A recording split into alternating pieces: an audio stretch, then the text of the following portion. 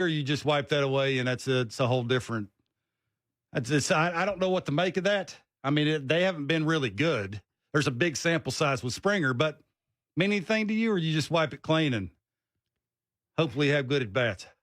It's a postseason. There's supposed to be a reset. There's supposed to be a reset. I don't think it works that way.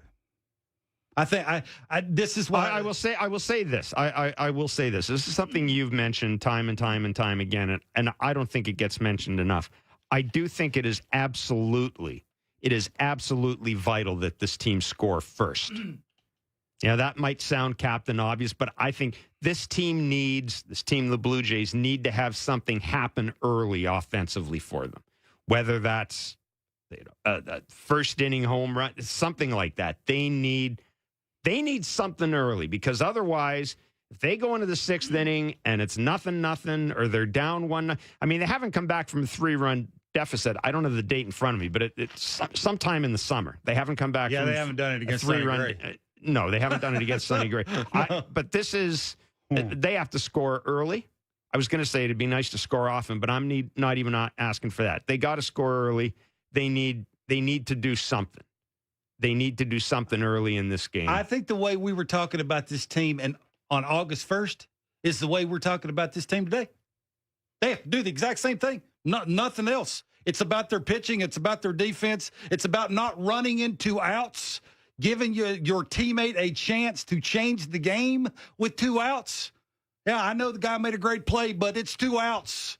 You know, bases loaded with an 8-hole hitter coming up who can run into things. Did you see a replay of that? It's okay. I mean, as I thought, the ball was not in front of him. By the time Correa gets the ball, his back is to Correa. He's got he doesn't know that Correa has the ball when he. What's that got to do? I'm not saying that, but you made a sound yesterday like, well, the play was right in front of him and he could see Correa. It was in front of him when he was running. He knows it got past the third baseman.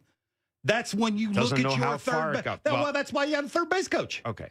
Are you trying to make excuses now? No, it's again in the playoffs when you don't score runs, you got to give a guy an opportunity. I'm not saying that Matt Chapman's going to come through by no means. But Ben Wagner does join us on the broadcast booth at Target Field. Ben, thanks for doing this. Just want to get a quick update from you. Just a sense of, because we're not there obviously. Just a sense of the mood around the team today. An extremely businesslike approach the entire morning and early afternoon. There was not a lot of messing around. It was a very quiet, focused, and I got just a sense of a purpose for everybody that was walking around the clubhouse today. There just was not a lot of fraternization going around in the clubhouse when I was down there. Ben, Jose goes 2 1/3. Who gets the ball after him? Oh, stop it. He's not going to. Yusei Kikuchi, I think, is the guy that's going to probably get the ball right after him. That makes sense, yep. There's a lot of lefties in this lineup, a lot of lefties that can do damage. The Blue Jays were very, very coy about the pitching plan throughout this series. Game 2 then was a late assignment to Jose Barrios.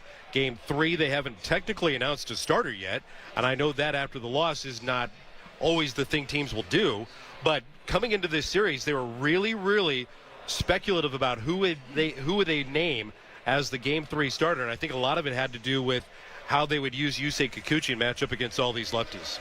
The 8th inning last night, we saw Vladdy lead off with a double. Bo comes up, strikes out in 3 pitches. 2 of them, they're all sweepers, 2 of them outside of the zone. I said to Kevin afterwards in Blue Jays talk, that was, as someone who has been pounding the table that Bo should be a cleanup hitter this year, that was one of the few times since he's moved into that spot that I thought the moment got a little too big for him, and I thought he had to go up there and be the cleanup hitter. And I got to hit a 2-run home run or I'm not doing my job. That did not look like Bo Bichette. That last at bat last night, and I was in the camp with you early in the season. Hey, Bo Bichette would be an awesome contact guy, can drive it out of the ballpark, be a really solid RBI producer in that cleanup spot for the Blue Jays. That looked like the guy, though, that was summoned off the bench to be Matt Stairs, and run into one, drive it out of the ballpark. When the Blue Jays, all they needed was a single. Vladdy had that leadoff double.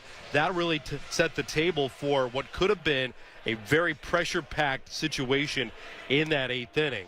And it just didn't unfold for the Blue Jays that way. And you're right, the sweeper one, that Pablo Lopez was displaying yesterday, really good. You knew that the back end of that bullpen would put a lot of wrinkles on a whole lot of pitches against the Blue Jays, but that specific at-bat was the one that I thought looked the most uncharacteristic out of any Blue Jay batter last night. Ben, any chance you see bunting, hitting, running against Sonny Gray? He doesn't give up homers. Like the bloop and the bomb probably ain't going to happen. And I can see on the TV here, looks like wind might be blowing in to right field. I mean, you're closer than I am, but that's the way it looked. Any chance that John Snyder does anything like that? I mean, stringing together extra base hits against Sonny Gray in that pen doesn't seem realistic. I mean, I would guess occasionally with the right guy up and the right guy on first, you might want to do some things like that. Any chance they do that? It starts with Sonny Gray and the kind of Sonny Gray the Blue Jays are going to face, which is probably like everybody else that Sonny Gray has faced this season. Not only does he not allow home runs, 8 of them all year, 8, that's it. He doesn't make mistakes over the heart of the plate.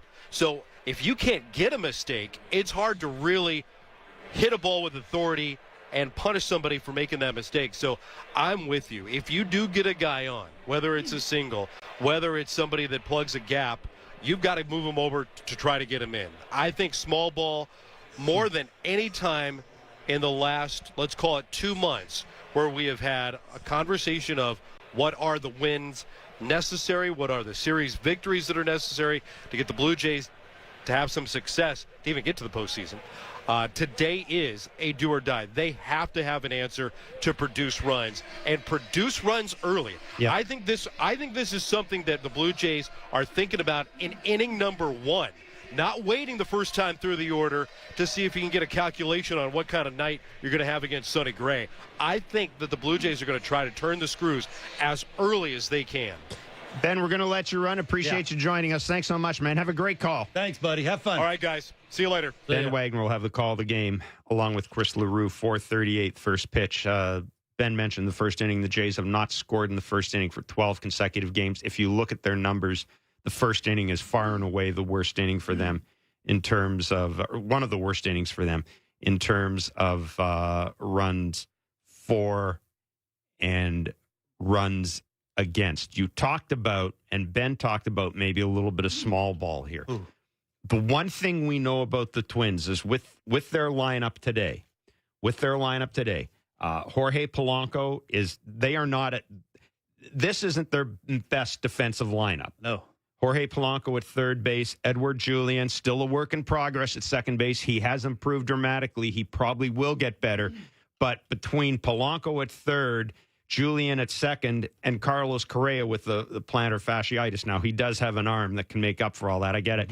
I think you guys hit the nail on the head. This might be a time to put some stuff in play here if you can. Well, force them to make some plays. It almost makes too much sense, which would probably tell you it ain't going to happen. Like, you got 27 outs. That's Paul Molitor came on the other day and said, remember when I asked about the base running and, the stealing, and he said, you got to remember in the playoffs, you got to make sure you use all of those 27 outs that you got. So for me anyway, with the way they don't score runs, I would think you'd have to. No, I don't know who the guy up would be. I mean, maybe it's a Kirk with a Biggio at first. I do something like, at least try and put a little bit of pressure. Maybe you get a first and third and make it a little easier for Kiermaier to drive in a run without being have to get a single or a double, that kind of thing. So it hasn't changed for me. It's just occasionally you got to think outside the box when things aren't going right. And offensively, you're just not a good team. There's not. And occasionally, I think against some really good pitching.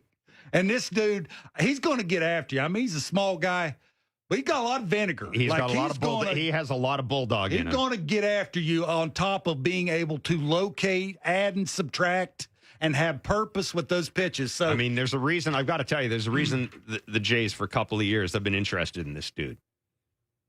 He's pitching for the Twins, not the Jays. 4:38 will be the first pitch today. Twins and Blue Jays on Sportsnet 590 The Fan and Sportsnet. Springer, Belt, Guerrero, Bichette, Biggio, Kirk, Kiermaier, Chapman, Varsho, the lineup. Jose Barrios on the mound. The same lineup for the Jays as yesterday. For the Twins, you can just flip Ryan Jeffers and Matt Wallner at the bottom of the order.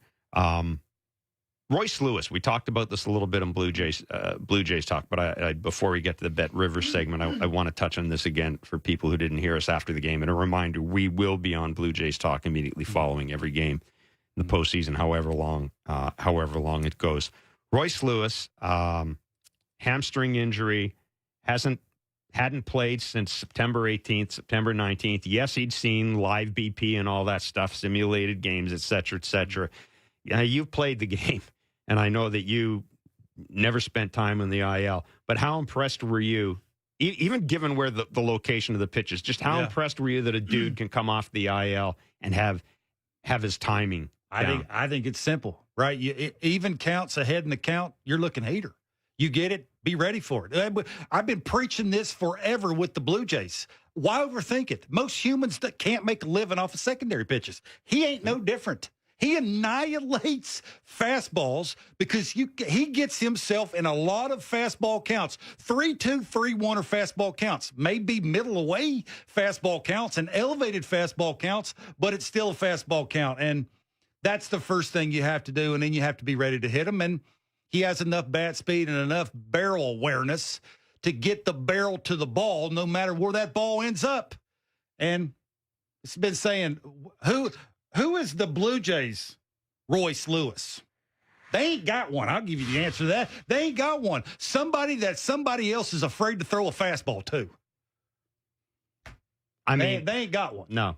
So I'll say it for you. They ain't got one. That's the difference, right? I mean, you need that guy that every other team, because now you don't think Pete Walker and Jose Barrios and Alejandro Kirk are going, no, that dude ain't going to get that again. Put up the fingers, walk him. If you got to walk him 4 times, you got to put 2 dudes on instead of 1 dude on with 2 outs. You have to do what you have to do, and he's earned it, right? It's now he's instilled fear in the Blue Jays. Yeah, I am with you. And again, both Royce Lewis and Carlos Correa coming off the IL. Byron Buxton not in the lineup, not on the roster for the Twins in this particular series. It's time for Between the Lines, brought to you by Bet Rivers. It's a whole new game. Ladies and gentlemen, the one and only Mark Boffo. What's up, Boffo? Not too much, guys. Excited to see what happens in about 15 minutes' time here with the Twins and the Jays. Do or die, win or go home, whatever cliche you want to use. But backs to the wall. Backs against the wall, but in any balls case, to the wall. Yeah, that Pretty works much. too. But we're looking at Jose Barrios today to see if he can extend the season for the Jays. He knows the Twins and Target Field pretty well, and we're looking at his outs recorded tonight. Over, under 14.5 outs recorded for Jose Barrios against the Twins. Do you guys think he's going over or under the 14.5? Oh, man, given the way this team doesn't score runs, I mean, I can see him going under, but just still, having a decent start, but it being 1-0 or something like that, and runner gets on base, and John's going to go to the bullpen. I see him going under. I think that's how John's going to manage the game today. There's 5 lefties in the lineup. He has, when he does have issues, it's against lefties. Yeah, that's it, right? It's the 2-seamer into the lefty, front hipping. It's the sweeper that sometimes he'll occasionally leave out over the plate. The changeup has to have really good movement. The elevated 4-seamer has to be good. The backdoor 2-seamer has to be really good with run. He has those. I don't think it matters today. I think it'll go under just because it's playoff baseball. Absolutely. Yeah. So I'm taking the under. If you're interested, his splits this year, 262 lefties are hitting against Jose Barrios, 16 home runs. Mm-hmm. They are hitting 220 as right-handed batters with 9 home runs. Some pretty significant splits there. Like I said, I would take the under, but I wouldn't take the under thinking that it's necessarily a horrible start. I just think it's playoff baseball. It's going to be managed that way. That was Between the Lines, brought to you by Bet Rivers.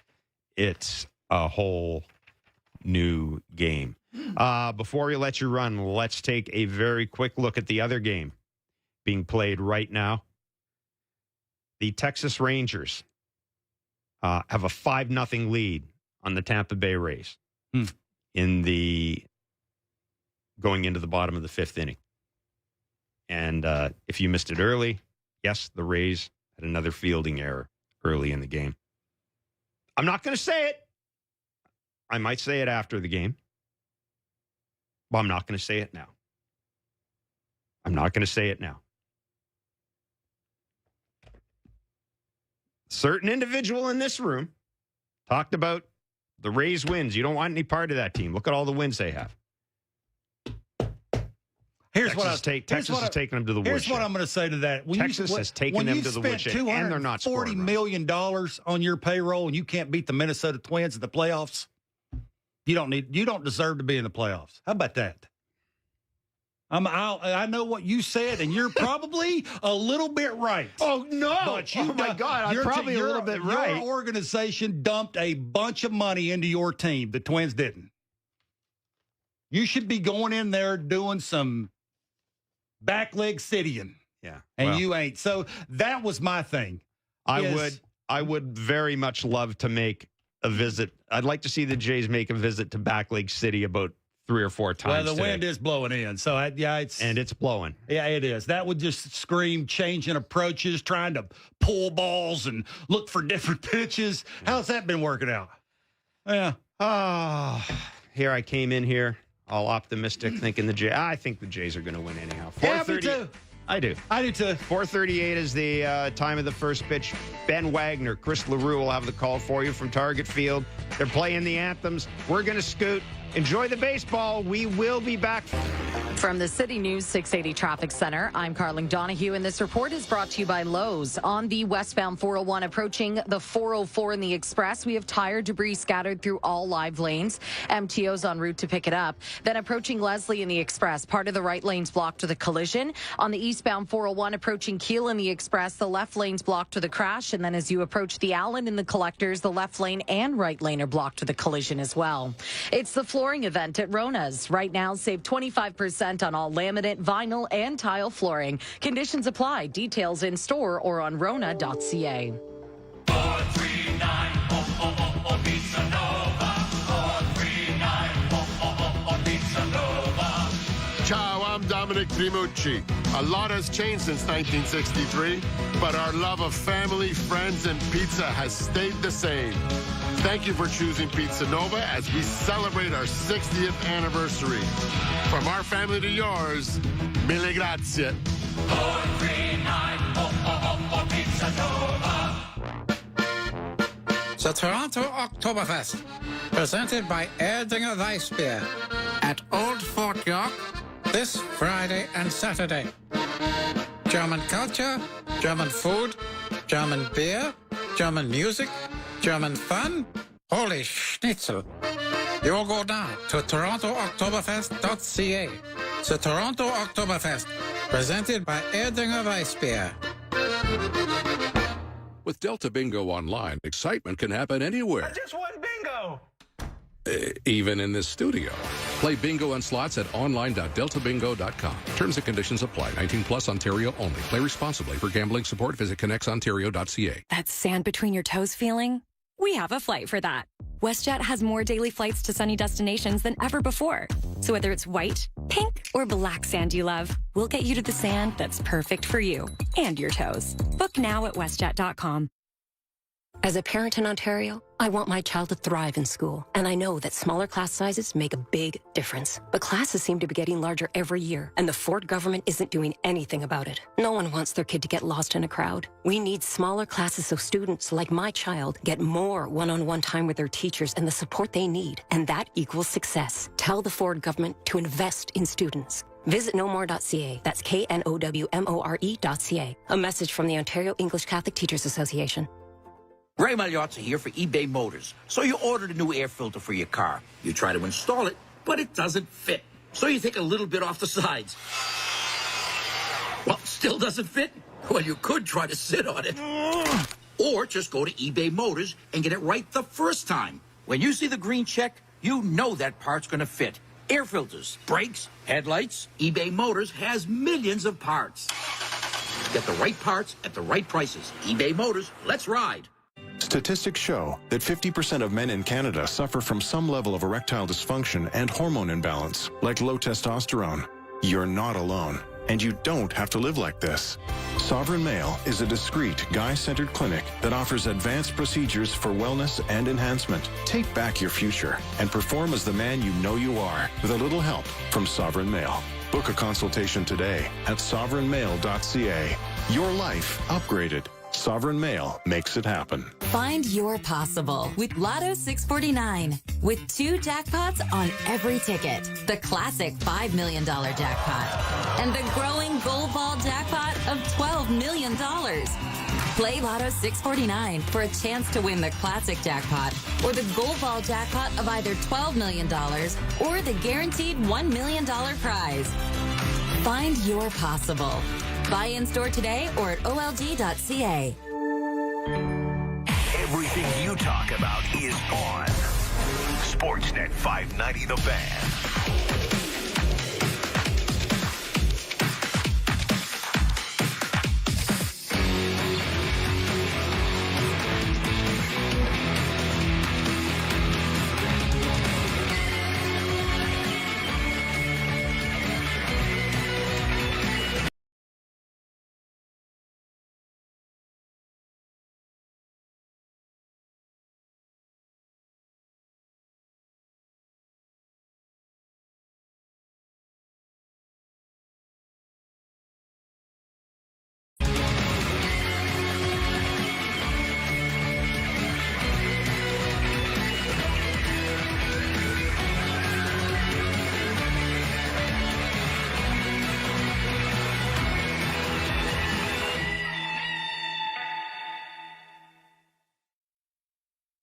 Some say pitching wins championships. A new career high, 13 strikeouts for Kevin Gausman. The crowd rises around Chris Bassett.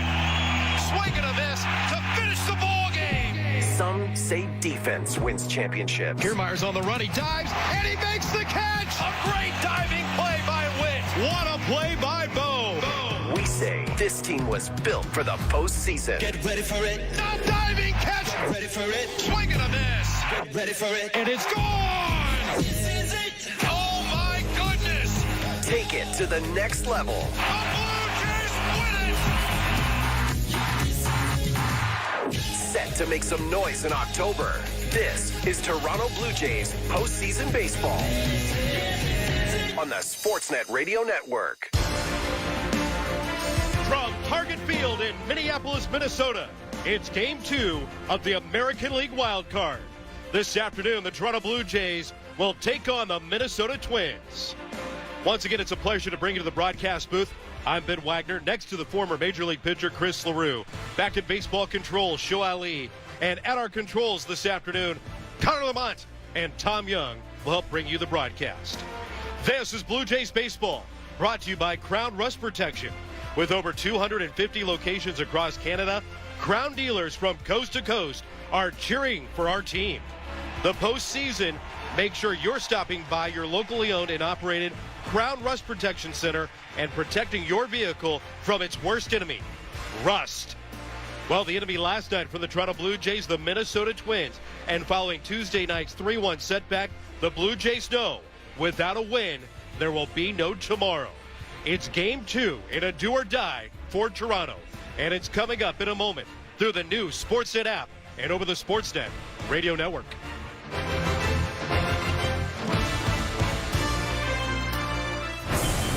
With the cost of living going up, I've got to find some ways to save money.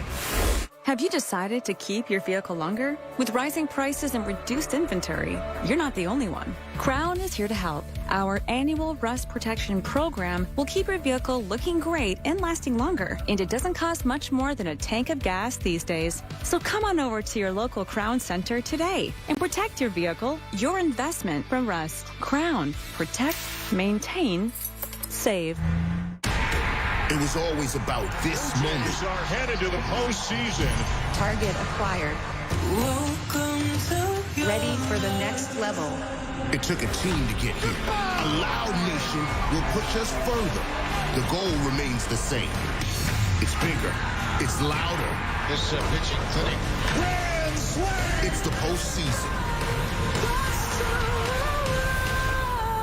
It's time. Get next level loud. Want to be certain your reno goes right? Start with Pro Materials with CertainTeed Drywall. In fire resistant, water resistant, super durable, or soundproof and top quality insulation. Ceiling systems, premium shingles, and siding. Do it right with professional grade building materials from CertainTeed. Pro all the way.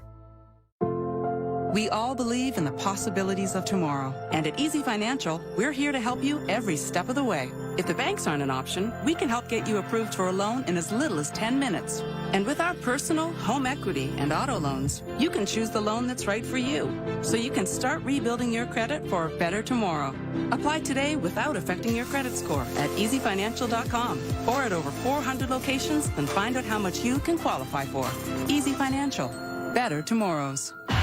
This is the AL Wildcard Series. Man, oh man, is this a night for the Blue Jays to ever fly high. On Sportsnet 590 The Fan. We were in that game the whole time. We had opportunities. So I think today we have that same mindset. Just keep, getting opportunities and trying to take advantage of them. You're never out until you are. So I think the fact that we have life today, we're happy and we're just, excited to get out there and, try to win a ball game. It's more just, put yesterday behind us and let's just move forward. There's no need to really harp on what happened yesterday and, the game not really going our way. But, we got another day today, another opportunity, and that's just kind of what we're looking forward to. And that opportunity rests solely on the shoulders of Jose Barrios. And when you know it, just as things would unfold for Jose Barrios, an opportunity to face the team that brought him to the big leagues as a 21-year-old. And he meets the Minnesota Twins in the postseason. Jose Barrios and Sonny Gray, the pitching matchup here in Game 2 of the American League Wild Card. Welcome to our broadcast booth here this afternoon next to Chris LaRue. I'm Ben Wagner. It was a very measured tenor from Matt Chapman and Kevin Biggio in their pregame comments with the media earlier this morning. And down on the field, Chris LaRue, I don't know if you picked up on it too, but I felt a very sharp focus and a very businesslike approach out of that Toronto clubhouse and on the field during batting practice today. I totally agree. Seeing all those guys down there, they seem loose. They seem confident. Of course, 1 or 2 runs early in this ball game will help relax everybody just a little bit. I think it's in a game like this, in a must-win, do-or-die game, there obviously is some pressure. So 1 or 2 runs is very necessary so they can relax, so Jose Barrios can relax, whoever's in that ball game on that mound can relax. We'll see. I'm actually really interested to see how they score runs in the first couple of innings because I want to see them start manufacturing runs, bunt guys over, stealing bags, hit and run, all the good things that you don't really see from John Schneider. I was going to ask you to dive further into where the pressure resides. Is it offensively? It's been an inconsistent season, so maybe no surprise that the Blue Jays have struggled to score runs against really good pitching. The bullpen elite last night for the Minnesota Twins. Pablo Lopez, he was outstanding. You know you're going to see outstanding stuff from Sonny Gray. So is there more pressure on this offense than maybe even what Jose Barrios is thinking about in his attack? Well, I think there's pressure from both sides. Jose Barrios hasn't pitched well in his last 2 outings. I don't know if he's thinking about those 2 outings or not, but everyone knows that he hasn't looked sharp in his last 2 outings. We were discussing that earlier. That's probably a reason why we thought Chris Bassett would be the Game 2 starter and not Jose Barrios. With that being said, I know that Jose Barrios will come out there with 100% confidence. He knows what his stuff is. He knows that he can dominate this lineup, and he just has to go out and do it. I saw Jose Barrios in the clubhouse the other day, and I said, hey, congratulations on Game 2. How are you feeling? He just took a big, deep breath and said, I love pitching here. Is that an underrated vote of confidence from the guy that's going to have the ball in about 6 minutes for the Toronto Blue Jays? Is there a certain thing about feeling comfortable where you hit the mound, knowing that in 7 years of your major league career, you pitched in this ballpark, you got to know it intimately, but you come back here when your team needs you the most? Absolutely. There are certain ballparks where you just don't feel like yourself. And if you feel comfortable in a ballpark, if you feel comfortable standing on that mound, looking out into the crowd, into the stands, and it feels like home, that will, I guarantee, make him pitch better than he would have in a ballpark that he's not comfortable in. This place once again is revved up. The Minnesota Twins, for the first time since 2004, won a postseason game last night in their victory over the Toronto Blue Jays. You have to go back 18 consecutive postseason games. They were all losses for the Twins. So this place was electric with their rookie in Royce Lewis, who had a pair of home runs. A 2-run home run in the first inning, a solo home run later, and it powered the Twins to a 3-1 win. The red rally towels, they're waving as the Twins take the field around the right-hander, Sonny Gray. Here's the Blue Jays starting lineup. George Springer returns to play in right field.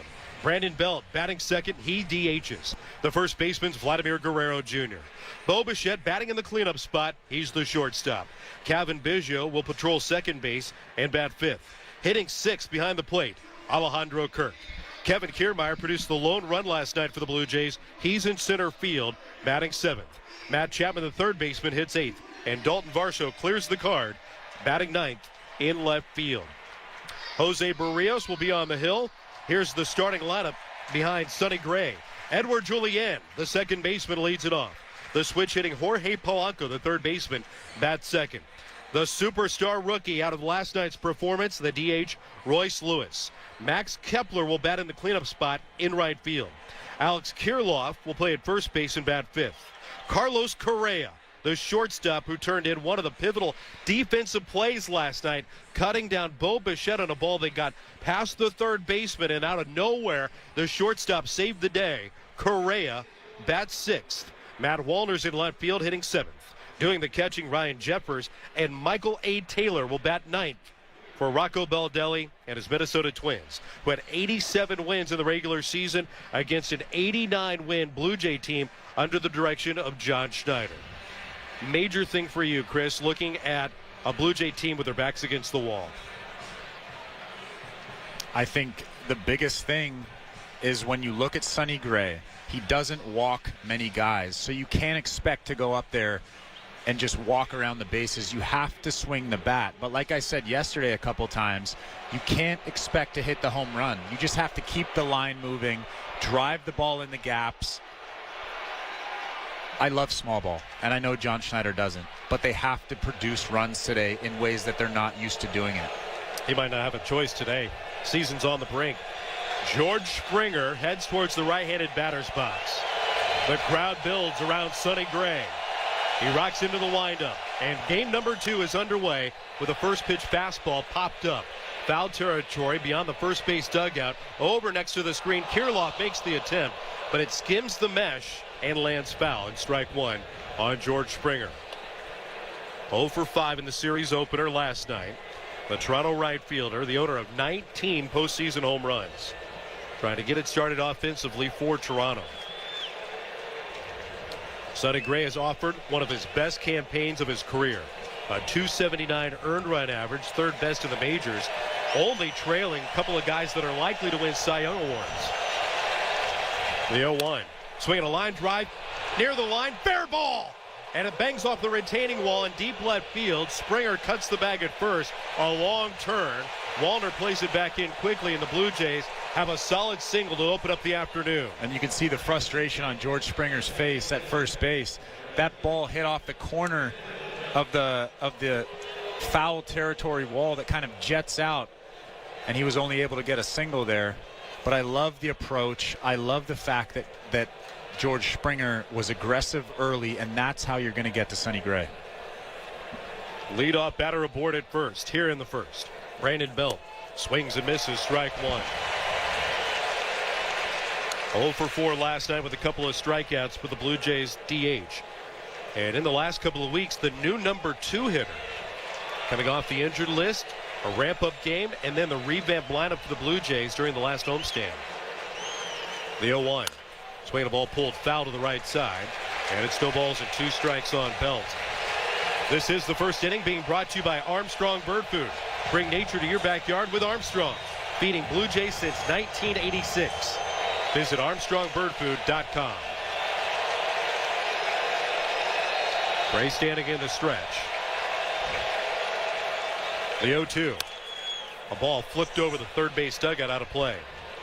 No balls and 2 strikes after the foul on Brandon Belt, who's enjoying his first postseason in 7 years. Early success in his career with the San Francisco Giants. Had a couple of World Series appearances. Gray in the 0-2. Swinging a ground ball, just foul past the dive of the first baseman, Kirilloff. And like I said earlier, Sonny Gray throws a lot of strikes. And wouldn't you know it, 6 pitches, 6 swings for the Blue Jays. They saw that scouting report. They've watched video. They know he's all around the strike zone, so they're coming out hacking. Works the edges, fastball, curveball, big-time sweeper.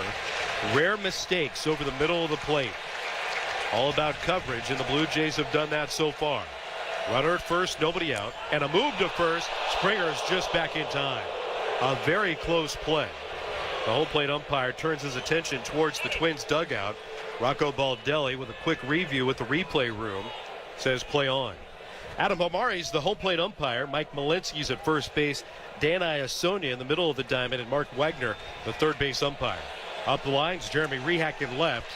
Andy Fletcher, who had the plate, is in right. Runner at first, the 0-2. Swing and a miss. Belts down on strikes.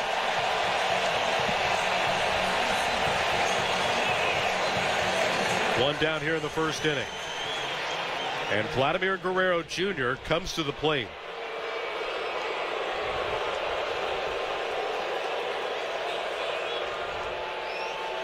Vladimir Guerrero Jr., a right-handed hitter, looks out at the righty Gray. Out of the stretch, the pitch. Swinging a high fly ball out to right field. Backing up Kepler, shy of the track. He's there, and there are 2 out. And Vlad just missed that pitch. A good fastball on the outside part of the plate. He got it off the end of the bat just a little bit. Fortunately for the Twins, he was able to just dump it into right field. That ball was not beaten back by Mother Nature today. It's not as windy as it was yesterday. Just a little bit of a breeze fluttering the flags above the high wall in right field. In from right. 2 down for Bo Bichette. The pitch.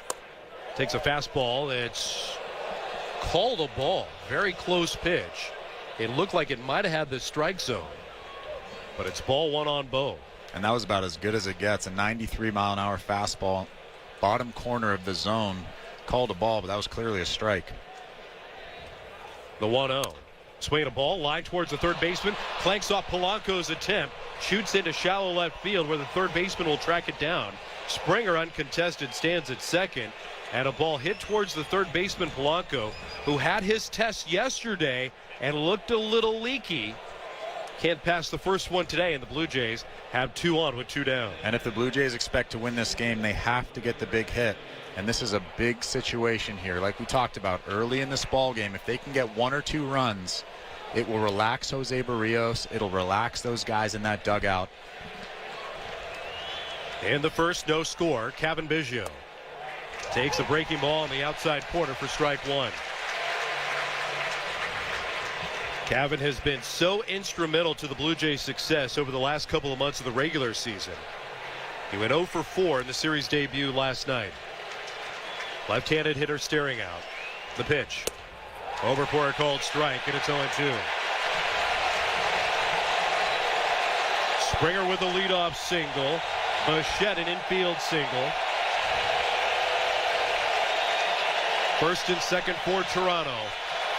And they're out of their chairs early here in the Twin Cities. The pitch. Down and in.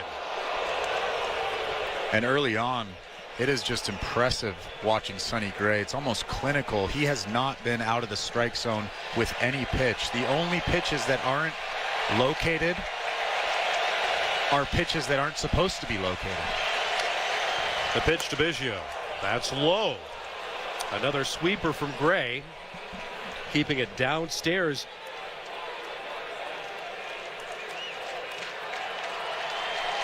From 0-2 to 2-2. Toronto threatening in the first. The pitch. Cavan swings and fouls it away. 2 balls and 2 strikes. Biggio was asked earlier this morning about the crowd, about the atmosphere. This is the first time the Blue Jays have had to officially play in the postseason on the road. 2020, at the end of the pandemic season, very different at the Trop. Last year, the Blue Jays were in the postseason at home. He said he loved it. 2-2 outside. Borderline pitch Ryan Jeffers thought was good enough to get called strike 3. Gray tried to backdoor the sweeper, but Biggio able to just watch it and keep it wide. Gavin asks for time. Takes the big end of the bat, knocks the clay out of the cleats. There was a lot of rain overnight here in Minneapolis.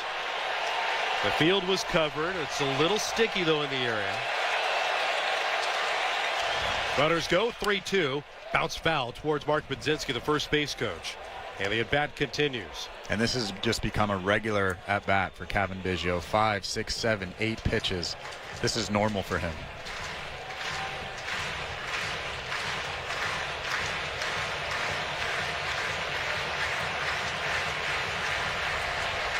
Infield back, drifted to the right. Big lead at second by Springer. Large lead at first by Bichette. And Gray doesn't want to give him a head start, so he looks him back with a pivot. Takes the cap off. Listens in on the pitch comm device. Takes a moment and blows on his bare hand before climbing the back of the bump. It's 62 Fahrenheit. That's 17 Celsius. Runners go. 3-2. Strike 3 ball. Sweeper over the outside corner. The Blue Jays do not score. Get a couple of singles and leave 2 men. Our first half inning is in the book. And the former Twin, Jose Barrios, now will make his first start of the postseason as a Blue Jay next. You're listening to the American League Wild Card. Blue Jays baseball is presented by Crown Rust Protection, streaming through the new Sportsnet app and over the Sportsnet Radio Network. Hi, I'm Buck Martinez, and I know a foul when I see one. And there's nothing more foul than rising interest rates. So when I'm not calling the ball game, I'm calling Pizza Pizza for a hot and fresh fixed-rate pizza. An extra-large 4-topping pizza for a fixed price of $16.99 until the end of 2023. So when inflation throws you a curveball, at least your pizza price won't. That's what I call a swing and a drive. Lock in today at fixedratepizza.ca. Order pizzapizza.ca. Want to be certain your reno goes right? Start with Pro Materials with CertainTeed Drywall. In fire resistant, water resistant, super durable, or soundproof and top quality insulation. Ceiling systems, premium shingles, and siding. Do it right with professional grade building materials from CertainTeed. Pro all the way.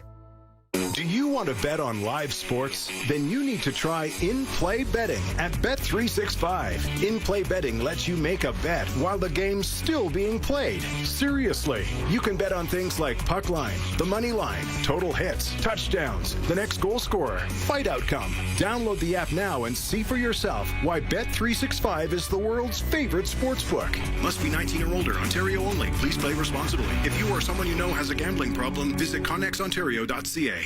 The Blue Jays are ready to bring some noise in the postseason. Bring the noise! The Toronto Blue Jays play here on the Sportsnet Radio Network. We're underway in Game 2 of the American League Wild Card. It's a best-of-3 series, and last night the Minnesota Twins picked up a 3-1 win over the Blue Jays on the power of their standout rookie, Royce Lewis, who became the first rookie in Twins history with a multiple homer game in the postseason. That was the difference. Jose Barrios now hits the hill facing his former franchise. Edward Julien will lead it off. The right-hander kicks and comes home, and a fastball's outside. Ball 1 on Julien. There are 4 traditional left-handed hitters in this lineup. Jorge Polanco on deck, a switch hitter. Barrios deals, and a fastball hit up the left field line. Out of play foul. 1 ball and 1 strike. Jose Barrios over Chris Bassett. That was probably one of the bigger questions the Blue Jays had to answer about their rotation coming into the postseason. The 1-1. Down and in. 2 balls and 1 strike. Well, before the inning started, the Blue Jays bullpen was sauntering out to the bullpen just like they always do. Nothing Nothing crazy about that, but about 20 feet behind them was Chris Bassett, ready for today. The 2-1 pitch is over for a called strike, and it's 2-2. It is an all-hands-on-deck approach from that Toronto dugout. Chris Bassett, Yusei Kikuchi, both in the pen today for Toronto. The 2-2. Strike three on the inside corner. Got him with a sinker. Nice start, solid fastball command here early on from Jose Barrios. And if that's any indication on how today will go for Jose Barrios, I'll take it. That good two-seam fastball that came back over the plate at 96 miles an hour. 62 degrees, but he's feeling good. Slide drift on the diamond to the right with the left-handed batting Polanco. The pitch from Barrios.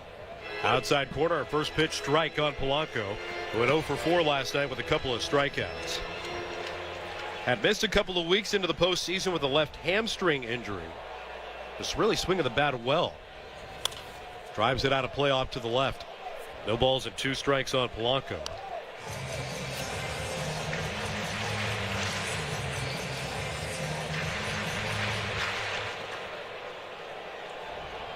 Infield playing it halfway.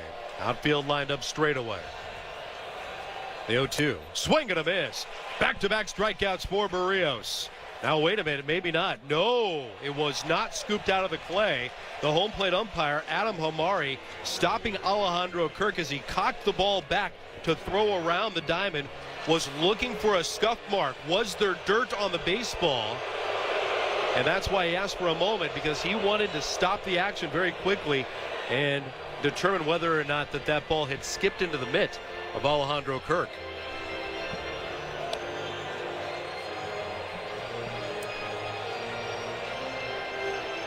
Kirk turned around, the ball nestled in his pocket, showed it to the home plate umpire saying, I got it on the fly.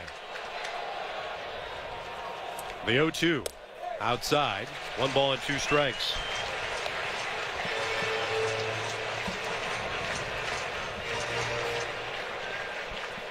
One out, nobody on, scoreless in the first. And the 1-2. Soft liner into center field, a base hit. Couple of pitches for extra life for Polanco. He serves one up the middle, and the Twins have their first hit of the afternoon. And that was a great piece of hitting from Jorge Polanco. An off-speed pitch down in the zone, and he kind of just stuck his bat out at it and dumped it into center field. And here comes your boy. Enemy number 1 in Toronto after last night's 2 home run performance. Royce Lewis.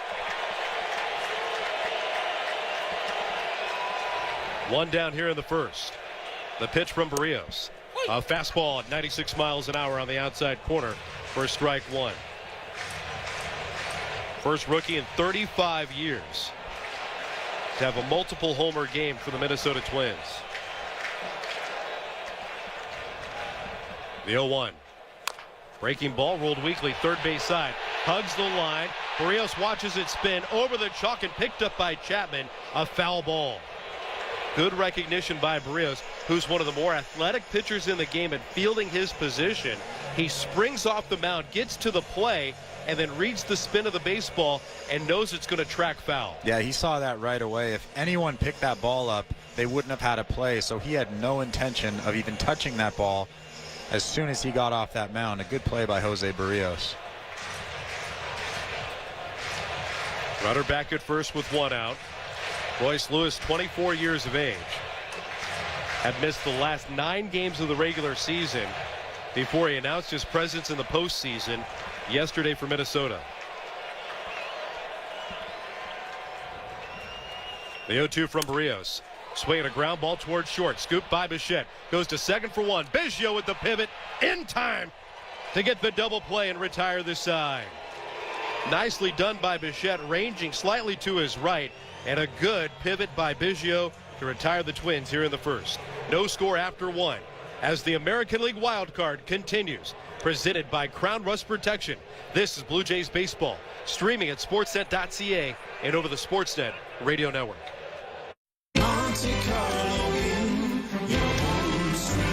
Monte Monte Carlo Inns would like to thank the many of you for visiting our hotels over the last several months. Monte Carlo Inns is very proud of our Made in Canada brand and are delighted to continue to be your home away from home for quality accommodations and functional meeting facilities in Southern Ontario. To save on your next stay with us or to book your next event space, book directly at MonteCarloInns.com. Monte Carlo Inns. At Toyota, we believe your vehicle is more than just your ride. It's your trusty sidekick. So make sure it's ready to go, because there's a 100% chance of winter this winter. And you can take those odds to the bank, not the snowbank. Trust the experts at Toyota for premium winter tires, batteries, brakes, and more. Beat the winter rush and book an appointment today. Visit shoptoyota.ca or contact your local Toyota dealer. At Public Mobile, we do things differently. From our subscription phone plans to throwing a big sale right now when no one else is. Well, maybe they are, but who cares? Our sale is better. And it's on right now. No waiting necessary. You have the latest phone. Now take advantage of a great price on a 5G subscription phone plan. It's the perfect deal for anyone who could use some savings right now. Subscribe today at publicmobile.ca. Different is calling. This is the AL Wildcard Series. And it is gone! A 3-homer game for Bo Bichette! On Sportsnet 590, The Fan.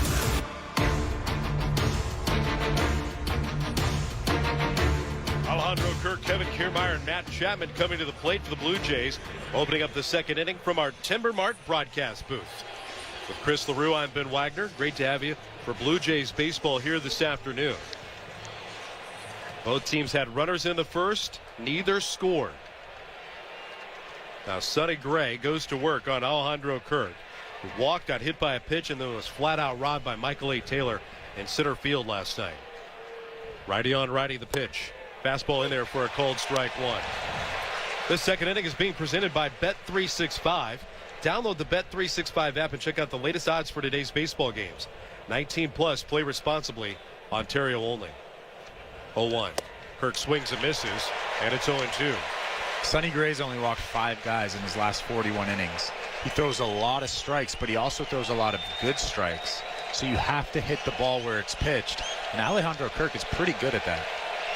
20 pitches so far from Sonny Gray, 16 strikes. The pitch. Tails outside with a sweeper, missing for ball one. There are a lot of guys that are in this lineup that have conviction in the strike zone. Don't expand all that much. Alejandro Kirk might be the poster child for that.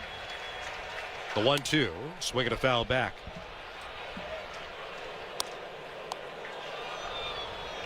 And when I say hit the ball where it's pitched, Sonny Gray will locate that fastball down and away. You can't try to pull that pitch. You're just going to roll over or swing and miss. You have to hit that ball to the opposite field. The 1-2, swinging a line drive, looped over short into left field, a base hit. Alejandro Kirk collects the third single for the Blue Jays this afternoon. And on a consecutive at-bat, the Blue Jays have their leadoff man on. And that's one of the rare mistakes from Sonny Gray. He leaves that breaking ball over the middle of the plate, and Alejandro does a good job staying back on that pitch. He hits it a bit off the end of the bat, but he's fortunate enough to dump it into left field. The Blue Jays, in 11 at-bats in this series, have had base runners on in 9 of them. They've had plenty of traffic. Now need some runs. Kevin Kiermaier takes a fastball strike from the right-hander Gray. 7 of the 9 last night, and the Blue Jays are 2 for 2 getting runners on here this afternoon against the Twins right-hander. Kirk with a short lead at first. The 0-1. Swinging a foul back. No balls and 2 strikes on Kiermaier. Kevin went 2 for 3 with an RBI. Grabbed a walk in his first postseason competition with Toronto. Driving in the lone run last night in the Blue Jays 3-1 loss.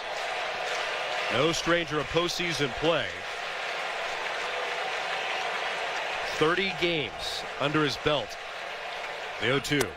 Down and in. 1 ball and 2 strikes on KK. And the only time you'll see Sonny Gray out of the zone is when he's purposely out of the zone with that 0-2 pitch right there, down, a slider, a really, really tough pitch. A good job by KK laying off of it. 1-2. High fly ball hit to right center field. Taylor drifting to his left. He's underneath it, makes the play, and there's one out.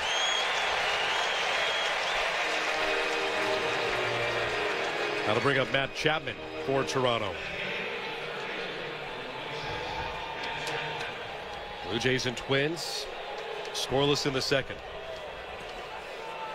Chapman 1 for 4 yesterday.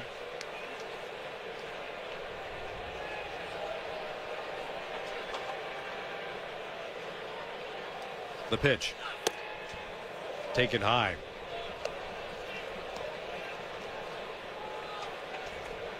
First time that Sonny Gray is going to start behind on a Blue Jay hitter. Right-hander in the stretch. Closes quickly. And the 1-0. Fastball grunted high, and it's 2 balls and no strikes. And now Matt Chapman has to really zero in on his zone. He can't let the situation get too big. He has to zero in. Thigh high, inner third, something around there. The 2-0. Sweeper down and away. 3 balls and no strikes on Chapman, who's been challenged high in the zone a lot this season. Basically, take away April, everything from May on, Chapman has seen up in the strike zone, and that's been his demise. Mistakes low, he'll capitalize on. The 3-0, no green light. Fastball's over for a called strike. That wasn't his pitch. He laid off the high heater. A little bit too high for him. A little bit in, too. Inner third. That was about belt high. Pretty good pitch from Sonny Gray. Runner at first, 1 out. 3-1. Down and away, ball 4. The Blue Jays again for a consecutive at bat have 2 on. First and second for Dalton Varsho.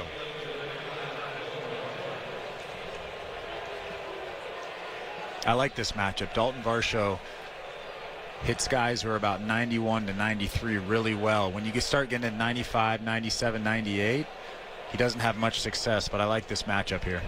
Right-hander brings it home. He squares a bunt left side, picked up by Gray, whips the throw to first in time to get Varsho for the out. And here's the Blue Jays very early today trying to manufacture runs. Somebody they had at the dish that could handle the belt, that could handle the bat. They knew exactly what to do. And Varsho got it down to the left side. Well, that wasn't a straight sacrifice. He was trying to get a base hit there. I actually like that move. The third baseman was back. If that ball was about 3 or 4 feet closer to that third baseline, he would have been safe at first base. Here's George Springer. Swings and misses at a sweeper, strike 1. Kirk the runner at third. Chapman stands at second.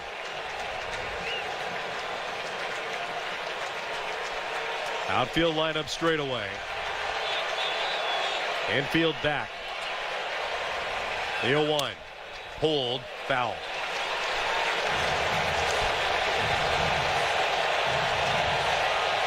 Two strikes on any batter for the Blue Jays. Target field comes to life. It was a moving scene last night for this Twins fan base to watch an 18-game streak finally snapped. The 0-2. That's low. Springer takes ball 1. A full generation of fans hadn't seen their team here in the Twin Cities win a postseason game since 2004. There were individuals that were moved to tears down in the seats.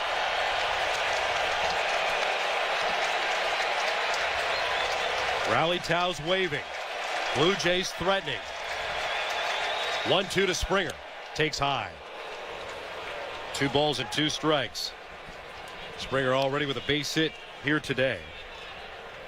Had a line drive to left, leading off the ball game. He and Bo Bichette were left aboard.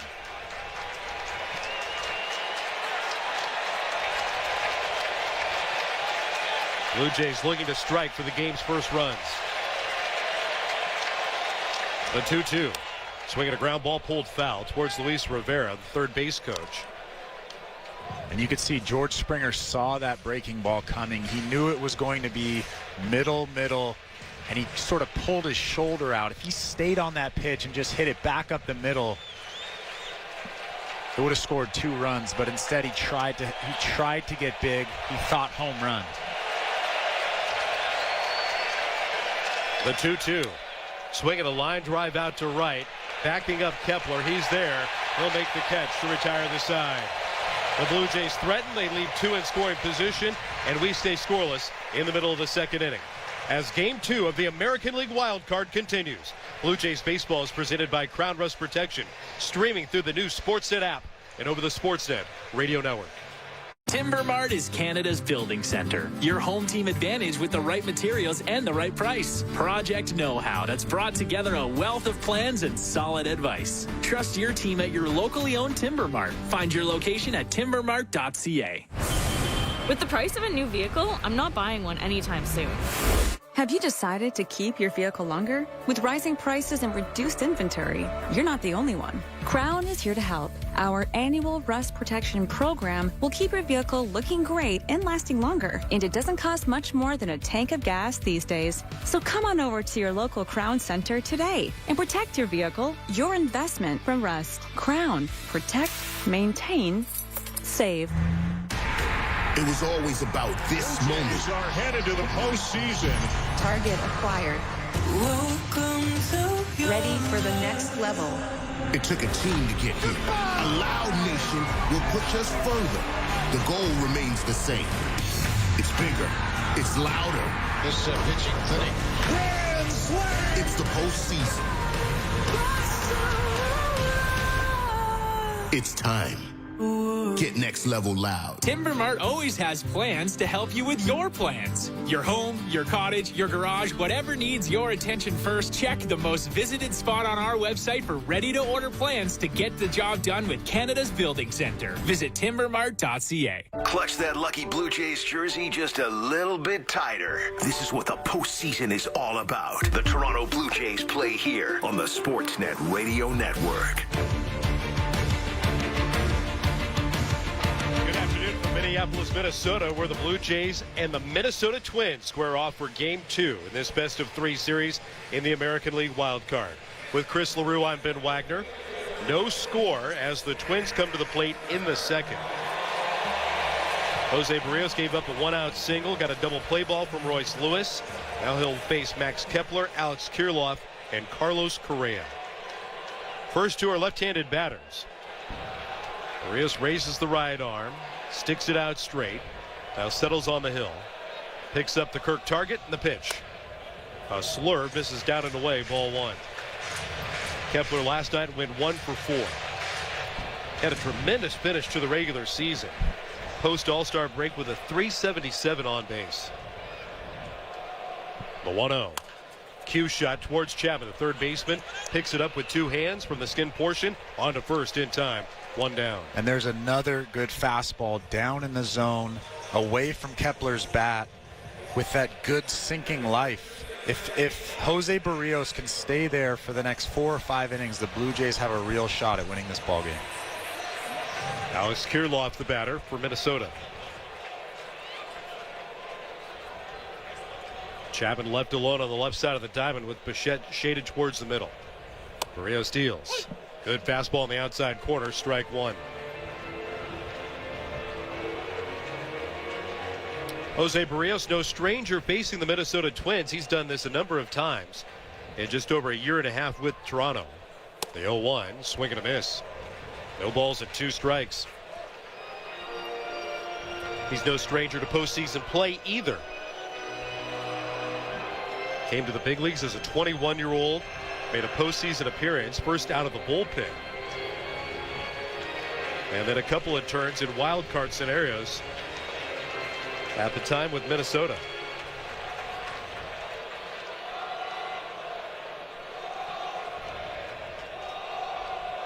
The 0-2 to Kirilloff. Fastball up and out. 1 ball and 2 strikes. Barrios changing it up. He's wearing bright red cleats today. Traveling gray trousers, the alternate blue uniform top for Toronto. The 1-2, swing and a miss. Got him with a good fastball riding up and away. Kirilloff down on strikes, and there are 2 away. And I loved that sequence from Jose Barrios. Alex Kirilloff was clearly expecting a sweeper down and in or down in the zone, and they came back with that 96-mile-an-hour fastball up and away, and Kirilloff was well behind that pitch. 2 up, 2 set aside for Carlos Correa. The pitch fouled back. Few have played in more postseason games right now in the major leagues than Carlos Correa. 80 games already under his belt in postseason competition. Went 1 for 4 last night. Had an 8th inning single. The 0-1. Ground ball towards third. Charging in. Chapman near the line. Scoops, exchanges, throws to first. Not in time. Carlos Correa digging up the first baseline. Testing that plantar fasciitis injury that he battled the last 2 weeks of the regular season. Never missed a beat sprinting up the chalk. He's aboard with a 2-out infield single. And that was actually a really nice play from Matt Chapman. He was playing well behind the bag and really had no chance. Carlos Correa hustling down the line on that slow roller. Scoreless in the second. The pitch to Matt Wallner. Outside, ball 1.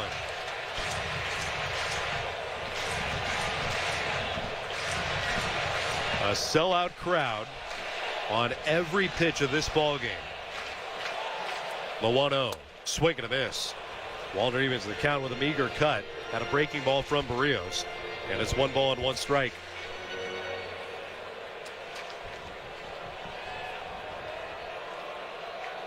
Runner leads away at first, tended by Guerrero. The 1-1. Slurved down low. 2 balls and 1 strike. Just in the last couple of minutes, that great cloud cover that had settled in overnight and carried us through the morning, early BP sessions and early stages of the afternoon, it's starting to lighten up a little bit. The 2-1. Swinging a line drive. Caught by Guerrero at first base to retire the side. Wallner hit it well. Guerrero stood in its track. And the side is retired for the Twins. No runs, a hit, and a man left. We're going to the third. No score. This is the American League Wild Card. Blue Jays baseball is presented by Crown Rust Protection, streaming for you at sportsnet.ca and always on the Sportsnet Radio Network. With the cost of living going up, I've got to find some ways to save money. Have you decided to keep your vehicle longer? With rising prices and reduced inventory, you're not the only one. Crown is here to help. Our annual rust protection program will keep your vehicle looking great and lasting longer. And it doesn't cost much more than a tank of gas these days. So come on over to your local Crown Center today and protect your vehicle, your investment from rust. Crown. Protect, maintain, save. Hi, I'm Buck Martinez, and I know a foul when I see one. And there's nothing more foul than rising interest rates. So when I'm not calling the ball game, I'm calling Pizza Pizza for a hot and fresh fixed-rate pizza. An extra-large 4-topping pizza for a fixed price of $16.99 until the end of 2023. So when inflation throws you a curveball, at least your pizza price won't. That's what I call a swing and a drive. Lock in today at fixedratepizza.ca. Order pizzapizza.ca. Join Bet365 now and discover the power of the world's favorite sportsbook. Watch thousands of live games. Build your own bet. You can even bet on games while they're still being played. Seriously. And if you can't watch the games live, we'll alert you of any changes. Nice. We're the world's favorite sportsbook, and this is no ordinary betting app. Must be 19 or older. Ontario only. Please play responsibly. If you or someone you know has a gambling problem, visit connexontario.ca.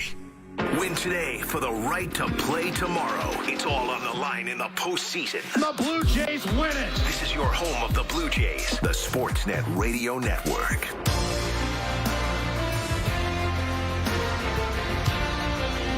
Moving into the third inning here in Minneapolis. Brandon Belt, Vladimir Guerrero Jr., and Bo Bichette are coming up to face Twins right-hander Sonny Gray. With Chris LaRue, I'm Ben Wagner. Jose Barrios has looked sharp on the hill. The Blue Jays offense, they have already had their threats here early, but in the first 2 at-bats, they've combined to strand 4. Pitch to Belt. Off speed, up and out, ball 1. 2 left on in the first, 2 left on in the second. including Chapman and Kirk left in scoring position. The 1-0. Bell takes high. 2 balls and no strikes.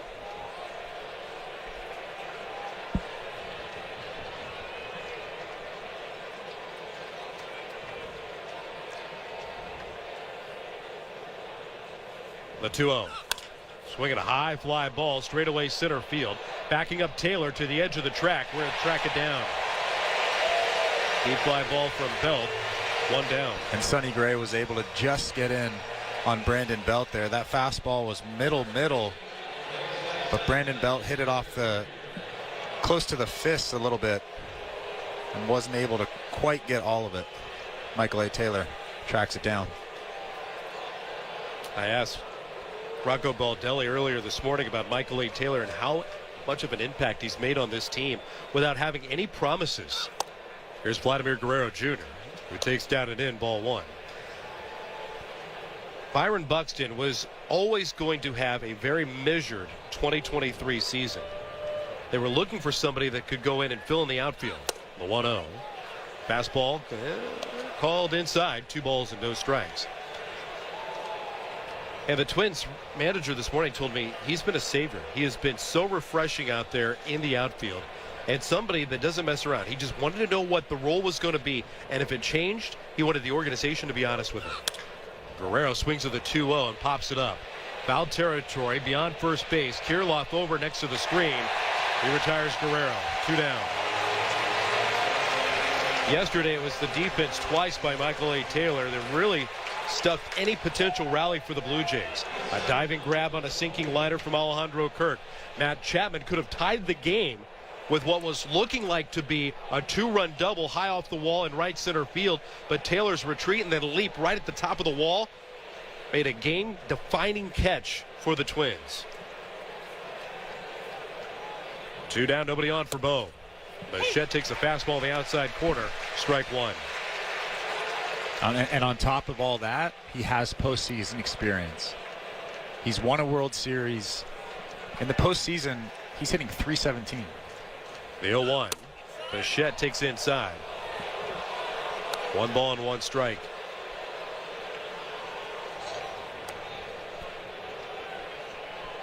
No score, top of the 3rd. Breeze picking up, coming in over the right field wall a little bit. The 1-1. Bichette with a liner into left field, a base hit. Bo's got another base hit and another multiple hit game here in Minneapolis. 2 hits last night for the Toronto Blue Jay and a pair of singles already here this afternoon, making him 8 for 20 in 6 postseason games. And again, a well-located sweeper from Sonny Gray, but Bo Bichette all season long has been able to go down, get those pitches, and turn tough pitches into singles. He does that so often. Brings up Kevin Biggio. First pitch just outside. Sweeper missed wide. Ball 1.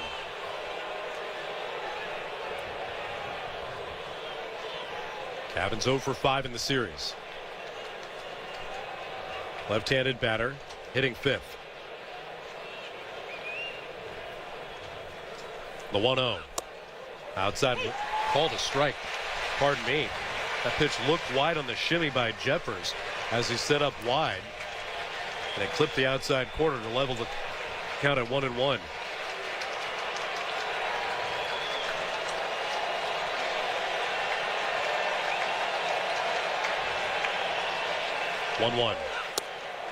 Inside corner, and it's 1-2.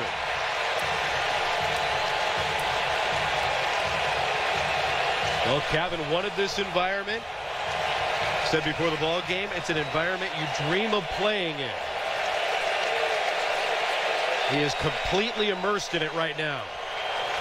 The 1-2. Check swing at the sweeper. Did he offer? No, he did not. The appeal went down to the third base umpire, Mark Wagner. And the at-bat continues. And that was a tough take from Kevin. A really good sweeper down in the zone. And he was able to just hold that barrel back.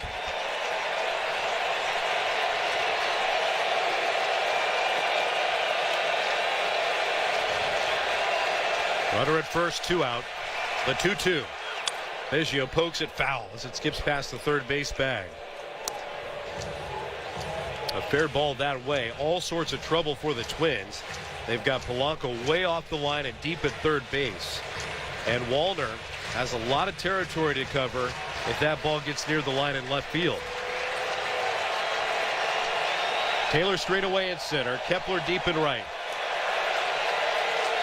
Runner held at first with 2 down. The 2-2. Swing and a miss. This goes into the glove and the side's retired. The Blue Jays have left on 5 in their first 3 at-bats. We're scoreless middle of the third. This is Blue Jays baseball in the American League Wild Card, presented by Crown Rust Protection. Streaming at sportsnet.ca and over the Sportsnet Radio Network.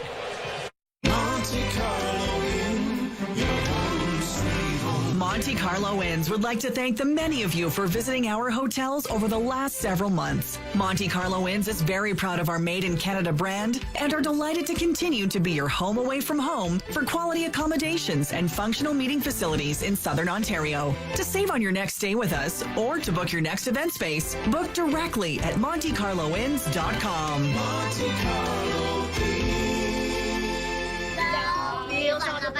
Do more in a reliable Subaru, they said. Enjoy more time together to go more places with symmetrical full-time all-wheel drive, they said. More award-winning safety for more peace of mind, but to listen to one song over and over again with fantastic acoustics. I love you, family, but the singing, nobody warned me about the singing. Hurry to your local Subaru dealer and get more out of every kilometer this fall, including more karaoke. At Public Mobile, we do things differently. From our subscription phone plans to throwing a big sale right now when no one else is. Well, maybe they are, but who cares? Our sale is better. And it's on right now. No waiting necessary. You have the latest phone. Now take advantage of a great price on a 5G subscription phone plan. It's the perfect deal for anyone who could use some savings right now. Subscribe today at publicmobile.ca. Different is calling. This is the AL Wild Card Series. Winning run at second. The 2-2. Swing and a miss to finish the ball game. On Sportsnet 590, The Fan. We're the third inning beat, brought to you by Crown Rust Protection. With over 250 locations across Canada, Crown dealers from coast to coast are cheering for our team. The postseason. Make sure you're dropping by your locally owned and operated Crown Rust Protection Center and protect your vehicle from its worst enemy, rust. The sun has arrived here in Minneapolis, peaking from behind cloud cover to our right and really opening up some sunny skies off to our left as Jose Barrios takes over. In the third inning, scoreless with the Twins. First pitch swing and a foul back for Ryan Jeffers. That's strike 1. Ryan Jeffers, Michael A. Taylor, and Edouard Julien. 8, 9, and 1 to face the Toronto right-hander. The 0-1 pitch. That's down and in. 1 ball and 1 strike. Talk about fully embracing an opportunity.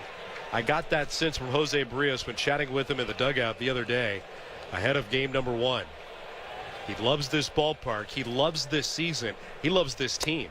Swing and a miss. And it's 1-2. He was so thankful. He said he brought his friends. His entire family is here as well to watch this game number 2 unfold. There is action behind him. The 1-2. Breaking ball down and away. It's 2 balls and 2 strikes. Well, the best part about how this game is going so far is the jitters are gone. The anxiety is gone. He's now comfortable on that mound, and it's just a regular game for him. 2 balls and 2 strikes. Barrios brings it home.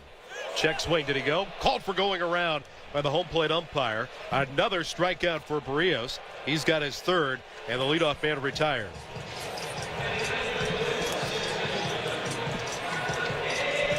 No score. Bottom 3. Michael A. Taylor, the batter.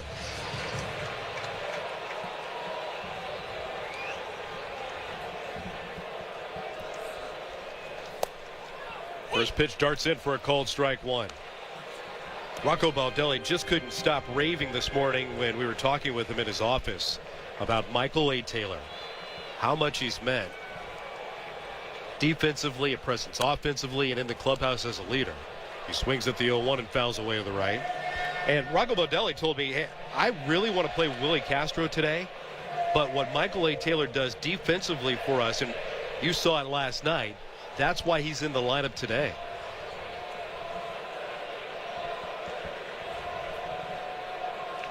The 0-2 pitch. Swing and a miss. Barrios has a second strikeout here in the third. And that's why Dalton Varsho is so important to this Blue Jays team. He saves runs in the outfield. It's not so much the average. It's not so much the power. They have very similar power numbers. But both those guys play the outfield so well, and they save runs defensively. Nobody was better this season in the big leagues than Dalton Varsho in left field for Toronto. 2 down for Edouard Julien. First pitch is up and away, ball 1. Blue Jays haven't scored on 4 hits. No runs on just 2 hits for the Twins. Singles in the first and an infield single in the second off Barrios. 1-0 to Julien. Swinging a ground ball past the dive of Chapman into left field, a base hit. Another single. This one goes the opposite way. Edouard Julien's first hit of the postseason. And another good piece of hitting from Edouard Julien. He's turned into such a professional hitter. A good pitch from Jose Barrios. A good 95-mile-an-hour sinker down in the zone. And Edouard Julien just hits it where nobody is. Matt Chapman was playing in almost the shortstop position, and Julien's able to hit it where he was just playing. Good hitters don't necessarily mean hits all the time either. It was his walk that teed up the 2-run first inning for Minnesota last night. Here's Jorge Polanco. Fastball outside for ball 1. 2 down, runner at first. No score in the third. Polanco missed 41 games with a left hamstring injury earlier this year. He swings and misses at the 1-0 and evens the count at 1-1. The last 50 games off the injured list to close the season. He had 258, hit 9 home runs, and collected 29 walks. The 1-1 pulled foul weakly. 1 ball and 2 strikes. A little bit of a free swinger early in the season. Really tried to cut down on that and work some longer at bats, and it netted him 29 base on balls. He's thrown 2 sweepers in a row here. I'd love to see a fastball up at the letters. Jorge Polanco will swing right through it, but sometimes you see 3 sweepers in a row. 1-2 the count. The pitch from Barrios is a fastball on the inside corner, and Barrios strikes out the side. The best work in the postseason from Barrios to this point when he punches out the side in the third.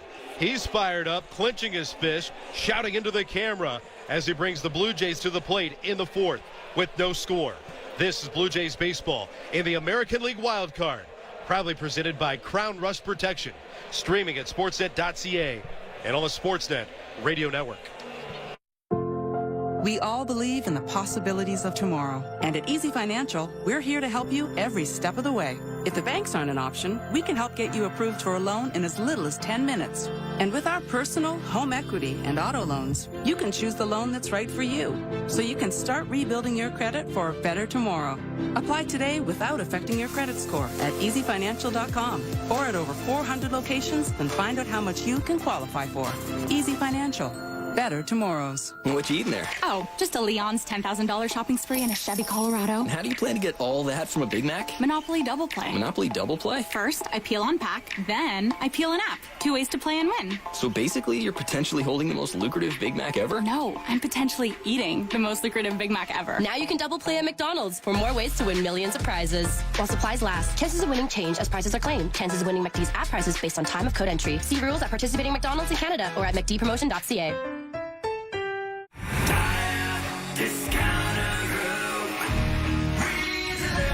When the snow falls, you need a tire you can trust. That's where Continental Tire's Viking Contact 7 comes in. The Viking Contact 7 ensures exceptional traction on snow and ice.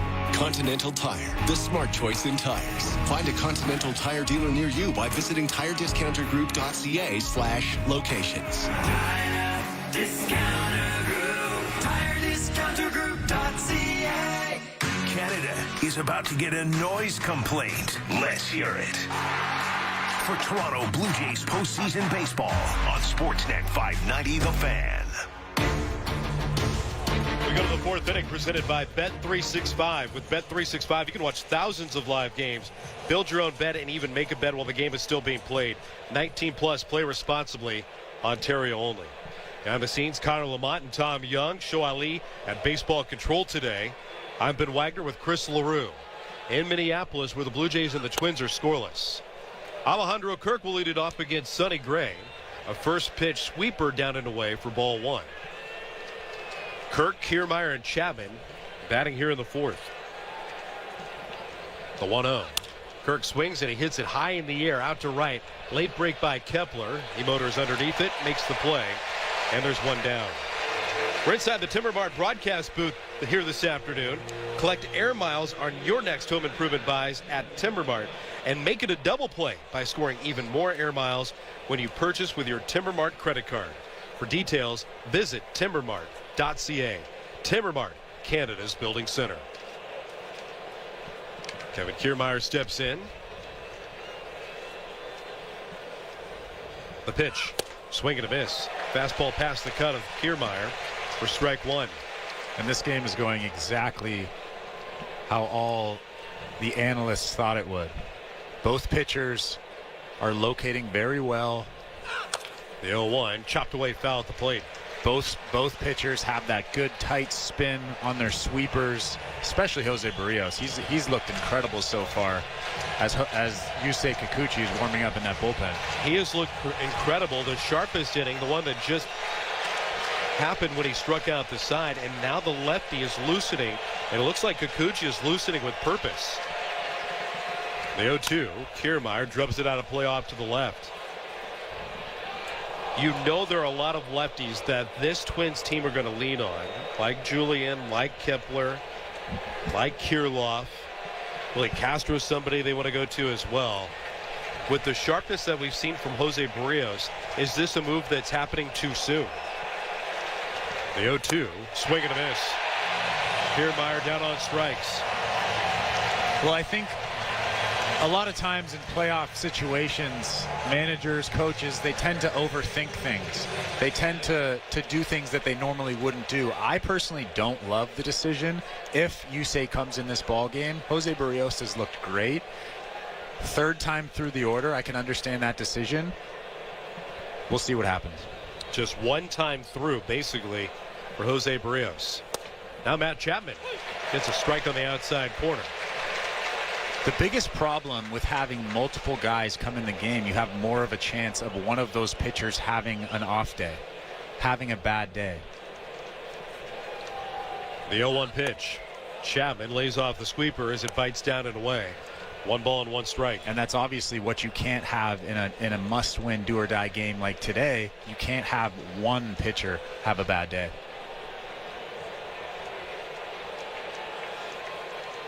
The 1-1. Fastball's low. 2 balls and 1 strike on the Blue Jay third baseman. Took a walk his first time up.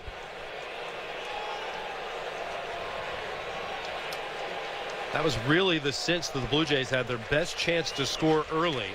Left runners at second and third. The 2-1. Sweeper on the outside corner, called strike. That evens the count at 2 on Chapman. Chapman asks for time. Lets the crowd build around him. 17 home runs in the regular season. He stares out. The 2-2. Check swing at the sweeper. Did he go? Yes, he did. On the appeal down to first, Chapman rung up. Sonny Gray with his 5th strikeout against the Blue Jays. And a 1-2-3 inning for the first time this afternoon. Middle of the 4th, still no score in the Twin Cities. This is the American League Wild Card. Blue Jays baseball is proudly presented by Crown Rust Protection. Streaming through the new Sportsnet app and over the Sportsnet Radio Network.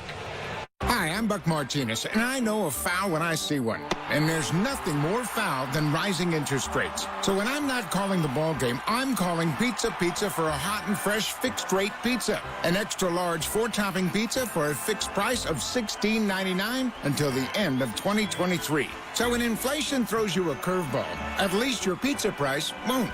That's what I call a swing and a drive. Lock in today at fixedratepizza.ca. Order pizza.ca.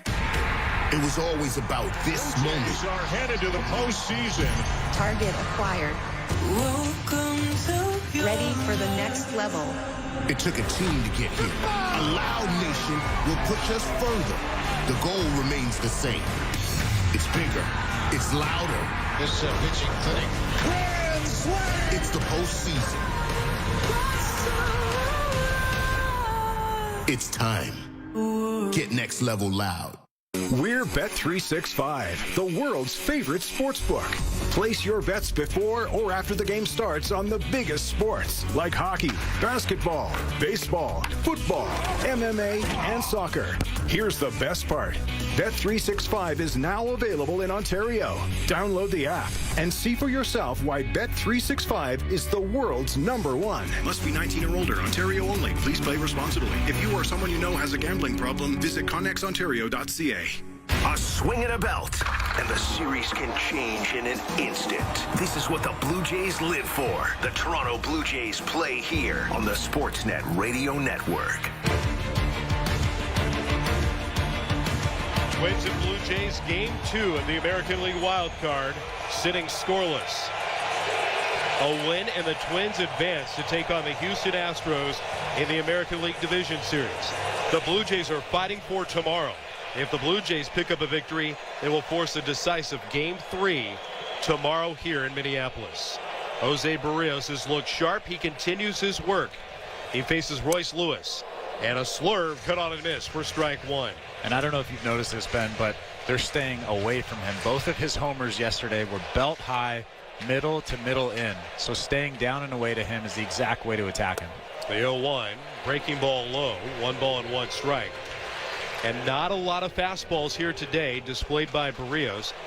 The Blue Jays were burned by Lewis yesterday on those 2 heaters. The 1-1. Swinging a foul off at the plate. That was a changeup, righty on righty, and it's 1-2. It wasn't so much the pitch selection for me. We talked about this after the game, but it wasn't the pitch selection. It was the pitch location. Kevin Gossman missed his location by a lot on both of those home runs from Royce Lewis. Timeout called at the plate by Lewis. 1 ball and 2 strikes in his at bat. Get into a double play his first time up.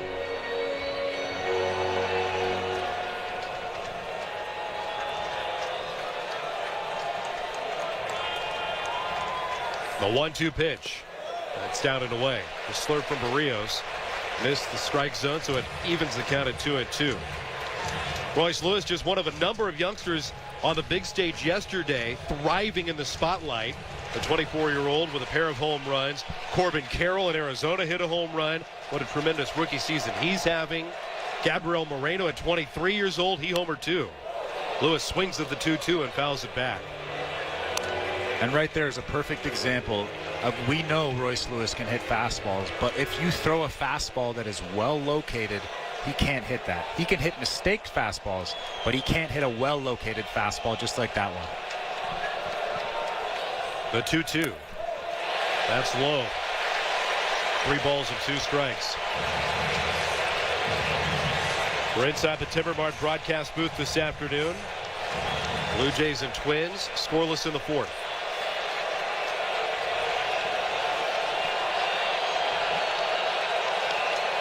The payoff. Lewis pops it out of play.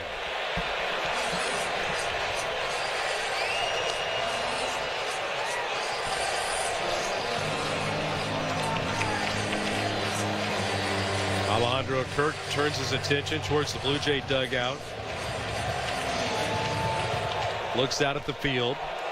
Biggio shades towards the middle from second. Outfield lineup straight away. Barrios ready. The 3-2 pitch. Lewis takes outside. Now with the lefty loosening up and Max Kepler and Alex Kirilloff lined up behind, Yep, here's our answer. John Schneider off the top dugout step. And a pitching change. It is the postseason. Everything is on the table. It is all hands on deck. So if the matchups favor the lefty-lefty, the Blue Jays skipper won't hesitate to make the move. And Jose Barrios is lifted after 3+ innings. This pitching change is being brought to you by Certainty, the pro's choice for roofing, siding, drywall, insulation, and ceiling systems. Certainty Pro all the way. No score. Bottom of the 4th inning. A runner at first for Yusei Kikuchi, who's jogging in for the first time this season to work in relief as we go to baseball control and check in with Show Ali. Thank you very much, Ben. And before we check in on the St. Louis Bar and Grill out-of-town scoreboard, let's take a visit with Dan Shulman, Blue Jays TV play-by-play voice. He joined Ben Shulman and I on the Jays pregame show earlier this afternoon. Here's Dan breaking down 2 of the critical turning points in yesterday's game. And I thought it was kind of a 50-50 call whether you go or whether you don't. I think Correa made a great play. The Chapman play, I think the Blue Jays got baseballed. Now, they had some good baseball stuff, too. Like they looped a couple of balls into right field. If you looked at umpire auditor, they got the benefit of a lot of calls. The umpiring went in their favor. But Chapman hit a ball that would have been out of 13 ballparks. This is not one of them. Hit it 401 feet. If he'd hit it 404, maybe they're up 1-0 right now. So I think baseball is going to baseball you more than hockey or basketball or football are going to do that kind of stuff to you. And I'll tell you, Show, from being down in the clubhouse, the Blue Jays felt they played a pretty good game. They felt they had a good approach and hit the ball hard, and they just got baseballed a little bit. And, it doesn't do them much good other than that they head into game 2 with confidence, hopefully. But, no matter what happened yesterday, you got to turn the page, look forward, and they got to deal with one of the toughest pitchers in baseball today. That's Dan Shulman with Ben and myself earlier this afternoon on that St. Louis Bar and Grill out-of-town scoreboard. Rangers at Rays. Texas up 7-1. Bottom of the 9th inning, Adolis Garcia with a solo home run. Evan Carter with a home run as well. Carter becoming the youngest player ever to homer for the Rangers in the playoffs. Marcus Semien, Corey Seager getting involved as well. Winners of this series will advance to play the O's at Camden Yards in one half of the ALDS on the weekend. That's the St. Louis Bar and Grill out-of-town scoreboard. Blue Jays baseball is presented by Crown Rust Protection. Yusei Kikuchi is on the mound for the Blue Jays. Here's Ben Wagner and Chris LaRue at Target Field. Joe, thank you so much. Last year, Yusei Kikuchi in his debut season with the Blue Jays made 20 starts. He made a dozen of them out of the bullpen. He has been summoned for the first time this year into a relief role with the Blue Jays season on the brink. It's a scoreless game. We're in the 4th. Max Kepler at the plate with a runner at first. Kikuchi, lefty on lefty, fires. And a slider down and away for ball 1. Jose Barrios looked like he had command. Looked like he had some of his best stuff in his most recent innings of work. Are you surprised the Blue Jays went to the bullpen this early? I am not surprised. That's just the way playoff baseball works. The 1-0, ground ball to the right side. Diving stop made by Biggio. Traps it, throws to first, not in time. Kepler able to leg it out and pick up an infield single. But the problem with using multiple pitchers, especially after an outing like Jose Barrios, where he looked great. He was using his fastball well. His slider was great. Spin on everything was strong. The problem with using multiple pitchers is every guy has to be on. If you get one guy that's not having a great game, you will lose this ball game. And that's playoff baseball. If you want to use 6, 7, 8 guys in one game, 6, 7, 8 guys better be on. The book left open on Jose Barrios. He faced 12 batters total. Allowed 3 hits, struck out 5, and the last batter got the only walk. That's Lewis, the runner at second. Donovan Solano pinch hitting. That's right-handed and gets a first pitch strike. Solano in for Alex Kirilloff as a pinch hitter, a move that Rocco Baldelli made last night.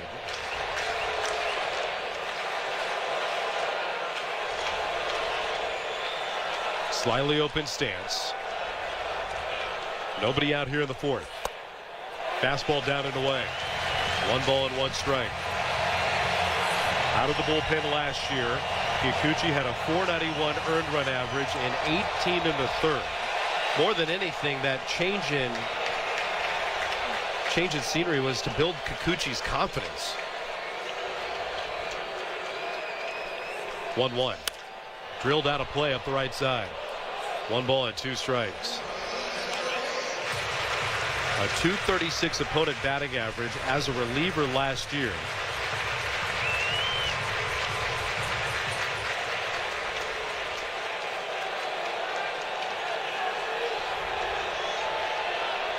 First and second, nobody out. The 1-2, way outside. 2 balls and 2 strikes. Kikuchi can bring the kitchen sink.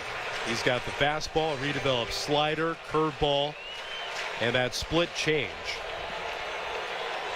He steps off and bluffs a move back at second.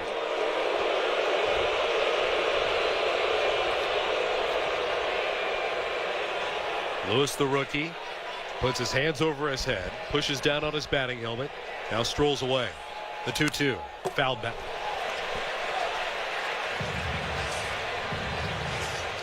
Two balls and 2 strikes. Donovan Solano had a brother, Jonathan Solano. He played in the big leagues as well. The Blue Jays bullpen is active again. Jimmy Garcia is starting to lightly toss. First and second, nobody out. The 2-2, upstairs. 3 balls and 2 strikes. And again, this is what I don't like about using multiple pitchers. Everybody has to be on. But if Yusei can throw a fastball down or a slider down in the zone and get Solano to ground into a double play, that point will be moot. The 3-2, curveball high. Kikuchi summoned, and the first 2 have reached against the left-hander. Lewis now stands at third. Kepler moves into scoring position. Solano the runner at first after netting the walk. And Carlos Correa is coming to the plate. And I'm sure Jose Barrios is sitting in that dugout wondering why he's not on the mound right now. But he knew coming into this ball game that he would have a short leash regardless of how well he was doing. You get one guy on in the 4th or 5th and you're out of that ball game. That's just playoff baseball. 80 postseason games of experience already for Carlos Correa with 18 home runs. The bases loaded. And a pitch by Kikuchi, low, ball 1. Lots and lots of spin here early on from the Toronto left-hander.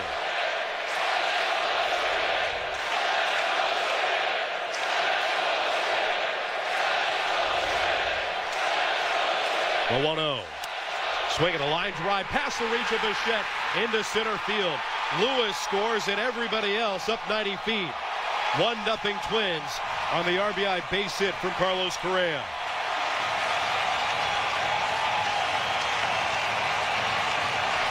'60 postseason runs driven in for Carlos Correa. The Twins are able to strike first and a potential series clincher. It wasn't a bad pitch from Yusei Kikuchi. It was a cutter in on Carlos Correa's hands, but he was able to pull those hands through, get enough bat on the ball, and hit it into center field. The Blue Jays ask for time. They'll huddle around their left-hander, Kikuchi.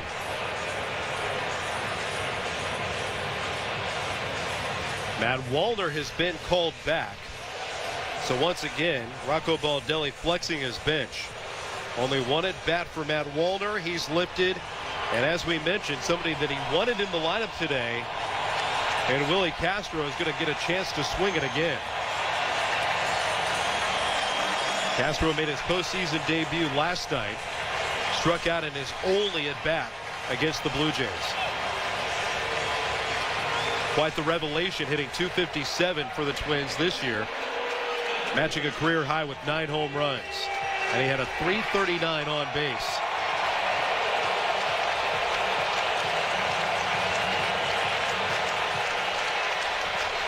Versatile player, likely to just go in the outfield in a straight change.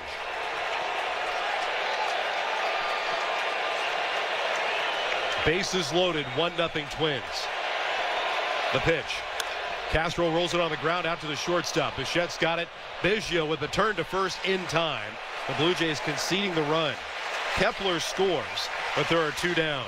And it's early enough in this ball game that I would gladly take 2 outs for 1 run here. I know that 1 run against Sonny Gray seems like a lot, but the Blue Jays have had their opportunities, and they're going to continue to have their opportunities later on in this ball game. Double play erasing Correa and Castro. Solano the runner at third. 2-0 Twins here in the 4th. The pitch. Swing and a miss by Ryan Jeffers. Strike 1.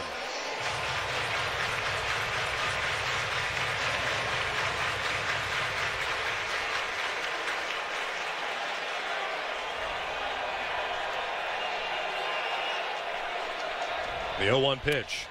A foul ball out of play to the right. No balls, 2 strikes. This will be a widely discussed move tonight, in the coming weeks, and an entire offseason if it backfires on the Blue Jays. Did they go to the bullpen too early again? John Schneider admitted early in spring training that, yeah, he pulled the string on Kevin Gausman too early in his matchup against the Seattle Mariners. Barrios lifted early here in Minneapolis today. The 0-2.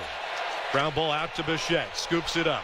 Double clutches out of the glove onto first in time to retire Jeffers and the side. A 2-run 4th inning. Sandwich around a pitching change. The Twins have struck first here in the 4th, and we go to the 5th in the American League wild card. Blue Jays baseball is proudly presented by Crown Rust Protection, streaming through the new Sportsnet app and over the Sportsnet radio network. October is here. The summer weather is winding down, and we are cheering on our Blue Jays. Wait, my basement's not ready for October baseball parties? Store your summer gear with Access Storage, official storage provider of the Toronto Blue Jays. Try 4 weeks free. Details at accessstorage.ca. When it comes to tough, there's no such thing as second best. It's why we built the 2023 Ford F-150 with available Power Boost full hybrid V6 engine and class exclusive Pro Power onboard. If you want the truck built with power, capability, and innovation, there's no substitute.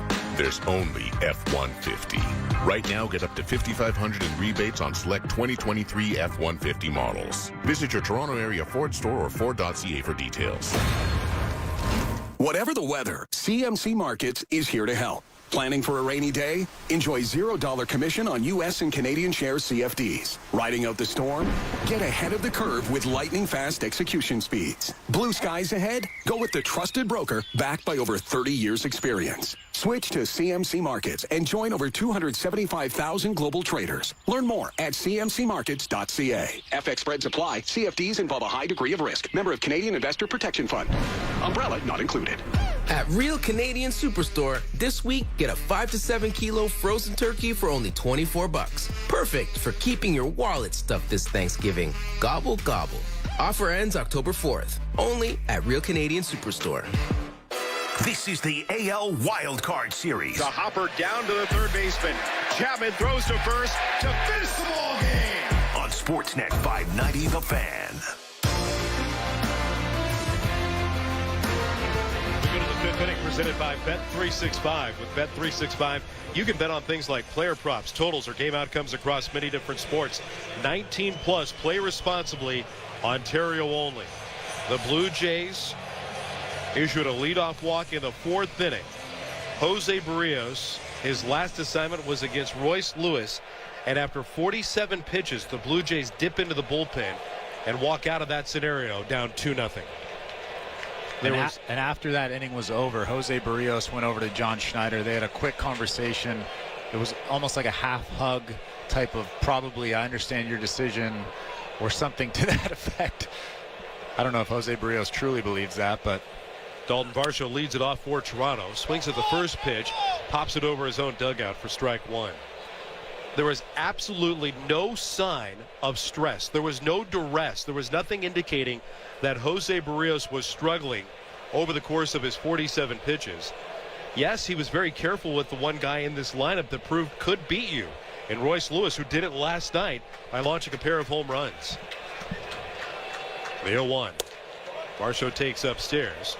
1 ball and 1 strike. And that last at bat, between Royce Lewis and Jose Barrios. Jose Barrios looked good. He was just throwing that sweeper down in the zone, and Royce Lewis had some good takes in that at-bat. 1-1 bounced off the fist, backhanded at first base by Solano. Crisscrossing with Gray to combine for the out. So it's not like he walked him on 4 pitches or he looked terrible or something like that. Look, I understand the decision. I understand the mindset. Like I said earlier, sometimes in the playoffs, managers and coaches and GMs, they overthink things, and that's the worst thing that you can do. Sometimes, let's be honest, these are decisions that are bantered and then indicated, if not instituted, at, I know in this case it was a 3:30 local first pitch. That might have been a decision that the Blue Jays pondered and said they were going to make collaboratively at 9:30 this morning. Absolutely. That decision was made long before the bottom of the 4th when Royce Lewis got on a 8-pitch walk. Unfortunately for the Blue Jays, it's 2-0, but fortunately they have looked good offensively so far. Now they just have to start taking advantage of their opportunities. That's Chris LaRue. I'm Ben Wagner. We're inside the Timber Mart broadcast booth here this afternoon. The Blue Jays trailing 2-0 in the 5th. Top of the card for George Springer.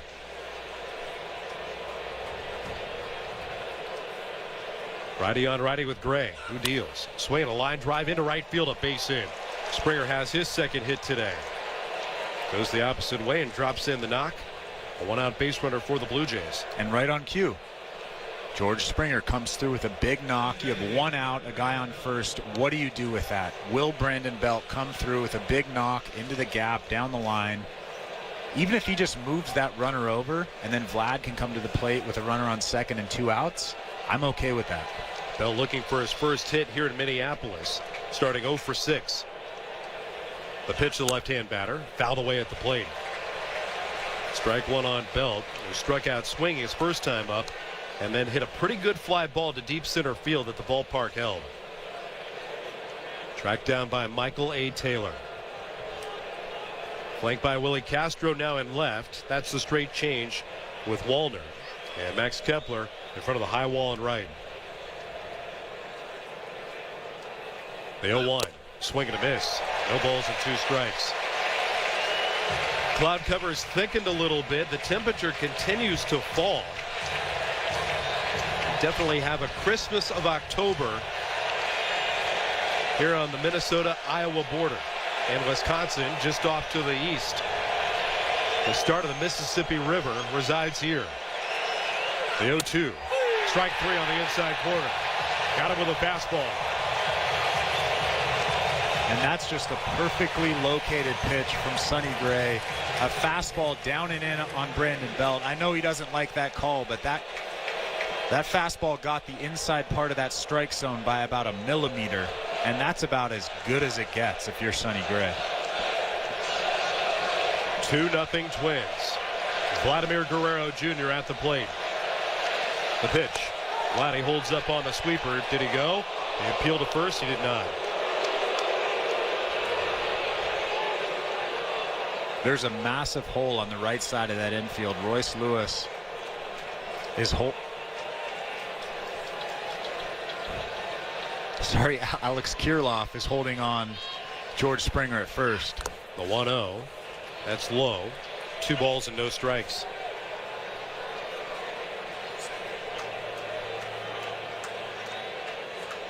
Now time's called. Looks like Ryan Jeffers got something up in his eye. Lifts his hockey-style mask, pulls on the corner of his right eye. Intense blinking going on. Vladdy looks at the backstop, said he need more time. Steps out of the batter's box. That lets the energy build here in the ballpark.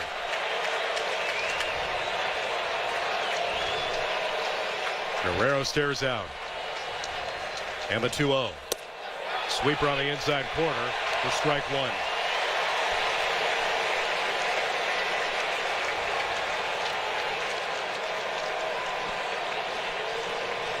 .67% of the pitches thrown by the right-hander Sonny Gray today have landed for strikes. The pitch to Guerrero, swinging a foul back. 2 balls, 2 strikes. 2 outs, a runner at first. Vladdy collected his first extra base hit in his postseason career last night, doubling in the 8th.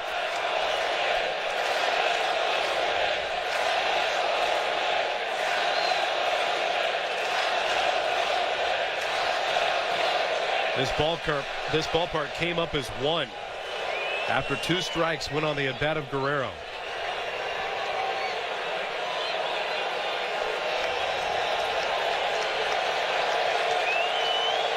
Springer, the runner at first. A short lead. The 2-2. Guerrero pulls it foul. 2 balls and 2 strikes. And Guerrero was right on that off-speed pitch from Sonny Gray.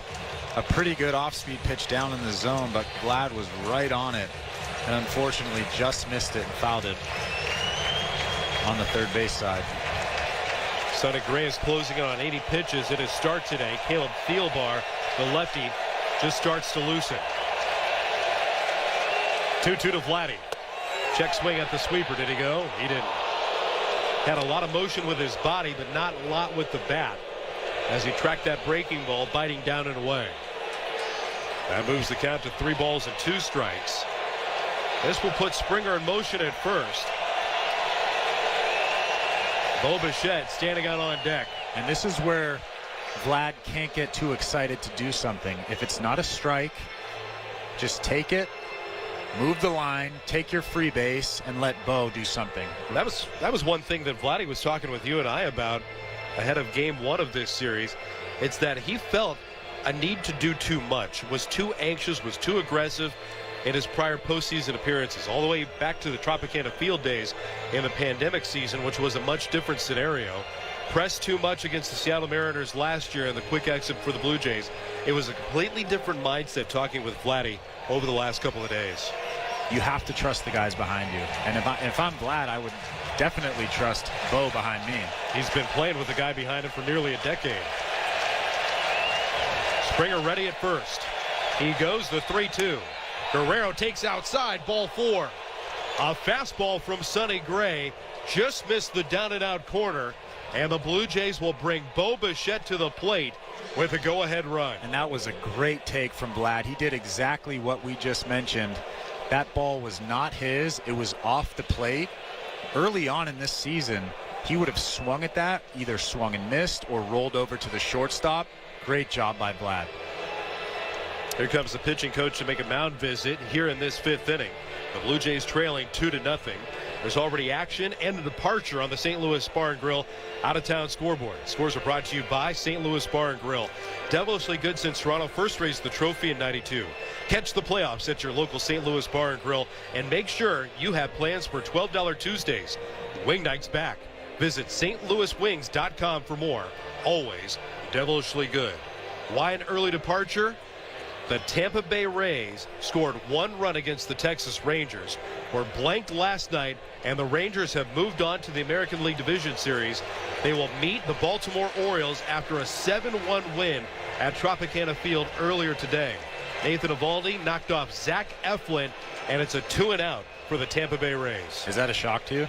It really is. I thought the Rays would match up pretty well against the Rangers, but we knew a depleted Tampa Bay lineup was rolled out there. Mound visit done. The pitch to Bo. Into the dirt and hopping away from Jeffers. That gets not all the way to the backstop, but onto the warning track. But difficulty finding that meek pop-up behind the plate. It allows Springer to advance to third and Guerrero into second. And this might be a defining moment in this series. George Springer on third base, Vlad at second, and you have your best hitter up with 2 outs and 2 runners in scoring position. A huge moment. Back-to-back seasons leading the American League in hits. He was right there with the finalists this season again.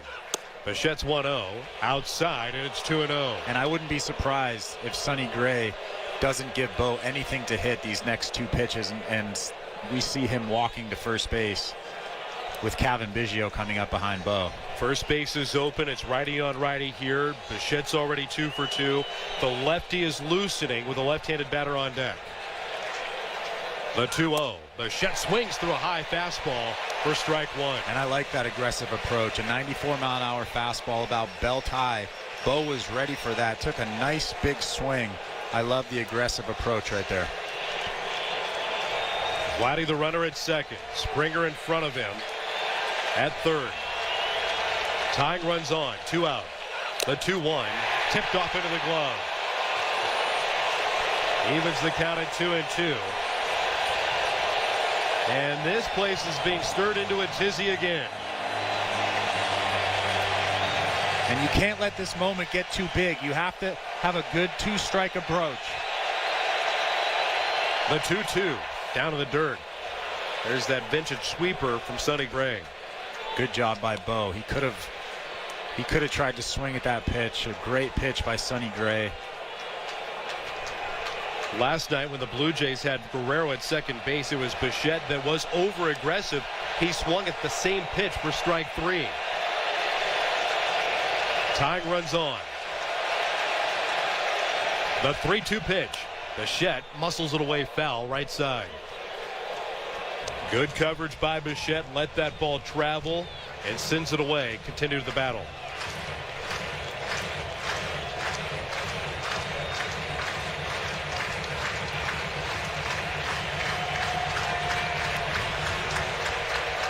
First base open. Biggio on deck. The bullpen ready. Tying runs on in scoring position. Pickoff move back at second, and Guerrero got picked off.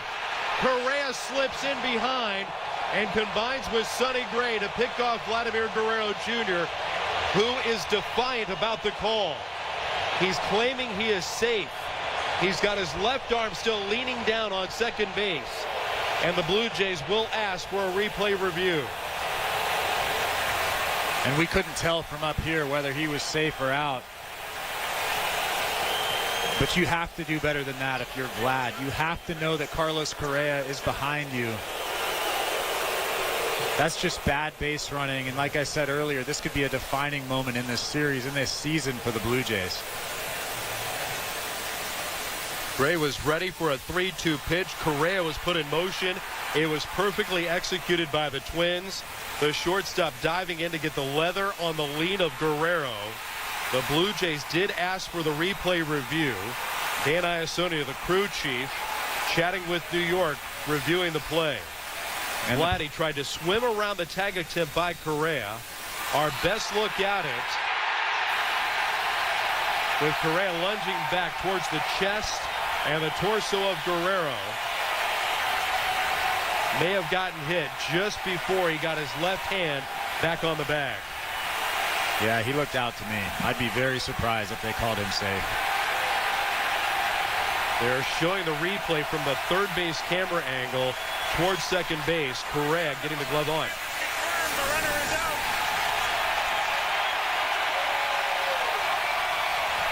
You couldn't hear Dan Iasonia because this place knew what was coming. They saw the replay, and the Blue Jays take away the tying run in scoring position and remove the bat from the hands of Bo Bichette.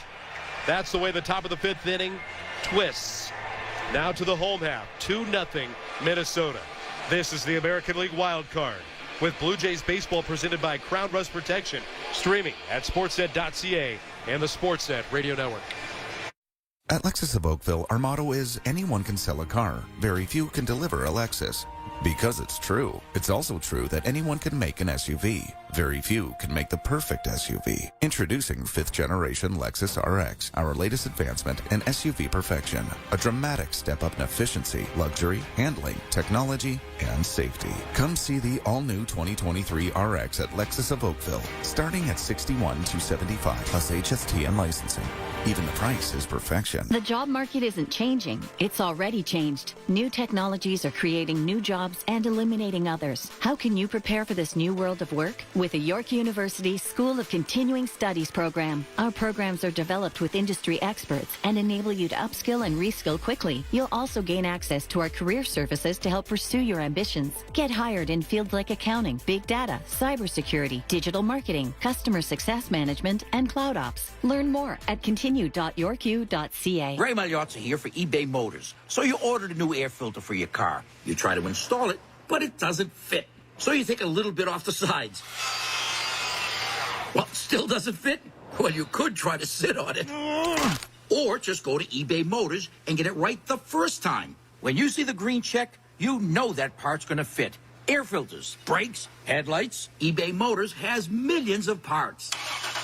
Get the right parts at the right prices. eBay Motors, let's ride. All it takes is one swing to become a playoff icon. Who's the next Blue Jay to be immortalized? Blue Jays postseason baseball lives here on Sportsnet 590 The Fan.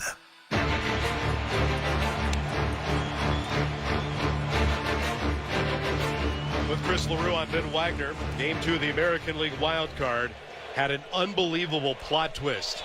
With a tying run in scoring position, Vladimir Guerrero Jr. picked off at second base, and no chance for Bo Bichette at the plate. Now Michael A. Taylor will face Yusei Kikuchi, who continues in long relief for Toronto, trailing 2-0. Taylor fouls the first pitch away for strike one.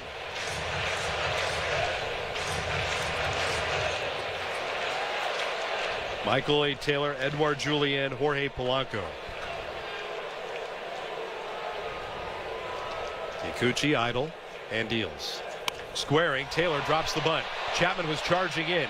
Ducking out of the way, Kikuchi lets Chapman throw over his body onto first in time to get the out. And I'm unsure why Michael A. Taylor would bunt there. Matt Chapman was actually charging in, and he was pretty close to home plate playing in. Kind of a strange choice right there. He was out by about 3 or 4 steps. Yeah, I think Matt Chapman was thinking the same thing. This guy's got good speed. He can handle the bat. If he tries to bunt, I'm going to sprint forward. And he did. Top of the card with one down. 2-0 Minnesota. First pitch from Kikuchi downstairs. Missing with a 93-mile-an-hour fastball.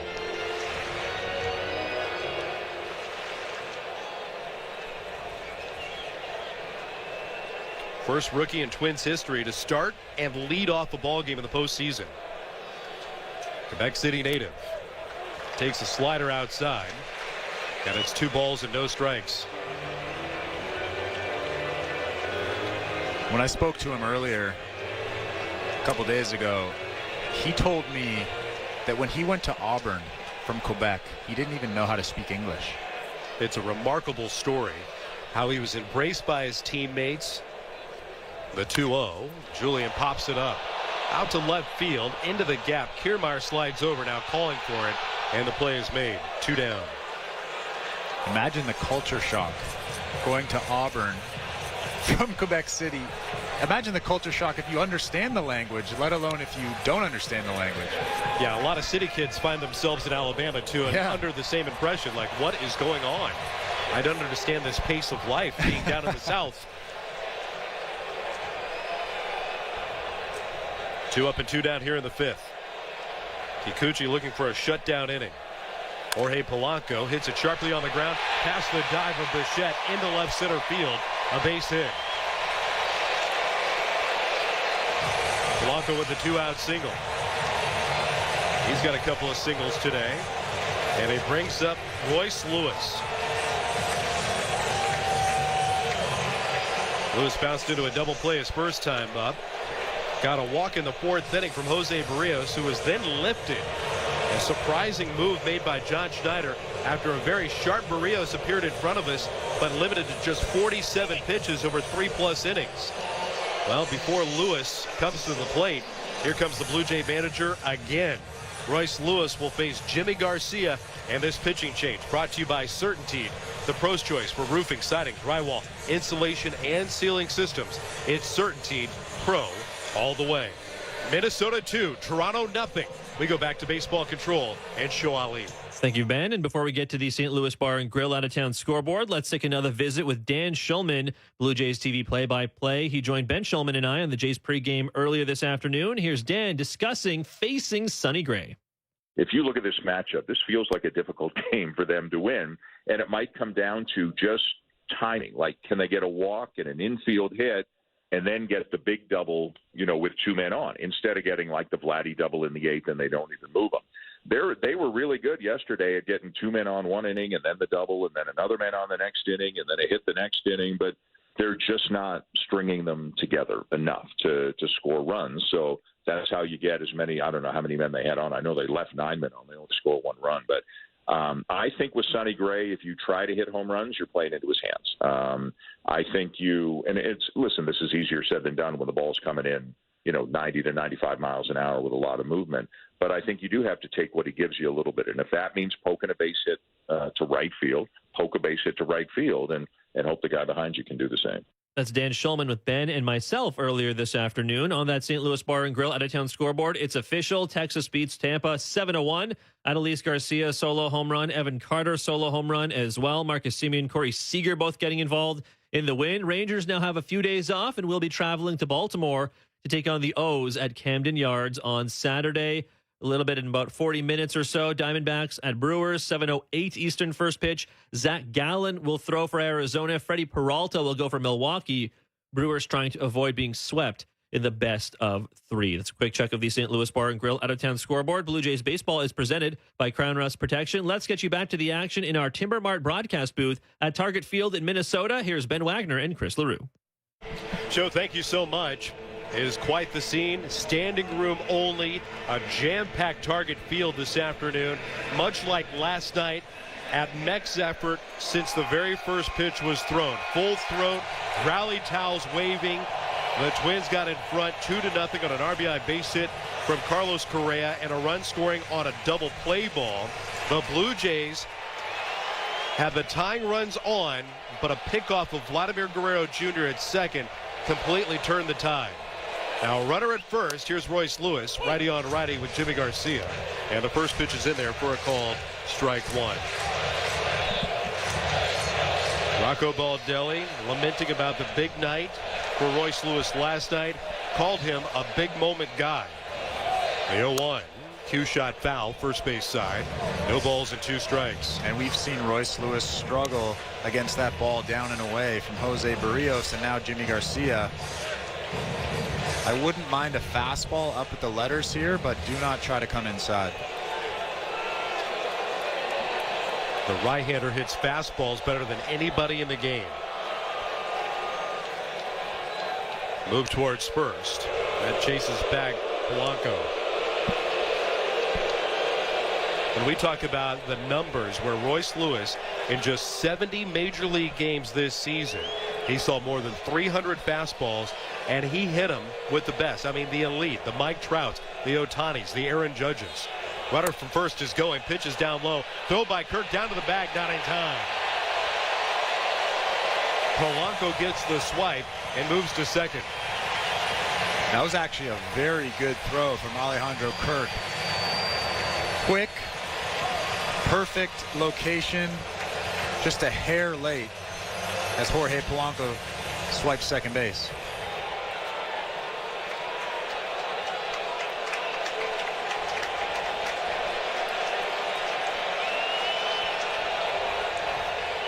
One-two to Lewis. Swing and a miss. He's down on strikes. He got him with the fastball to retire the side.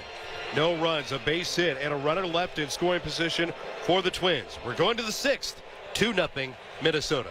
This is Blue Jays baseball brought to you by Crown Rust Protection, streaming through the new Sportsnet app and over the Sportsnet radio network. With the price of a new vehicle, I'm not buying one anytime soon.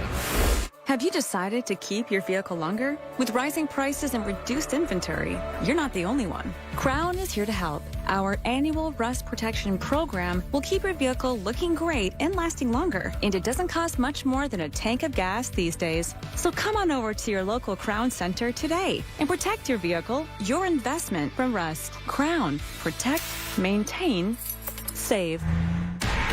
It was always about this moment. Are headed to the postseason. Target acquired. Ready for the next level. It took a team to get here. A loud nation will push us further. The goal remains the same. It's bigger. It's louder. This pitching clinic. Grand slam! It's the postseason. It's time. Get next level loud. Join Bet365 now and discover the power of the world's favorite sportsbook. Watch thousands of live games. Build your own bet. You can even bet on games while they're still being played. Seriously. And if you can't watch the games live, we'll alert you to any changes. Nice. We're the world's favorite sportsbook, and this is no ordinary betting app. Must be 19 or older. Ontario only. Please play responsibly. If you or someone you know has a gambling problem, visit connexontario.ca. Side effects of postseason baseball may include a little extra zip on your fastball. Please see a doctor if your heater lasts more than 4 hours. The Blue Jays live here on the Sportsnet Radio Network. It's a pivotal Game 2 in the American League Wild Card as we move into the 6th inning. Being presented by Rogers with Canada's team all the way. Rogers, proud owner of the Toronto Blue Jays. With Chris LaRue, I'm Ben Wagner. A reset in the at-bat for Bo Bichette. He was battling the starter Sonny Gray. 3 balls and 2 strikes. Springer and Guerrero were on as the tying runs, but Vladdy was picked off. So now a fresh count as Louis Varland returns to the hill. His first pitch is upstairs with ball 1. And like Dan Schulman said during that pitching change, you have to start stringing together hits. There's a swing and a foul back. 1 ball and 1 strike. Did you go to the TV booth? Is that where you went? No. Oh. That's what he said in the interview during the pitching change. If you were listening. The 1-1. Swing and a foul back. Well, Dan's like 3 feet to my right. That's a thick pane of glass between you guys, though. He wants no part of you. Well, I don't think we're like every Blue Jay fan on the planet right now. We just don't want to talk to anybody. The 1-2. Outside on Bichette. 2 balls and 2 strikes. The stringing together started. It was the single by Springer, a walk to Guerrero. And Bichette loops one up the right side out of play. 2 balls and 2 strikes. Pitching change is brought to you by Certainty, the pro's choice for roofing, siding, drywall, insulation, and ceiling systems. Certainty, pro all the way.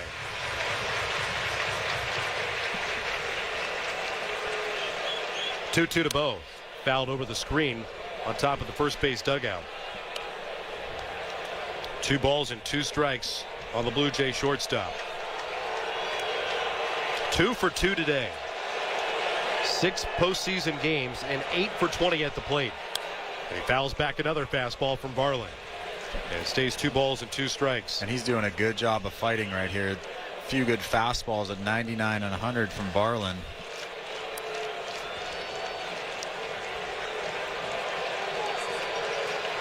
The 2-2. That's just outside. Bichette watches it and got the call. It appeared to be just off the corner. Everybody in the ballpark, including the 7 gloves behind Louis Varland, thought that was going to be strike 3 at 100 miles an hour. Now the payoff. Swing and a miss. Got him at 99. Might have fooled Bichette. Looked a little tardy on the trigger pull there. Trying to battle the right-hander, and he's down on strikes. That was a good location from Varland. The fastball at 99, inner third. You could tell Bo was expecting something else. He was way behind that fastball.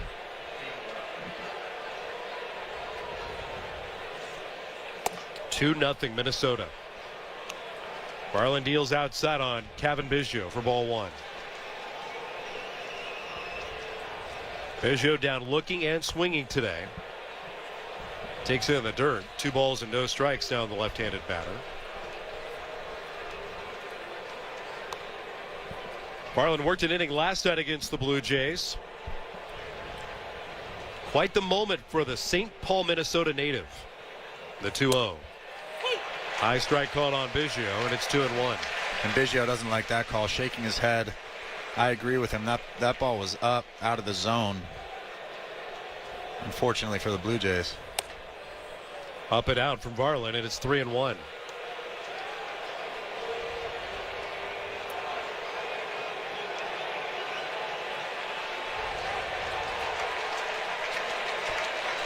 The 3-1 pitch. Line drive into right field. A base hit for Kevin Biggio.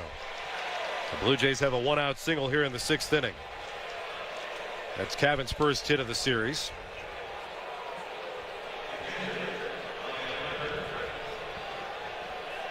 And Alejandro Kirk will step in. Kirk 1 for 2. Left at third, back in the second. Led off the fourth inning with a fly ball to right.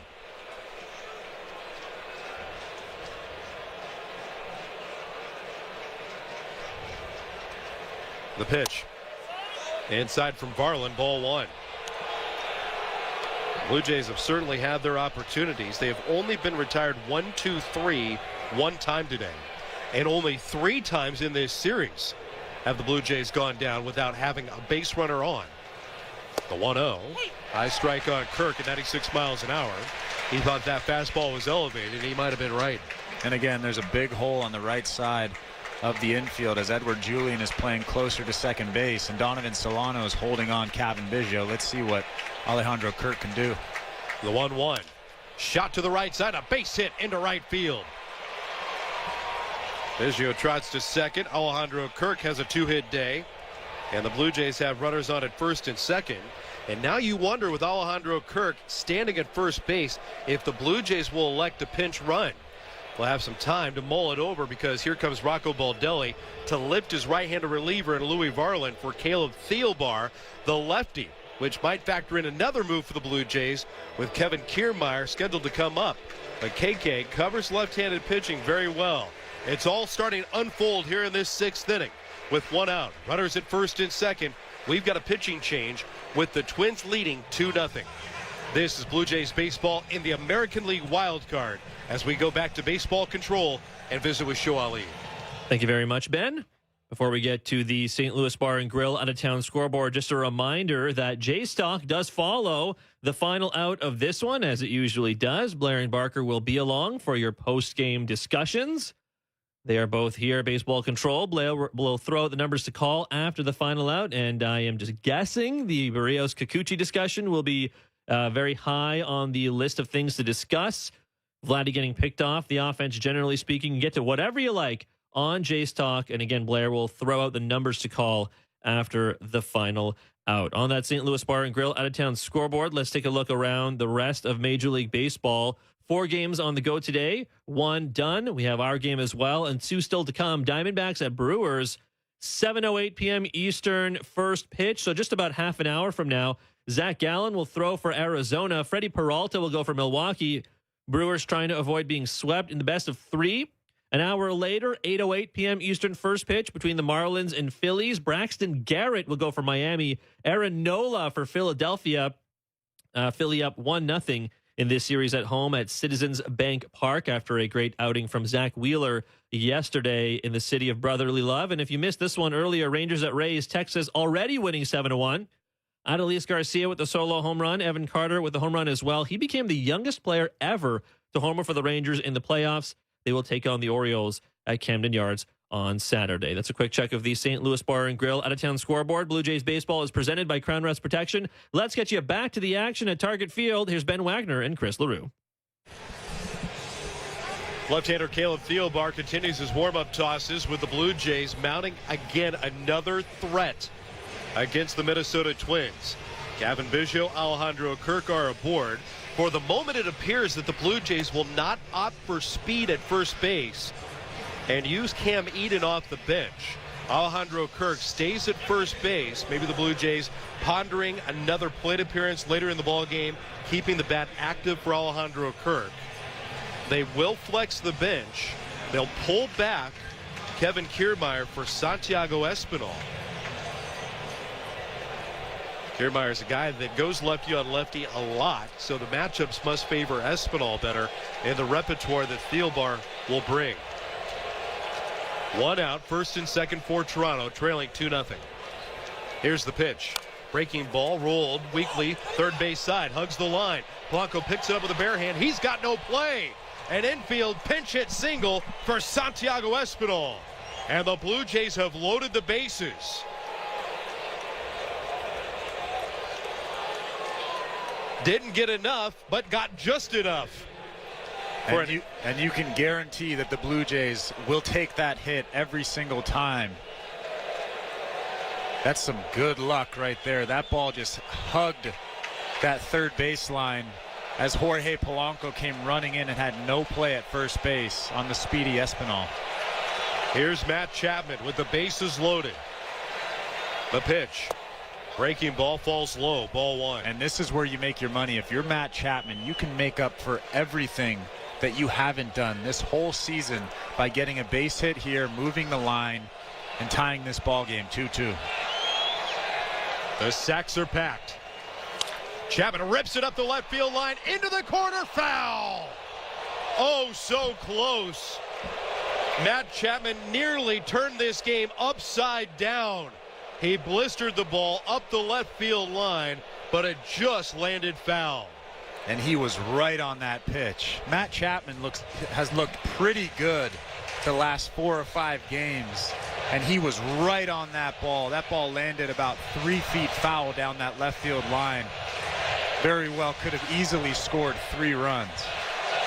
The Blue Jays are 3 for 12 in the wild card with runners in scoring position. 1 for 3 today. Bases loaded. Chapman hits a double play ball out to the shortstop. Correa to second. Julian on to first in time to get the out. The Blue Jays had him loaded. They do not score. 6-4-3 on the inning-ending and rally-killing double play ball. 2-0 Twins in the middle of the 6th. You're listening to the American League Wild Card, presented by Crown Rust Protection. Blue Jays baseball is streaming on the Sportsnet app and over the Sportsnet radio network. As a parent in Ontario, I know the importance of investing in education, but I'm concerned. The Ford government talks a big game, but the reality that I see is more cuts. I see fewer resources, supports, and programs in my kids' school. This government needs to make real investments now so that all students can succeed. Because when we invest in students, we invest in the future. Tell the Ford government you agree. Visit knowmore.ca. That's knowmore.ca. A message from the Ontario English Catholic Teachers Association. All right, everyone. Step up and down. Left foot, right foot. You're climbing up a trail. Now back in your Subaru with symmetrical full-time all-wheel drive and getting active in the real world. Work those abs. Driving right through the mud and left and right. Keep that core engaged and bend at the knees as you load more to your Subaru. Windows down. Take in that outdoor air and park. Get more value out of every kilometer at your local Subaru dealer, starting with award-winning safety. What's happening these days? Gas and food prices are through the roof, and mortgage rates are skyrocketing too. Talk about bad timing. There's bills, car payments, kids' lessons, and what about the fun stuff? You need room to breathe and someone to help figure it out. You need New Borrow to show you how to solve your debt and save money with the equity in your home. Use your home to get a loan with New Borrow. Start your new tomorrow at newborrow.com. This is the AL Wild Card Series. The Blue Jays are going to win it! Vladimir Guerrero Jr. delivers in the 10th! On Sportsnet 590, The Fan. Jimmy Garcia will stay aboard for the Blue Jays moving into the bottom of the 6th inning here in Minneapolis. The Twins have dodged every bullet the Blue Jays have fired at Twins pitching today. 5 of the 6 at-bats, the Blue Jays have had a runner on, and in 4 of them, runners left in scoring position. The Twins have stayed in front 2-0. Max Kepler, Donovan Solano, and Carlos Correa coming up. Scheduled to face Jimmy Garcia. Kepler, the left-handed batter, bounced out to third his first at bat and hit a single his last time up. Garcia misses outside, ball 1.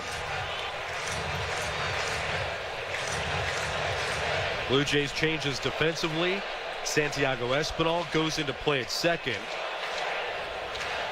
1-0. Upstairs, 2 balls and no strikes. When Espinal pinch hit for the center fielder Kevin Kiermaier, that moved Kevin Biggio out to left and slides Dalton Varsho over to center. The 2-0. Swing and a miss. Strike 1. So Biggio, Varsho, and Springer left, center, and right. Chapman off the line at third. Bichette in the middle of the diamond at short. Espinal with the red glove on, deep at second. Vladdy near the line at first. 2-1. Outside. 3 balls and 1 strike. And the last thing you want to do if you're Jimmy Garcia is walk the leadoff hitter here. You got to throw a strike here. Down in the zone. Make that pitch. Make it a good pitch. Let him get himself out.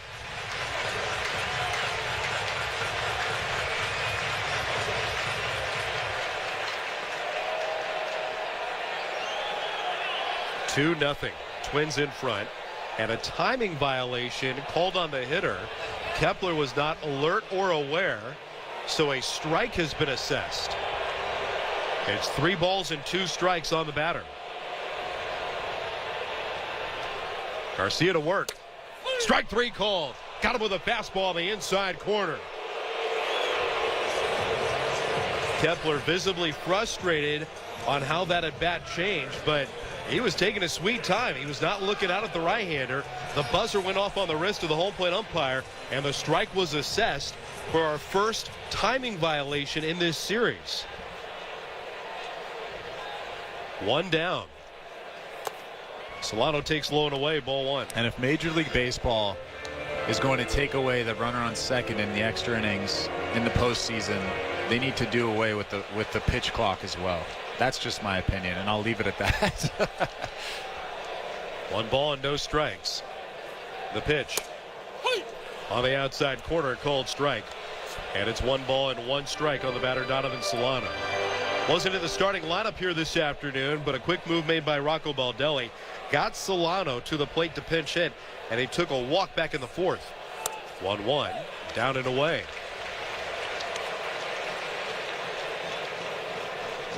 Two balls and 1 strike.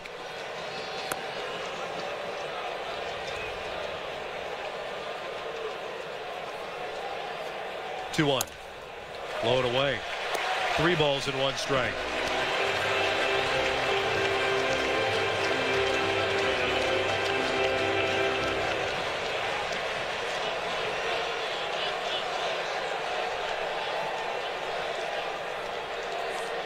Three-1. That's low. Strikeout followed by a walk.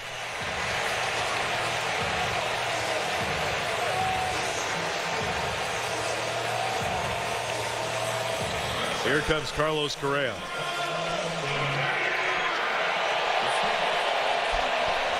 Bishop, we had a chance to sit down and visit with Rocco Baldelli, and he was raving about a number of players, but he was also not only giving tremendous accolades to Carlos Correa about the player that he is on the field, but also the thinker that he is. Wow, hold on, time call, and a violation on Garcia now.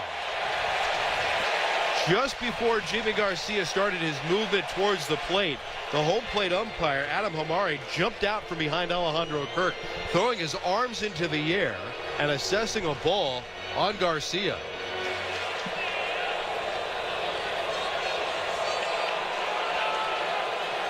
(1-0). Outside, 2 balls and no strikes on Correa. Rocco Baldelli went into detail about how Correa operates as a teammate, as a thinker, away from the field and on the field. And we saw some of that. The 2-0 popped up behind the plate. Kurt giving it a look, looking for a chance. Next to the on-deck circle, makes the catch. Correa retired. But part of that maturation of him being a thinker, trying to develop plays and work with his teammates, we saw on display when he called for the pickoff of Vladimir Guerrero Jr. That was Carlos Correa playing chess, but everybody else was thinking about simple checkers. Yeah, he's a very cerebral player, obviously naturally gifted, but when you combine the brain and that natural athletic ability, that's when you become Carlos Correa, a superstar. Willie Castro at the plate, gets ball 1 from Garcia. 2 down, bottom of the 6th inning. 2-0 Twins. Runner at first. Castro bats left. The pitch. Swoops in for a called strike.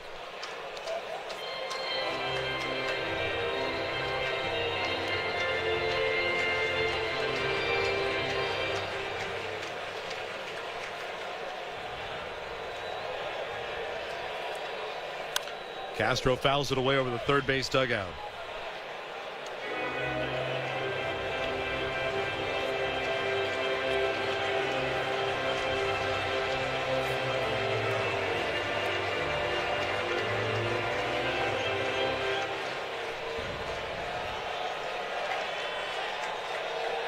Right-hander peeks over the shoulder at first.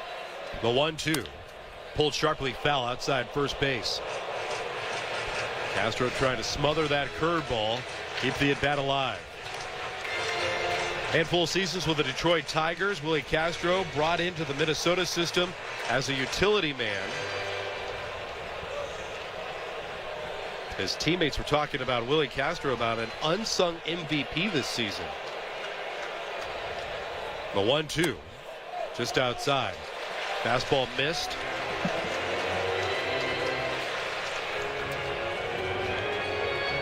Ahead in the 7th, Varsho, Springer, and Belt. The Blue Jays working with potentially their last 9 outs of the season. 2-2, yank foul. And a best-of-3 wild card, which includes the 2020 campaign, when baseball really started to lean into changing the wild card scenario. Game 1 winners have won 10 of the 12 occasions. No road team has ever lost Game 1 and come back to win the wild card series. The Blue Jays are on the ropes. 2-2 fouled back.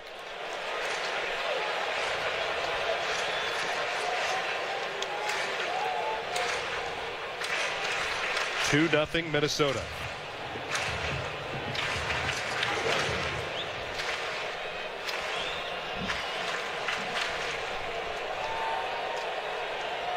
Hunter at first. The 2-2. Inside corner, strike 3 called. A fastball stuns Willie Castro. He slams the barrel of the bat down next to home plate twice in frustration. Garcia gets the strikeout, and the Blue Jays keep it 2-0 as we go to the 7th. Minnesota 2, Toronto 0. And the Blue Jays coming to the plate right after this in the American League Wild Card, presented by Crown Rust Protection. This is Blue Jays baseball, streaming through the new Sportsnet app and over the Sportsnet radio network. With the cost of living going up, I've got to find some ways to save money. Have you decided to keep your vehicle longer? With rising prices and reduced inventory, you're not the only one. Crown is here to help. Our annual Rust Protection program will keep your vehicle looking great and lasting longer. And it doesn't cost much more than a tank of gas these days. So come on over to your local Crown Center today and protect your vehicle, your investment from rust. Crown. Protect, maintain, save. Want to be certain your reno goes right? Start with Pro Materials with Certainty Drywall. In fire resistant, water resistant, super durable, or soundproof and top quality insulation. Ceiling systems, premium shingles, and siding. Do it right with professional grade building materials from Certainty. Pro all the way. It was always about this moment. Blue Jays are headed to the postseason. Target acquired. Ready for the next level. It took a team to get here. A loud nation will push us further. The goal remains the same. It's bigger. It's louder. This is a pitching clinic. Grand slam! It's the postseason. It's time. Get next level loud. You've helped build this team up for the postseason.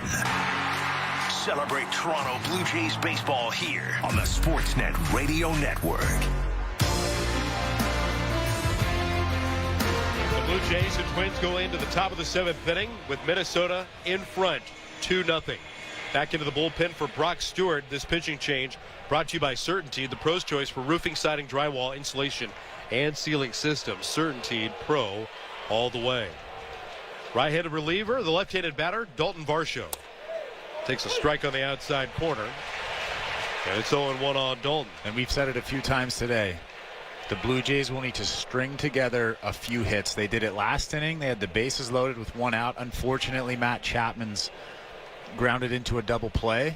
The 0-1 fouled away. But fortunately, they have 3 more innings to get 2 runs. And they can do it. They just have to concentrate on stringing together a few hits. Certainly not insurmountable with the way that this offense should be performing, but that seems to be our narrative now for 6 straight months. Varsho behind 0-2. Here's the pitch from Stewart. Swinging a foul back our way. Lands in the deck above us. No balls and 2 strikes on Varsho, who might have had visions of bunting. The third baseman, Jorge Polanco, is creeping in, but that's really not how Varsho would approach it either. He likes to bunt with the second baseman playing back. And Julian's been in that state all this at bat. Change up downstairs. 1 ball and 2 strikes on Varsho. And boy, is he good at bunting, pull bunting. I thought he was going to do it with 2 strikes, too. He's up there to battle. 1-2. Swing and a miss. He's down on strikes. Injury report brought to you by Bergmanis Prera Personal Injury Lawyers. If your insurance company has a heavy hitter at the plate, get ahead of the count and call Bergmanis Prera Personal Injury Lawyers. You focus on getting better. Bergmanis Prera will take care of the rest. Visit bplawyers.ca for more.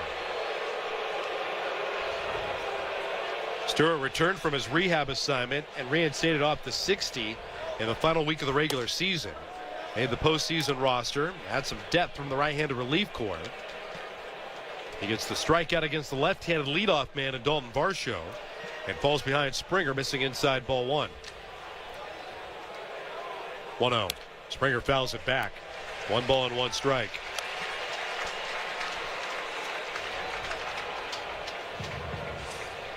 Only 4 players in Major League Baseball history have more postseason home runs than George Springer. The Blue Jays would love for him to grab another. Check swing and a foul ball on a defensive approach by Springer in the batter's box. A pitch coming up and in. He stuck the bat out and just got a piece of it to foul it away. Well, Brock Stewart has that 97, 98 mile an hour fastball that has very good tail to it. And you can tell with that defensive swing that George Springer was clearly fooled. Third reliever for the Twins on the hill. The 1-2 to George. Swing at a high fly ball, left field, into the alley. Taylor calling for it, takes control, and there are 2 down.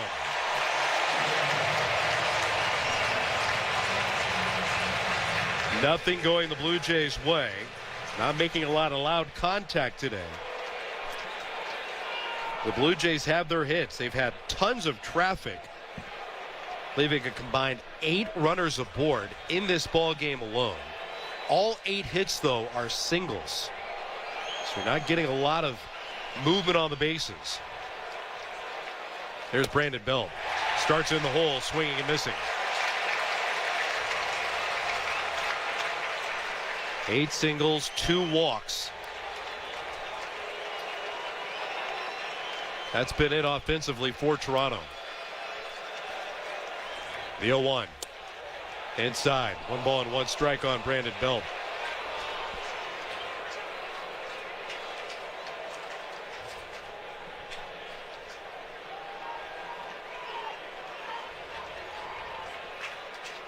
One. Swing and a miss. 1-2 on Belt.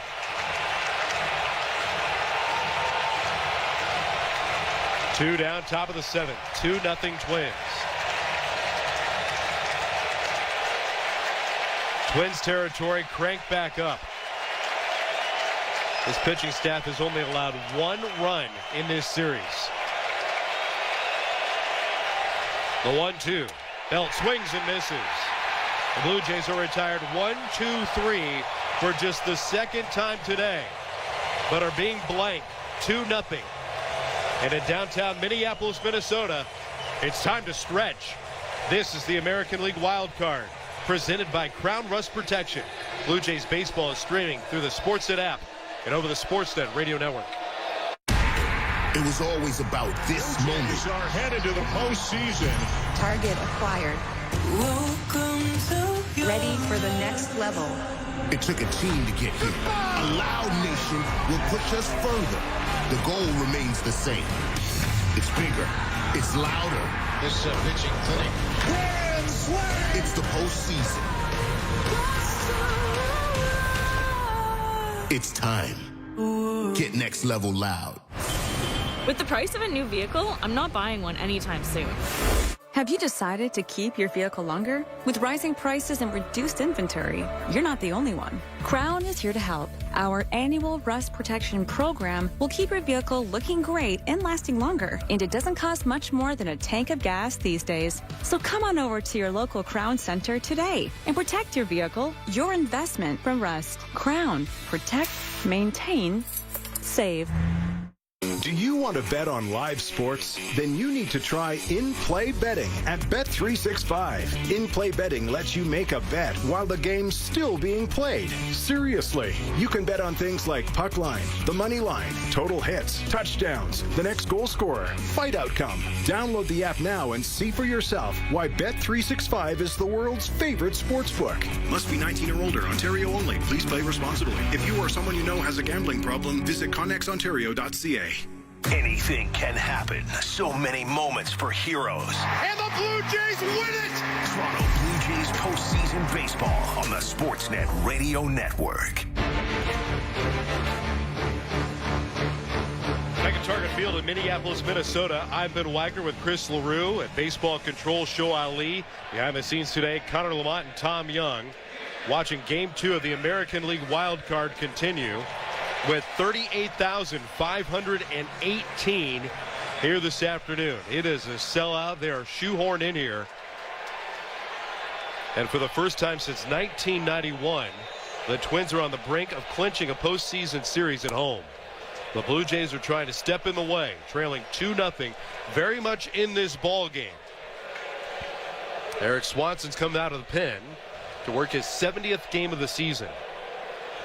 First pitch misses outside on Ryan Jeffers. The second down and away, 2 balls and no strikes. If the game stays the way it is, what do you think is going to be the defining moment in this game? Jose Barrios coming out of the game, Vlad Jr. getting thrown out at second, or that double play from Matt Chapman? The 2-0. Down and away from Swanson, 3 balls and no strikes. The biggest at bat in my mind was that pivotal AB where Chapman had 3 RBIs robbed after just pulling one down the left field line foul and then immediately hitting into a double play ball. The 3-0 over for a called strike, and it's 3-1. But by and large, the overwhelming discussion point out of this ball game is pulling Jose Barrios unnecessarily. The 3-1 pitch off the outside corner, a 5-pitch walk to lead off the 7th.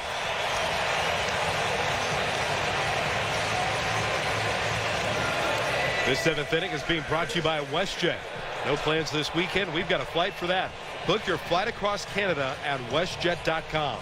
WestJet, proud to be the official airline of the Toronto Blue Jays.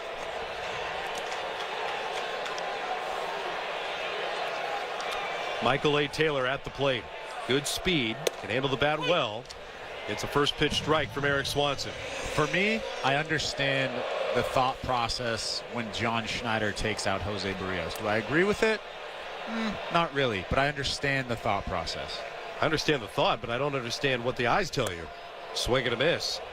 If there were laborious innings in front of Jose Barrios, and remember, he went 3+, that's it. But there was not a lot of traffic. There was no concern with the command today of Jose Barrios. Whatever the game plan was, the right-hander was out there executing in his biggest start as a Blue Jay, and maybe his biggest start in his career. He had been pitched in wild card scenarios with the Twins before and taken early departures, but nothing about what Barrios was doing today indicated. I understand the situation too. The back-to-back lefties lean on Kikuchi, somebody that was no surprise, going to factor into how the Blue Jays would operate if the need for somebody with length would be summoned into this scenario, whether it's game 2, whether it's game 3. But it was just a very interesting deployment of a number of conversations that clearly were happening going in and then around this game. Taylor takes high. 1 ball and 2 strikes. With that being said, the defining moment in this game for me so far, we don't know what the outcome will be, is Vlad getting picked off at second base.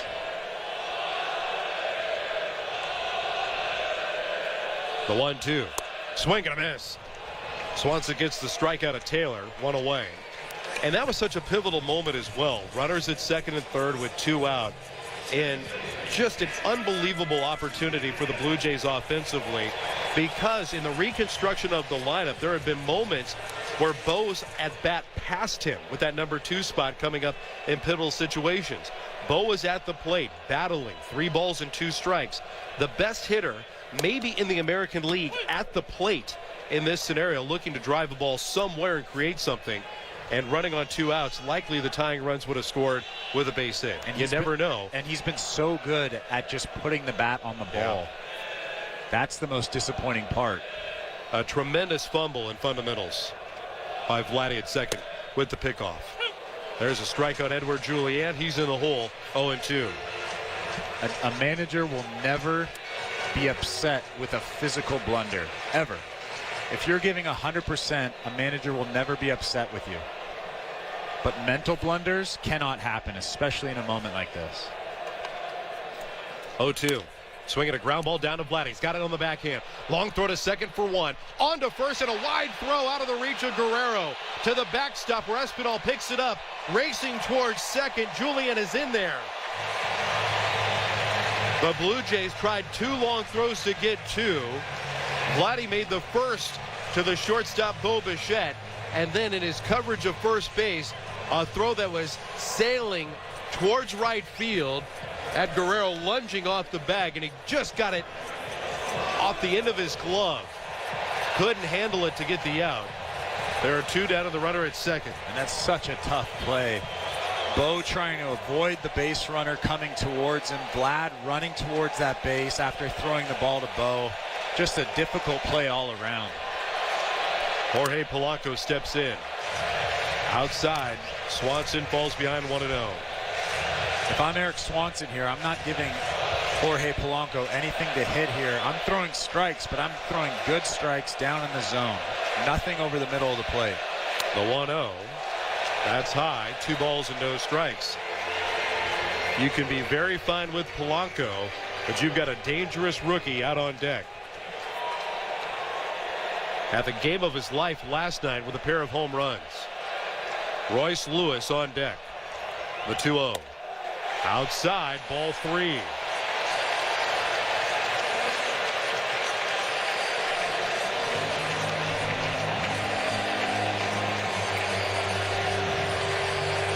Switch hitter batting left against the righty Swanson.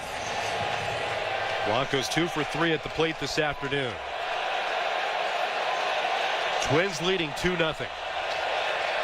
The 3-0. That's high. A 4-pitch walk. The second walk issued by Swanson in relief here in the 7th. I'm okay with that. I know you're putting a guy on base, but I'm okay with that because Royce Lewis has shown a hole in his swing today. If you get that slider down in the zone, if you get that fastball low and away, he has a little bit of a hole. And here comes manager John Schneider to get a little bit more velocity to find that hole. Jordan Romano is jogging in from the Blue Jays bullpen.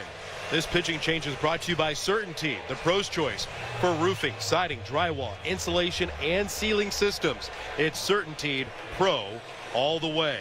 When we come back, the Blue Jay closer trying to keep it 2-0 Twins. Runners on at first and second with 1 out. 2 outs here in this 7th inning as we go back to baseball control and Show Ali. Thank you very much, Ben. And before we get back to the St. Louis Bar and Grill out-of-town scoreboard, let's take a visit with Joe Siddall. He joined J.D. Bunkus earlier this morning. Here's Joe and J.D. discussing the Twins pitching to the Blue Jays offense so far this series. Vladdy, fastball, kind of a defensive 2-strike, fastball ups, ground ball to second. And then Bowie got him to expand on a slider way away off the plate with 2 strikes. Pretty good approach against Bo, wouldn't you say? Exactly. And that's where there are just times when it kind of eats at you a little bit because they just feel like they're too easy to pitch to. Every hitter has weaknesses. It's how effective the pitcher can be at exploiting those weaknesses. And I thought Pablo did that perfectly in the 1st inning. And then you go to that 8th inning, which was the best chance of their game with the leadoff double by Vladdy. And then he just mowed him down because, again, I thought he had a very good approach. The pitcher did. Against hitters' weaknesses, and he got all 3 of them relatively easily. That is Joe Siddall with J.D. Bunkus earlier this afternoon on that St. Louis Bar and Grill out-of-town scoreboard. Some more NHL preseason action later tonight. The season creeping closer next week. Flames and Oilers, that goes at 9 Eastern. Kraken at Canucks, an hour later at 10 Eastern. And tomorrow we'll get Red Wings at Leafs as well. It's a quick check of the St. Louis Bar and Grill out-of-town scoreboard. Blue Jays baseball is presented by Crown Rust Protection. Let's get you back to the action in the Timber Mart broadcast booth at Target Field in Minnesota. Jordan Romano on the mound. Here's Ben Wagner and Chris LaRue. Joe, thank you so much. Jordan Romano wrapping up his warm-up tosses with runners at first and second base for Minnesota. A massive moment in this ball game with clearly insurance runs aboard for the Twins and one of their hottest hitters right now in Minnesota coming to the plate. Royce Lewis became the first Twin in franchise history as a rookie to hit 2 home runs in the postseason. He became the first Minnesota Twin in 35 years to have a pair of home runs in a single postseason game. He's at the plate against the Blue Jays' best reliever. Romano looks back at second. The pitch to Lewis. Swinging a high fly ball up the right field line, headed towards the corner, and out of play foul for strike one. And Jordan has a tendency to get rotational sometimes, which means that he leaves the ball arm side high, and that's exactly where Royce Lewis does damage. So Jordan really needs to focus on getting extension and placing that ball down and away. The pitch. Another ball flipped out of play off to our right. And Romano quickly in front 0-2.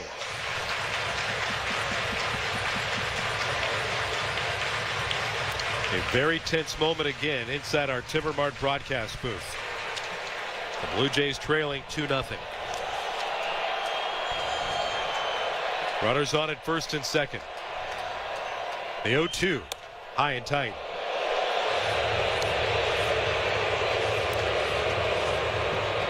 I love that pitch. That's exactly where he wanted that pitch. You straighten up Royce Lewis, and now he's susceptible to that ball down and away. The 1-2. Runners take off at a ground ball down to third. Picked up by Chapman. A throw to first in time to get the out. That will retire the side. Looking for contact. Got it on the ground. And a Gold Glover handled it on the hot corner. And it stays 2-0 after 7 as we go to the 8th. Twins in front with a win. They advance. The Blue Jays playing for tomorrow with 6 outs remaining in their season, looking to rally. 2-0 Minnesota in the American League wild card, presented by Crown Rust Protection. Blue Jays baseball is streaming through the new Sportsnet app and on the Sportsnet radio network. October is here. The summer weather is winding down, and we are cheering on our Blue Jays. Wait, my basement's not ready for October baseball parties? Store your summer gear with Access Storage, official storage provider of the Toronto Blue Jays. Try 4 weeks free. Details at accessstorage.ca. At Lexus of Oakville, our motto is anyone can sell a car. Very few can deliver a Lexus. Because it's true. It's also true that anyone can make an SUV. Very few can make the perfect SUV. Introducing 5th generation Lexus RX, our latest advancement in SUV perfection. A dramatic step up in efficiency, luxury, handling, technology, and safety. Come see the all-new 2023 RX at Lexus of Oakville, starting at $61,275 plus HST and licensing. Even the price is perfection. Planning on selling your home? Don't settle for 5% total commission. When you list your home with Modern Solution Realty, you pay total 2% commission. 1% to seller agent, 1% to buyer agent. You still get full service while saving thousands. Don't overpay for the same service. No upfront fees and no hidden costs, no fine print, and no gimmick. Modern Solutions' local expert team believes in fair 2% total commission. Find out how much you can save today at modernsolution.ca. At Real Canadian Superstore, this week, get a 5 to 7 kilo frozen turkey for only $24. Perfect for keeping your wallet stuffed this Thanksgiving. Gobble, gobble. Offer ends October 4th, only at Real Canadian Superstore. This is the AL Wildcard Series. 2-0 is rocketing out to deep left field.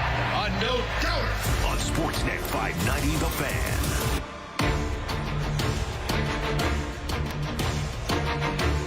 We're inside the Timber Barn broadcast booth here this afternoon in Minneapolis, Minnesota, where the Twins are still leading 2-0. That's basically been it all afternoon long since the fourth. Vladimir Guerrero Jr. leads off the 8th inning against Griffin Jacks. Blue Jays have to find some offense quick. First pitch from the right-hander, down and away, ball 1. This pitching change brought to you by Certainty, the pro's choice for roofing, siding, drywall, insulation, and ceiling systems. Certainty Pro all the way. 1-0. Outside, 2 balls and no strikes. And if the Blue Jays are going to do some damage, this is the time to do it. You have Vlad and Bo coming up. And you also have Duran waiting in the wings for the Twins. The 2-0. Guerrero takes inside. 3 balls and no strikes. We saw some patience for Vladdy back in the 5th inning. But now he's trying to atone for that blunder on the bases back in inning number 5. He was picked off as the tying run. 3-0. A strike called on the outside third.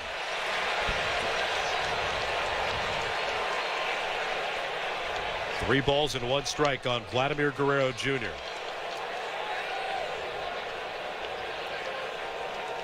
The 3-1, swinging a line drive straight away center field. Racing back, Taylor opens the glove, makes the catch, retreating to deep center field. Vladdy stung that ball, hit it about as well as you can.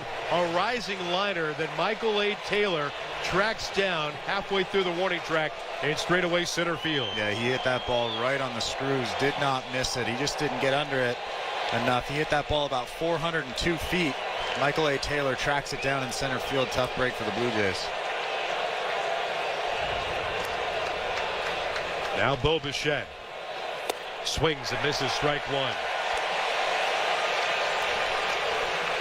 Blue Jays batting in the 8th inning, brought to you by Rogers. With Canada's team all the way, Rogers, proud owner of the Toronto Blue Jays. Bichette pops up the 0-1 towards the line and right.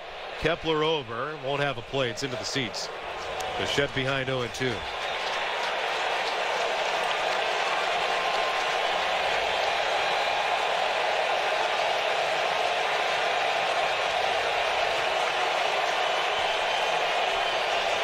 Everybody out of their seats.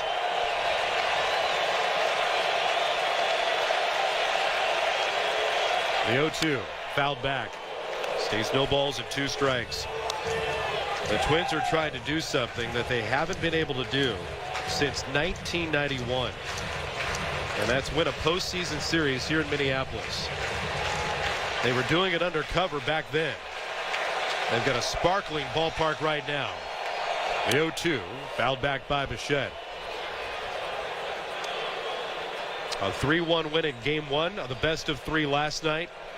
And so far, an 8-hit shutout being twirled by the Twins bullpen and their starter Sonny Gray. 2-0 Twins. Top of the 8th. The pitch. Ground ball, middle of the diamond. Correa in with the backhand. He's got it. Off balance throw to first. And there are 2 away. And he is so smooth over there. A tough play. Tough hop from Carlos Correa. Going to his right, throwing across his body to Donovan Solano at first base. What a smooth play.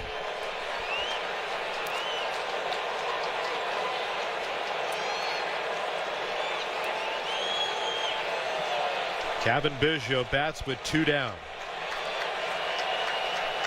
The pitch. Down and in, ball 1.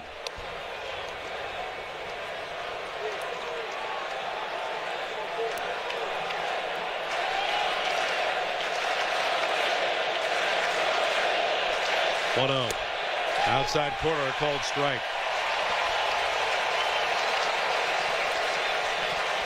Already one wild card series has gone final and a winner advancing. The Texas Rangers are going to Baltimore for the division series. Biggio swings and misses, and it's 1-2. Out-of-town scores were brought to you by St. Louis Bar and Grill. Today, the Texas Rangers posted a 7-1 win behind Nathan Eovaldi over Zach Eflin at the Trop. 1-2. Fouled away at the plate. In the senior circuit, Diamondbacks and Brewers are battling in Milwaukee. And later on tonight, the Philadelphia Phillies will meet the Miami Marlins. Philly and Arizona winning last night.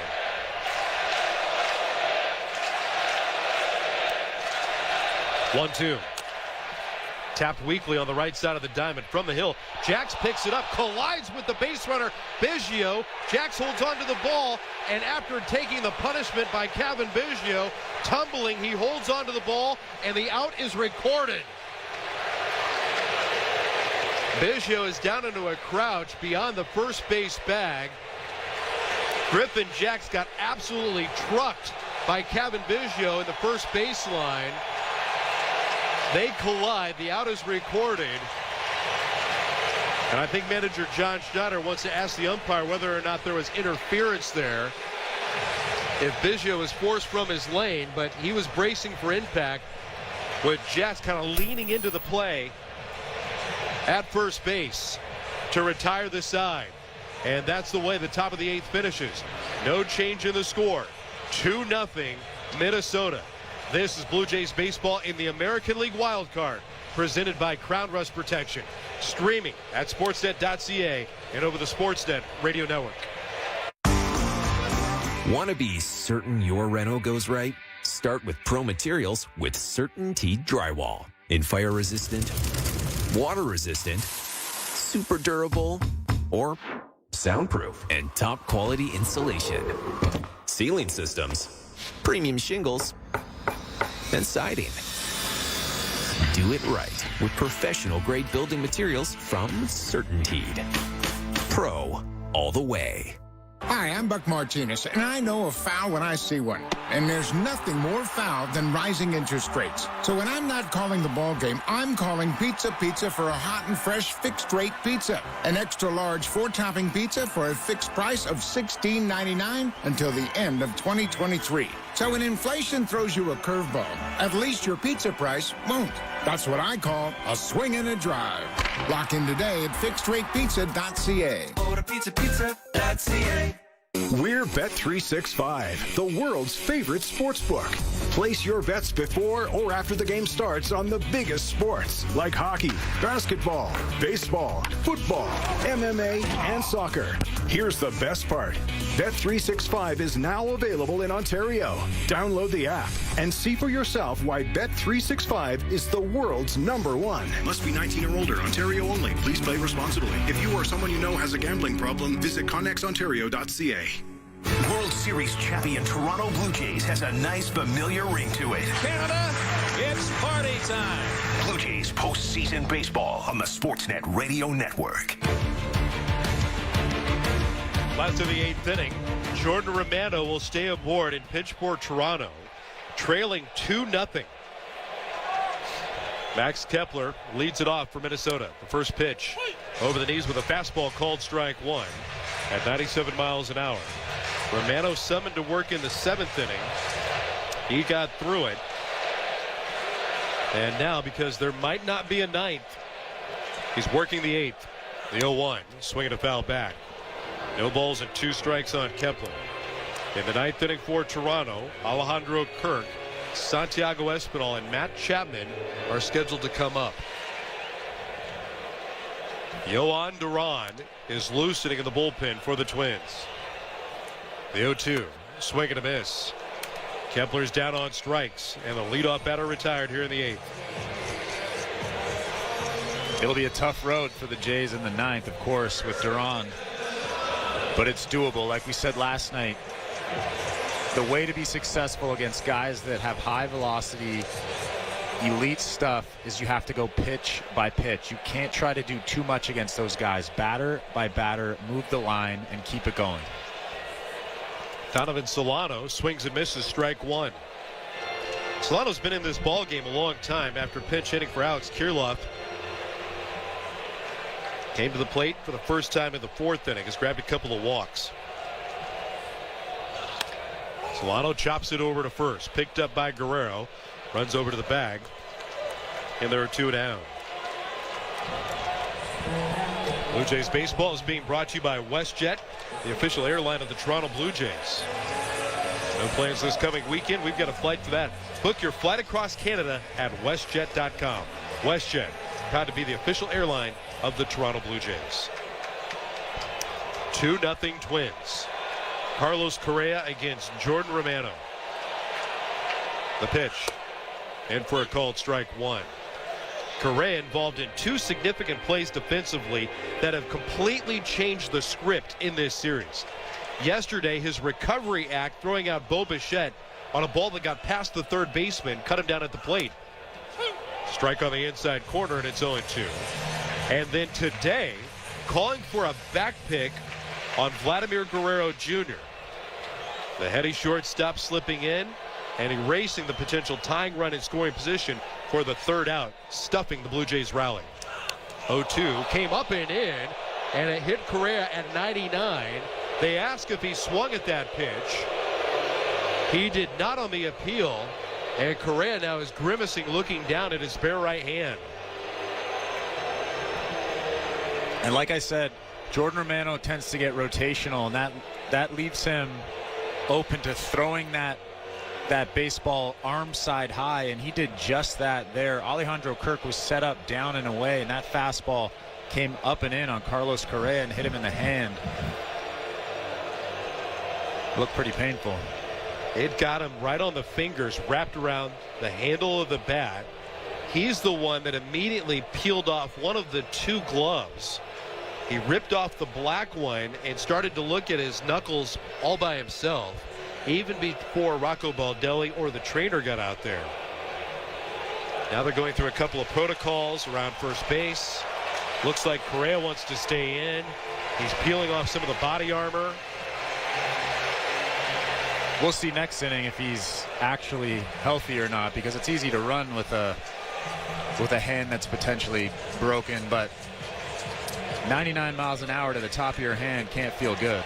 And that's the throwing hand of Correa as well. 2 down, runner at first. Bottom of the 8th, 2-0 Twins. Romano deals. A fastball up and in on Willie Castro for ball 1. Castro was another early move by Rocco Baldelli entering this lineup. Matt Wallner lifted in the 4th inning. He bounced into a double play that picked up the second run of the day. 1-0, kicks off the top of the mound, shoots into center field, a base hit. Correa's around second, going to third. Varsho with the throw to third base, not in time. That opens up second, and a good read by Castro. He takes the extra 90 feet. 2 in scoring position for Minnesota. And that's why, as an outfielder, you always have to hit the cutoff man. You can't let that runner going first to second just take the bag with no throw. You have to hit the cutoff man, and Varsho threw over the cutoff man there with no real chance of getting Carlos Correa at third base. Willie Castro just takes second with no throw. 2-out pressure behind Romano. Ryan Jeffers, the catcher, righty on righty. Swings at the first pitch and vaults it high in the air, out to right field. Springer is there. He makes the catch and retires Jeffers and the side. 2 left aboard for Minnesota. The bells start to ring here in the ballpark because Johan Duran, one of the elite closers in the game, is coming out for the ninth with the Blue Jays trailing 2-0. Their season is on the line in Game 2 of the American League Wild Card. Presented by Crown Rust Protection. Blue Jays Baseball is streaming at sportsnet.ca and on the Sportsnet Radio Network.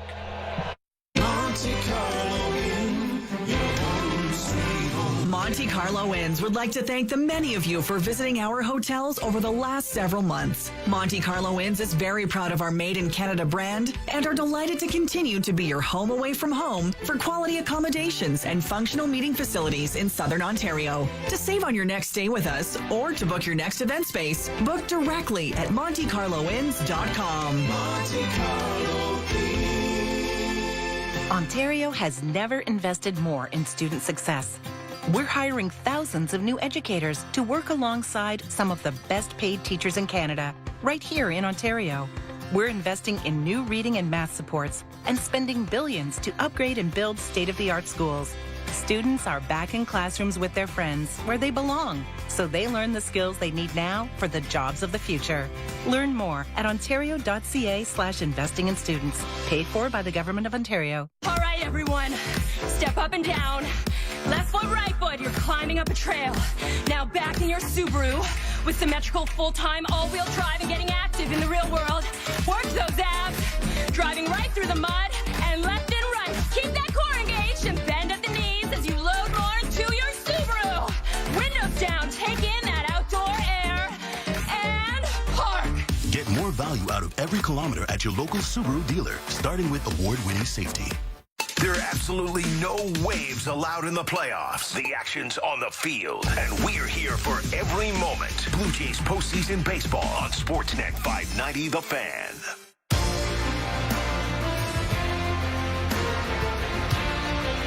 Top of the ninth inning in Minneapolis, Minnesota. With Chris LaRue, I'm Ben Wagner. The Blue Jays have the final 3 outs in the regular season, now to the postseason in front of them. It's been a wild ride through the month of September, wondering if and when the Blue Jays would have a chance to clinch. Well, they were able to do so without playing a game. On the out-of-town scoreboard the last weekend, they backed their way in. The Blue Jays went into Sunday knowing the destination would eventually be here in Minnesota. Johan Duran has asked for time, and now the catcher Ryan Jeffers as well is motioning over towards somebody on the far end of the dugout about something that's happening with Duran, the closer of the Twins. This pitching change is brought to you by Certainty, the pro's choice for roofing, siding, drywall, insulation, and ceiling systems. Pro all the way. Duran is now being attended to on his pitching hand. It looks like something is wrong with the thumb. Maybe a nail or perhaps a blister has cracked open. A trainer is holding the thumb of Duran with a towel. Duran does not look like he's 100%. Ryan Jeffers is the catcher that noticed this. And if there is ever an opportunity for the Blue Jays to jump on somebody that's not 100%, this might be the moment. The Blue Jays are down to their final 3 outs this season, trailing 2-0 here at Target Field.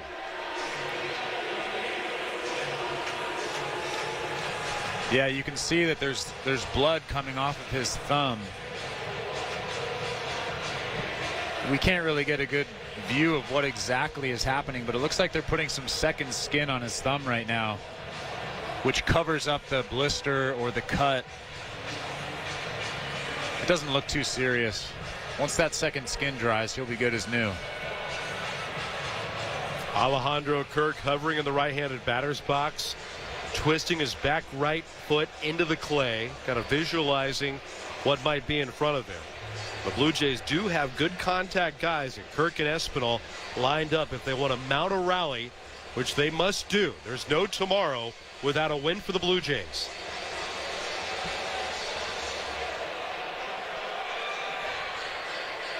Kirk, Espinal, and Chapman scheduled to come up. Blue Jays were knocked off yesterday by a 3-1 score. Today trailing 2-0. And one of the most bizarre box scores for a shutout that you will find. The Blue Jays with 8 hits today. 8 hits, 8 men left on base.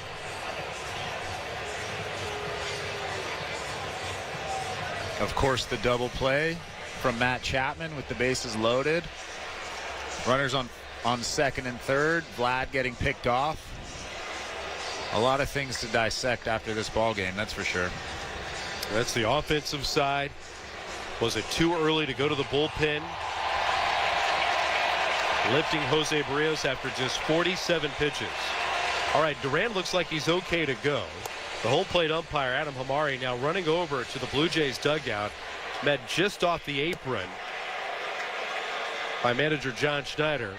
The umpire is pointing down at the thumb of his own hand and saying this is what was kind of unfolding there, and giving an explanation to the Toronto manager. Some extra warm-up tosses now from Duran. He gets ready for the 9th inning. It's a win in advance for the Twins. They won their first postseason game after 18 consecutive losses. in postseason play last night over the Blue Jays, a drought that went back to 2004.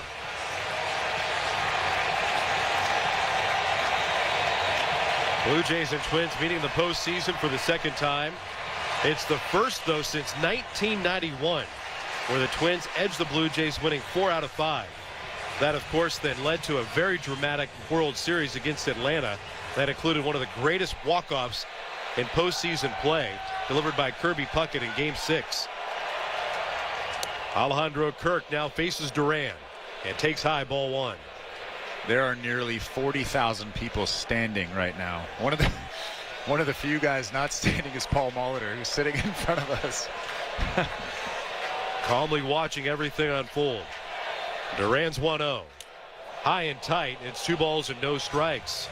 A guy that throws over 100 miles an hour just had his finger doctored and hasn't really showed much command on the first 2 pitches. This has to be an extremely uncomfortable approach from Alejandro Kirk. Yeah, you can see how uncomfortable even Rocco Baldelli is in that Twins dugout. Pitch in for a called strike on the 2-0. He's unsure of what's going to happen. He doesn't know if Duran is healthy. A lot going on right now. Emilio Pagan is starting to loosen in the pen. The 2-1. Outside corner. Well, he found the fastball. Dialed it up to 101. And has bounced back from a 2-0 count to 2-2.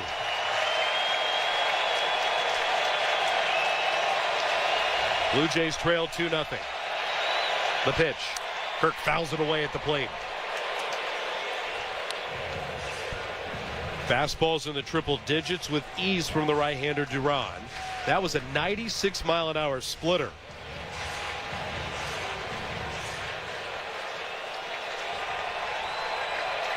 Out of the windup with nobody aboard. The 2-2. Swing and a miss. 1 down in the 9th. And that is just nasty. A splitter at 98 miles an hour. You definitely don't see that every day. And Alejandro did his best to stay on that pitch, but that pitch is near impossible to hit. The Blue Jays have 2 outs left of life. The pitch to Espinal. Swinging a line drive into center field. Base hit. And the Blue Jays will bring the tying run into the batter's box with 1 out in the 9th inning. And that's exactly what you need to do. A guy that throws 103 miles an hour, take that pitch and go right back up the middle. Don't try to do too much with it. Let Duran provide the power. Just put the baseball on the bat and do exactly what Santiago Espinal did right there and hit that ball right back up the middle. Whit Merrifield is out to pinch run. Better wheels on the bases for Toronto.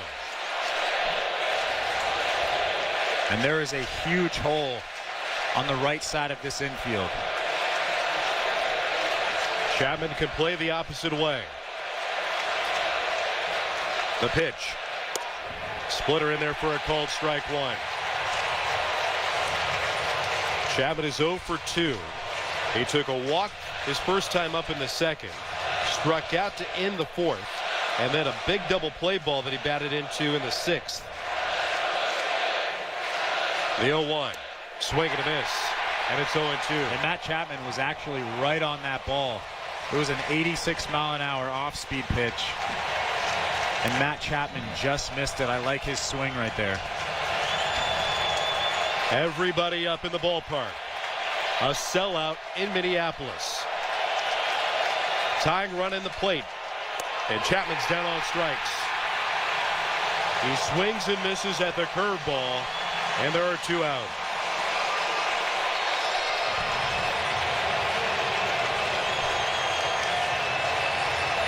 Texas already advanced earlier today. They swept the Tampa Bay Rays. The Blue Jays are down to their final out. Tying run at the plate. Dalton Varsho steps in. Runner goes from first, swing and a miss by Varsho. Merrifield, the runner at second, advancing. George Springer is standing out on deck.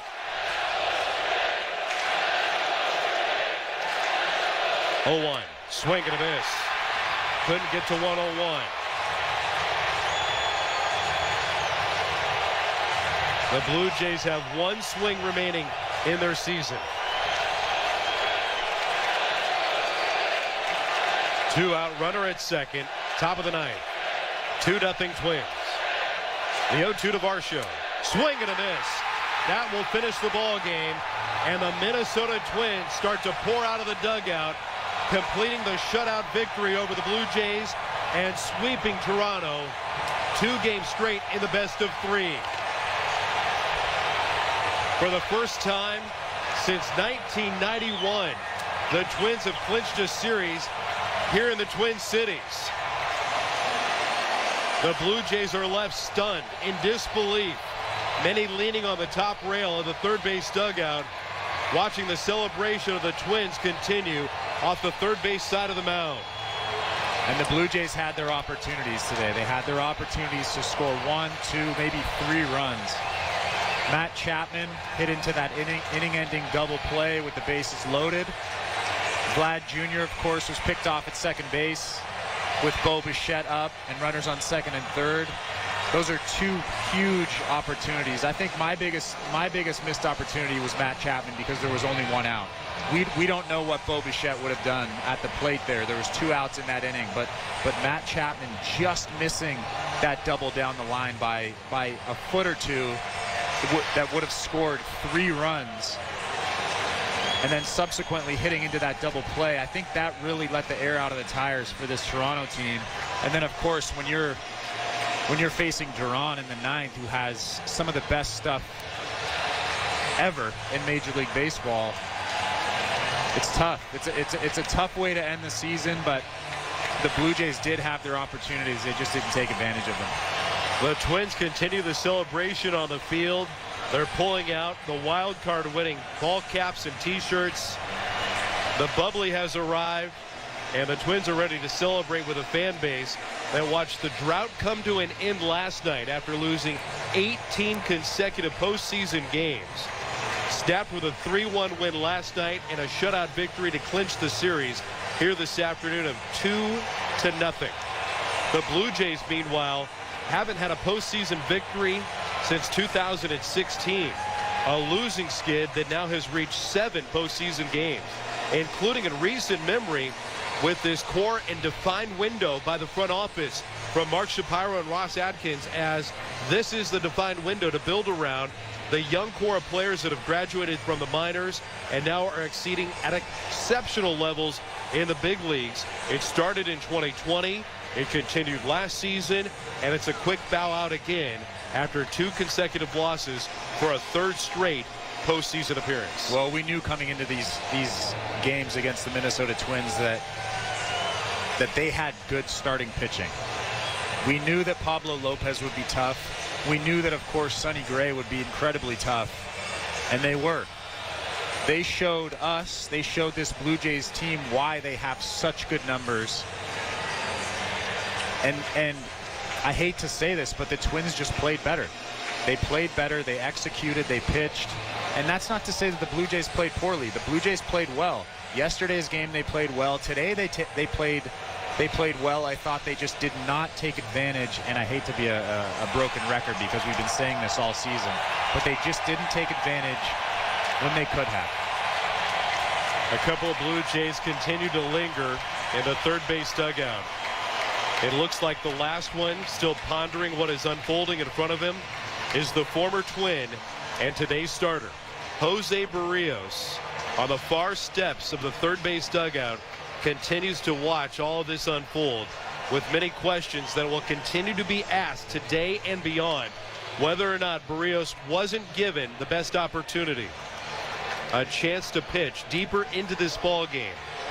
A nice moment unfolding, somebody coming over wearing a championship t-shirt from the Twins side, meeting with Jose Barrios in front of the third base dugout. Jose now gesturing to so many of his former teammates, support staff, coaches, and Rocco Baldelli, that was his skipper as well prior to the trade in the 2021 campaign when he was shipped out from Minneapolis to Toronto. It was a really unfortunate end and a very disappointing end to the campaign. The Blue Jays swept in the best of 3. Wins by the Twins on Tuesday and Wednesday night. 2-0 the final score here in Minneapolis. We'll come back. We'll take you through the totals. We'll also get to our play of the game, and we'll close up shop here from our broadcast booth in just a couple of moments. Your final score, the Minnesota Twins 2, the Toronto Blue Jays 0. The American League Wild Card was presented by Crown Rust Protection, streaming at sportsnet.ca and the Sportsnet Radio Network. With the cost of living going up, I've got to find some ways to save money. Have you decided to keep your vehicle longer? With rising prices and reduced inventory, you're not the only one. Crown is here to help. Our annual rust protection program will keep your vehicle looking great and lasting longer. And it doesn't cost much more than a tank of gas these days. So come on over to your local Crown Center today and protect your vehicle, your investment from rust. Crown. Protect, maintain, save. Hi, I'm Buck Martinez, and I know a foul when I see one. And there's nothing more foul than rising interest rates. So when I'm not calling the ball game, I'm calling Pizza for a hot and fresh fixed-rate pizza. An extra large 4-topping pizza for a fixed price of $16.99 until the end of 2023. So when inflation throws you a curveball, at least your pizza price won't. That's what I call a swing and a drive. Lock in today at fixedratepizza.ca. Order pizza.ca. Hi, I'm Buck Martinez, and I know a foul when I see one. And there's nothing more foul than rising interest rates. So when I'm not calling the ball game, I'm calling Pizza for a hot and fresh fixed-rate pizza. An extra large 4-topping pizza for a fixed price of $16.99 until the end of 2023. So when inflation throws you a curveball, at least your pizza price won't. That's what I call a swing and a drive. Lock in today at fixedratepizza.ca. Order pizza.ca. Want to be certain your reno goes right? Start with Pro Materials with CertainTeed Drywall. In fire resistant, water resistant, super durable, or soundproof and top quality insulation. Ceiling systems, premium shingles, and siding. Do it right with professional grade building materials from CertainTeed. Pro all the way. If you thought your adrenaline was pumping before, get ready for Toronto Blue Jays postseason baseball. What an unbelievable night at Rogers Center On the Sportsnet Radio Network. We welcome you to the Blue Jays postgame show as it continues here from Minneapolis, Minnesota. It's quite the scene, and the seats are just starting now to file up the exits after being part of the celebration here at Target Field, with the Twins winning 2-0 and sweeping the Blue Jays in the American League Wild Card. Both Wild Card series in the AL advancing courtesy of sweeps. Texas taking the first 2 over the Tampa Bay Rays, and now the Twins taking the first 2 over the Blue Jays, moving on to face the Houston Astros in the American League Division Series. Here are the totals from this afternoon's broadcast. The Twins, 2 runs, 7 hits, and no errors. At the plate, Minnesota stranded 9 and went 1 for 6 with runners in scoring position. The Blue Jays, no runs on 9 hits, committed 1 error. 9 men left on base and 1 for 5 with runners in scoring position. Jose Barrios in his start today will be widely discussed. 3+ innings, 1 run, 3 hits, 5 strikeouts, and 1 walk. He was lifted for Yusei Kikuchi, who allowed 3 hits and 1 run and issued a walk. He was done after an inning and 2/3. Jimmy Garcia, Eric Swanson, Jordan Romano combined to fire shutout baseball on 1 hit out of the bullpen. Sonny Gray picks up the victory over 5 shutout frames. He allowed 5 hits, gave way to the bullpen. Johan Duran locked up consecutive saves. His first with a 3-1 win last night, and he preserves the shutout victory in the ninth for his second. 2-0 Twins over the Blue Jays in 2 hours and 51 minutes in front of a sellout crowd, 38,518. Time now for our turning point in the game, presented by Bet365. with Bet365, you can watch thousands of live games. Build your own bet. Even make a bet while the game is still being played. 19 plus, play responsibly. Ontario only. A lot happened within 6 outs. We start in the bottom of the 4th inning. Royce Lewis came to the plate, and Jose Barrios walked Royce Lewis, so clearly the Blue Jays were pitching very, very carefully. The pitching change then was forced by John Schneider, who marched out, and with consecutive left-handed batters coming up, he wanted Yusei Kikuchi stopping the start of Jose Barrios extremely short. Only 47 pitches through 3+ by Barrios. He only issued 1 walk. That was the lone free pass while striking out 5. Ites was playing out differently than what the binders were preaching. So the move was made. And in that inning, Max Kepler singled. Kikuchi a walk then issued to Donovan Solano. Carlos Correa singles home the first run in the 4th inning after the pitching change, making it 1-0 Twins. A ground ball double play that got the second run in, making it 2-0 Minnesota. Then the Blue Jays stopped it right there, came to the plate in the 5th, started about a rally. George Springer had a base hit. Brandon Belt struck out. Vladimir Guerrero Jr. worked a walk, and with Bo Bichette at the plate and the tying runs, on base for the Blue Jays and in scoring position, this is what unfolded. First base open. Biggio on deck. The bullpen ready. Tying runs on in scoring position. Pickoff move back at second, and Guerrero got picked off. Correa slips in behind and combines with Sonny Gray to pick off Vladimir Guerrero Jr., who is defiant about the call. He's claiming he is safe.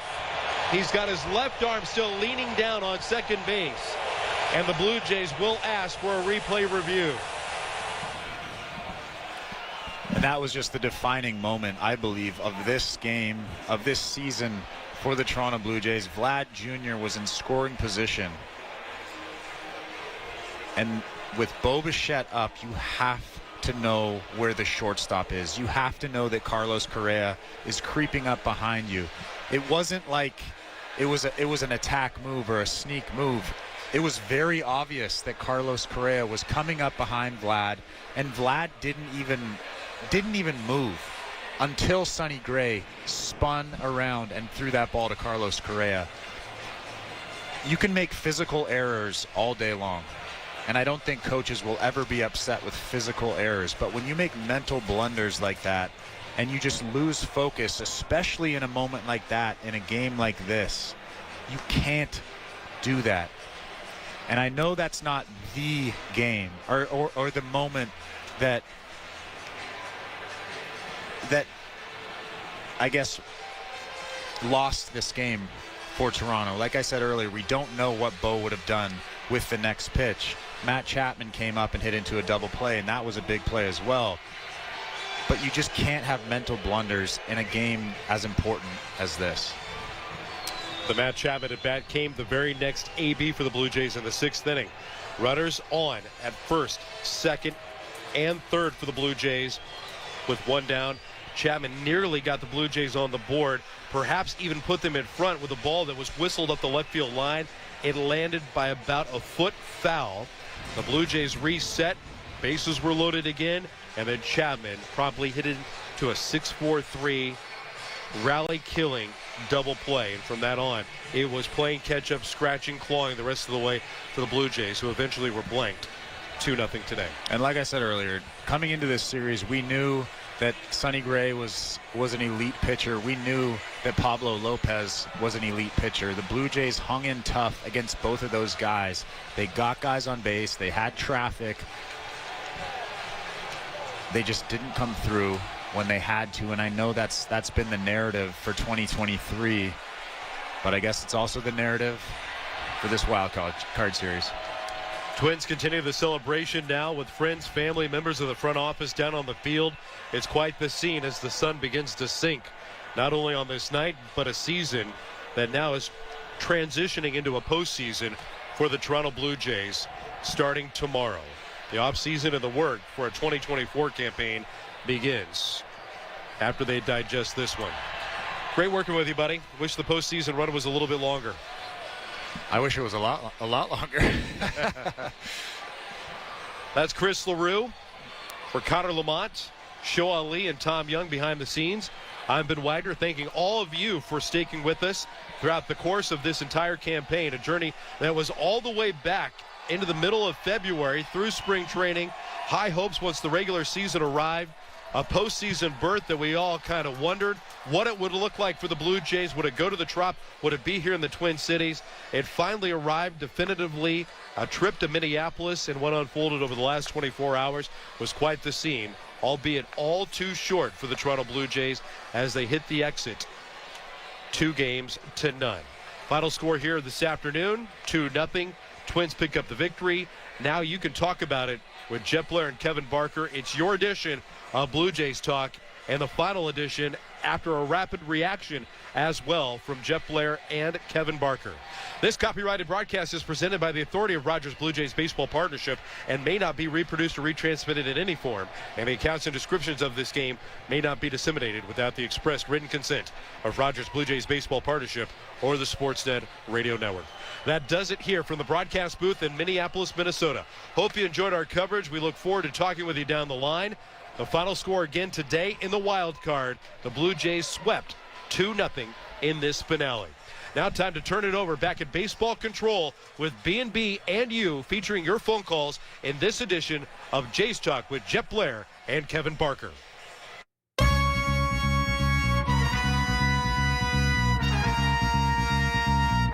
All right, Kevin Barker. Well, last year,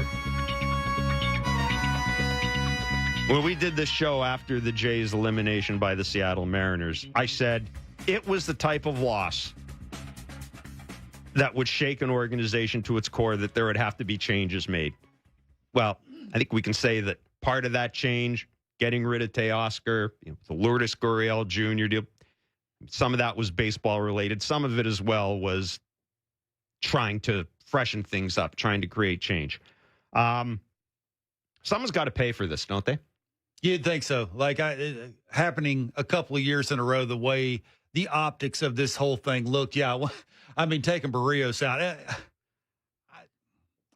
Look, going into this, by how you say was getting loose, you knew that they had scripted this thing, right? Is that part of the order with those lefties coming up, starting with Kepler, and wanting to turn the other lefties around or getting the other lefties out of the game? You know they had scripted this thing because Jose Barrios was dominating them. Like, other than the walk before he took him out, he was dominating. The slider was really good. It was 12-6. It was back footing.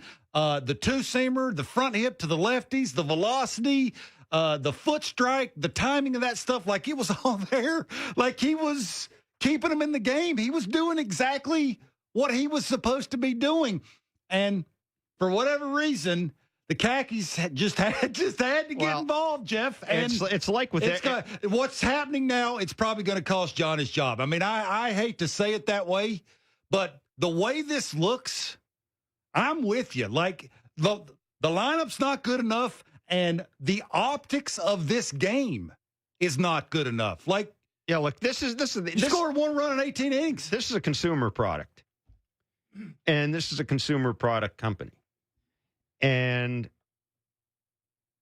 2 years in a row now. And yet, well, I mean, last year, here's the thing. Last year was a surprise to me because of the way the game ended. It was shocking. Sure. You know, the collision and all that stuff. Springer being carried off. What kind of bothers me about this is I am not the least bit surprised that the Jays scored one run in this series. If you had said to me, Jeff, at the start of the series, and I know I picked the Jays to win this because, quite frankly, I wanted to pick them to win it so I could say I picked them to win it. But the fact of the matter is, if you'd said to me at the start of the series, these clowns would score one run, I go, okay. I mean, it wouldn't surprise me. No. It wouldn't surprise me. The numbers, as always, 416-870-0590, star 590, 1-888-666-0590. The Jays have lost 2-0 to the Minnesota. Folks, when that second run came in, Barker and I looked at each other and said, okay, let's get ready to, I'm going to plan for my Thanksgiving weekend. And wait, no. This team down 2-0. I mean, stick a fork in them, bury them, whatever you want to call it. There was no chance in hell these guys were going to come back. But they had chances to come back. They had chances to score runs in this game, and they didn't come through. And isn't it remarkable? This is the thing about baseball. Is it not remarkable? Like, I swear to God, you could hit Matt Chapman 15th in the order, and he would come up with a man on base. He is, you know what? He's the bad karma magnet for this. You could put him anywhere, and he was going to come up in a clutch situation. And of course, not come John's through. been trying for 3/4 of the year to hide him. We know can't do it. He's moved him around everywhere in the order to get him out of the way. We know that we wanted to hit. We know that we wanted to hit him ninth at one point. He wanted to hit him ninth at one point this year, but well, you know, we can't really do that. Can't do that. Anyhow, a lot to talk about. Obviously, the pitching decision. The lack of offense. You didn't even mention Vladdy getting picked off second. Give me a chance to get wrapped. Give me a chance to get warmed up. Vladdy getting picked off second, and I will let you describe that, because I may say that word that I said in the room when I kicked the thing, and I really don't want to do that. Not tonight. Vladdy gets picked off second. Yesterday we saw Bo thrown out at home plate. This is why I think this is a crucial moment for this organization. Bo and Vladdy are 0 for 6 in the playoffs in terms of games won. They've combined for, are we at 2 RBI now? I guess so. Buddy. 2 RBI from your cornerstone players, 2 of the best prospects you have had in this organization. It's not good enough. It's not good enough for this payroll. It's not good enough, frankly, for the city, and it's not good enough for this fan base. It's just not. And yes, we can sit here, Kevin, and say that this is what the whole year was about. As I said yesterday, so what is it? October 3rd, September 3rd, June 3rd, same thing, same old Blue Jays. Can't beg, borrow, or steal a run. But now that we've kind of finished that, this has got to change. This was a team that was a badly constructed team. It's a team that looks to me like it was almost accidentally put together. It looks to me like it was a team put together of a bunch of plan Bs in terms of the lineup. And I keep getting back to this. Ownership ponied up this year. Oh, no question. Ownership stepped up to the plate. Ownership's fixing up a ballpark without tapping into the public purse to build a new ballpark. They ponied up for this. And frankly, they deserved better. Yeah, all you need to know. Ownership deserved better than what this team gave him this year. For me, all you need to know is Dalton Varsho was trying to bunt for a single with first to second in the second inning. That small ball. That for me sums it up right there. Like basically, you're trying to lengthen out that lineup, so maybe because he's driven in, I think 26 runs in the last 2 months, that he'd run into one. That's the whole reason why you're putting him down there. Simplify it, get a fastball down, let it eat. Darren and Whitby, you're on Blue Jays Talk. We got a ton of calls. We are here till 9, 416-870-0590, star 591, 888-666-0590. We're going to John Schneider's news conference live because I want to find out what the hell went on and who the hell made that call and what the hell they were looking at when they made that call. In the meantime, Darren and Whitby, you're on Blue Jays Talk. Hey, guys. Good to talk to you. Lots to unpack here, and there's a couple key talking points, but I want to address the early hook of Barrios. So as a Blue Jays fan, there hasn't been a ton to feel good about this season, and it's been a tough team to feel good about, but I was really enjoying Barrios on the mound this game tonight, and I was feeling pretty good, at least, about his start. Go ahead. Season major. Hey, guys. Yeah, go ahead. He's You know what? We're going to have to call us back there, and you got a bad line. Why am I not surprised tonight that the first call would come in a bad line? 416-870-0590, star 590, 2-0. The Blue Jays have lost to the Minnesota Twins. Twins go on to face the Houston Astros. I guess if you want some comfort, the Rays lost to Texas. Yeah, the Rays are toast too. No, because you were bragging about, you should play the Rays. They can't hit either. Just saying. I had to listen to that for 5 innings in the other room. Yeah. You know what? Listen to the guy who's watched thousands and thousands of games. Yeah. And doesn't look at a team's record in the regular season and go, boy, they've only got 87. We don't want to play. We'd rather play them than the team with 97 wins. You would have rather played the Rays. You would have beaten the Rays. You ain't beaten the Twins. Yeah, those two starting pitchers, Sonny Gray today. There isn't. You could play 150 innings against Sonny Gray, and they wouldn't get a hit. They would not score a run. Do you feel better? I do. Okay. Russ in New Jersey. Go ahead, Russ. Good evening, gentlemen. We could talk about Barrios, and it's a head scratcher. I'd love to know who decided that, because like you guys said, here in the U.S., I was watching Kikuchi warm up, and I'm going like, they showed him. I'm going like, what's going on here? And, Barrios faced the Twins earlier this year, gave up 0 runs. Okay, I know you walked about 4 or 5 guys, but that's just a dumb move.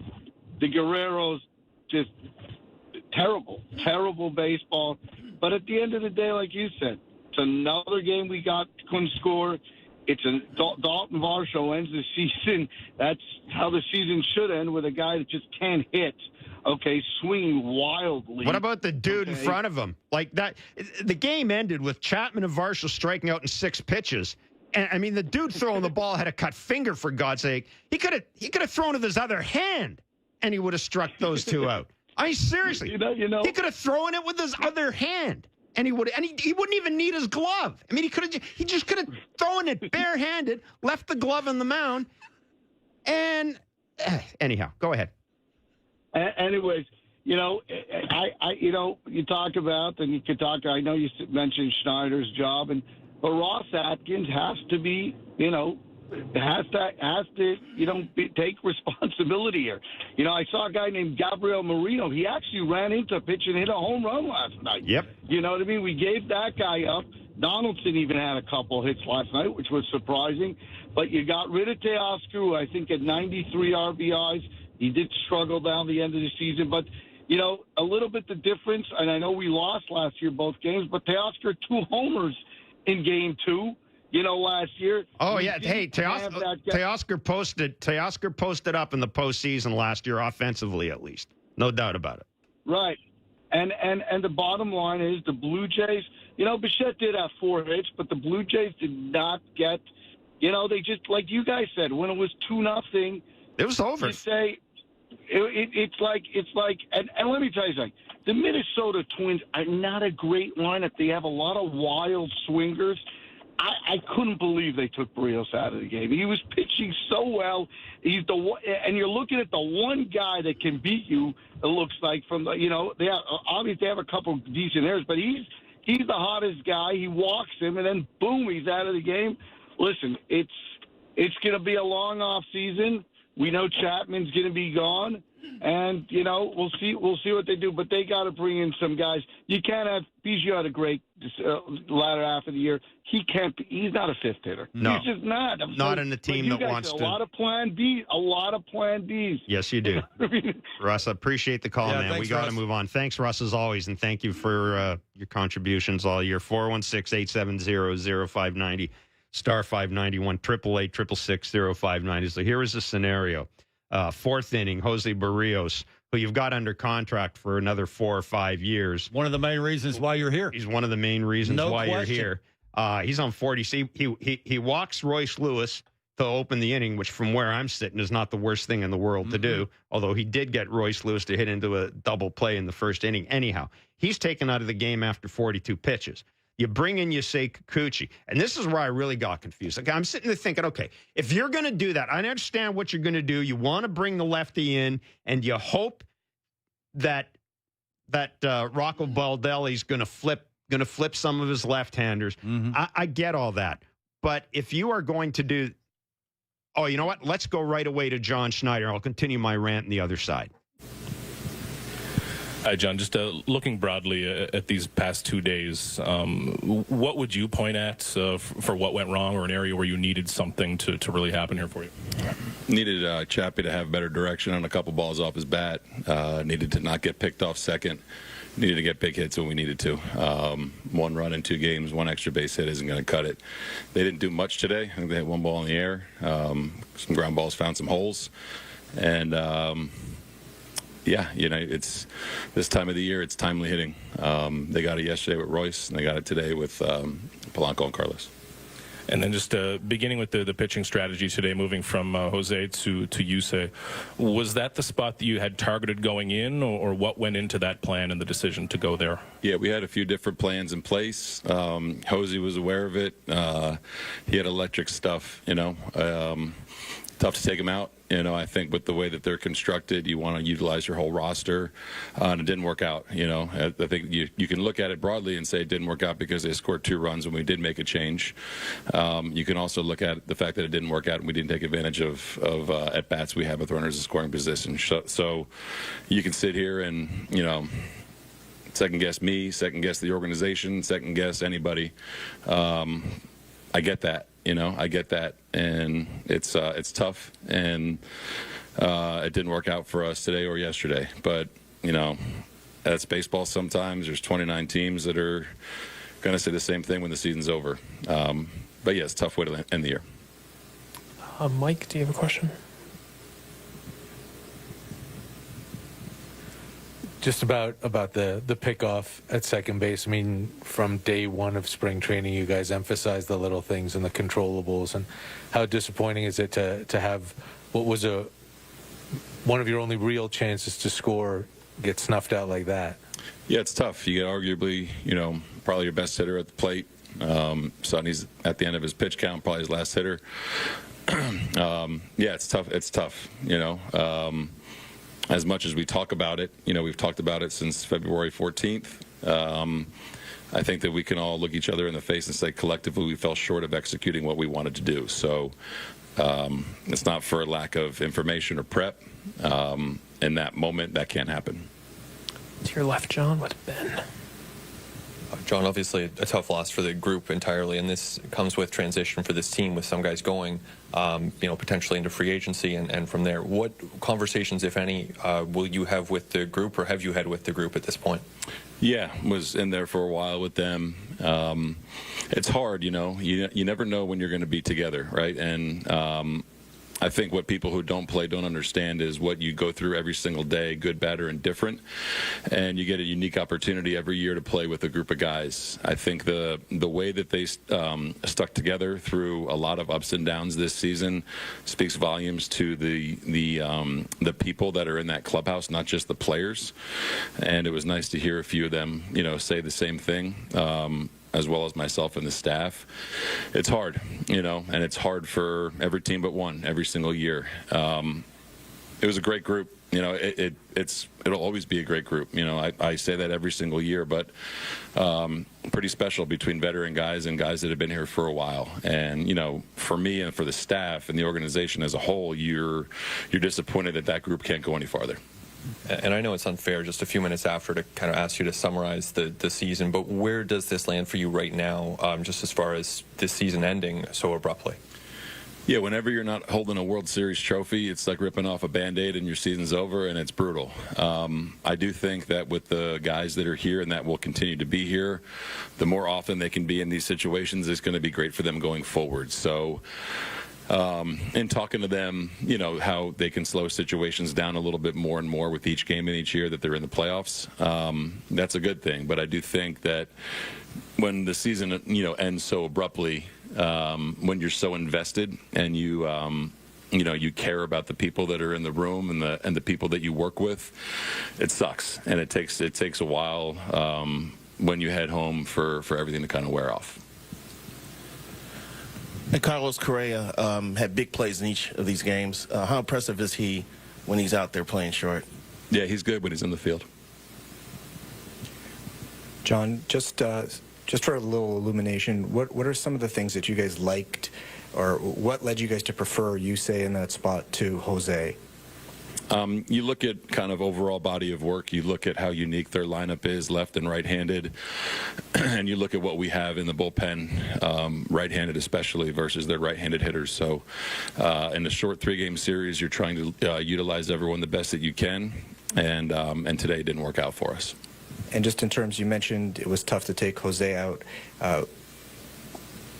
Is the way he was pitching could that have prompted you to deviate from that thought process? Yeah, I mean, I know that, the way that the game is played today, there are a lot of numbers involved and there are a lot of opinions involved. And I think that, not only us as an organization or me as a manager or us as a staff, we've showed throughout the course of the year that, you trust people. It's not cut and dry every single day. And whether that means a guy goes a complete game or he goes 6 or 7 innings as opposed to 4 or 5, it's, I think it gets torn apart a little bit in a game when your season ends. But yeah, I think it's you have to try to take your best chance every single time. Every decision that I make or we make as a staff, as an organization, is trying to win. And when you don't win, I understand the reactions and the opinions that are out there, but it's you have to look at everyone and what they've done all year, and you're trying to put them in good spots.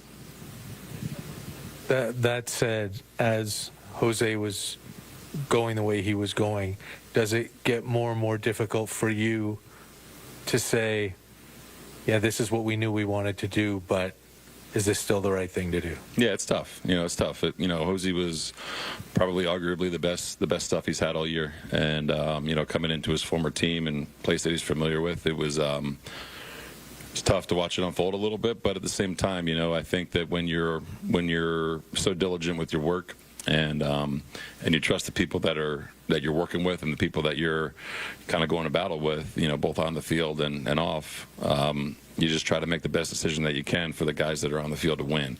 And Jose understands that. He is about as good of a competitor as you can get. You look at our entire starting staff, that you can say the same about all of them. Wanted nothing more than for Chris Bassett than to be on the mound tomorrow. But yeah, I think it's as it unfolds, it's a fine balance of being consistent and convicted with what you think is right and what's going on in real time. I'll finish up quickly with Caitlin. Hey, John. Just, guys on this team, Bo, Vlad, Kevin, some of those guys are still kind of looking for their first playoff win. Is there anything that they can still take from this experience and continue learning from it? And is there anything connecting some of those losses that you see?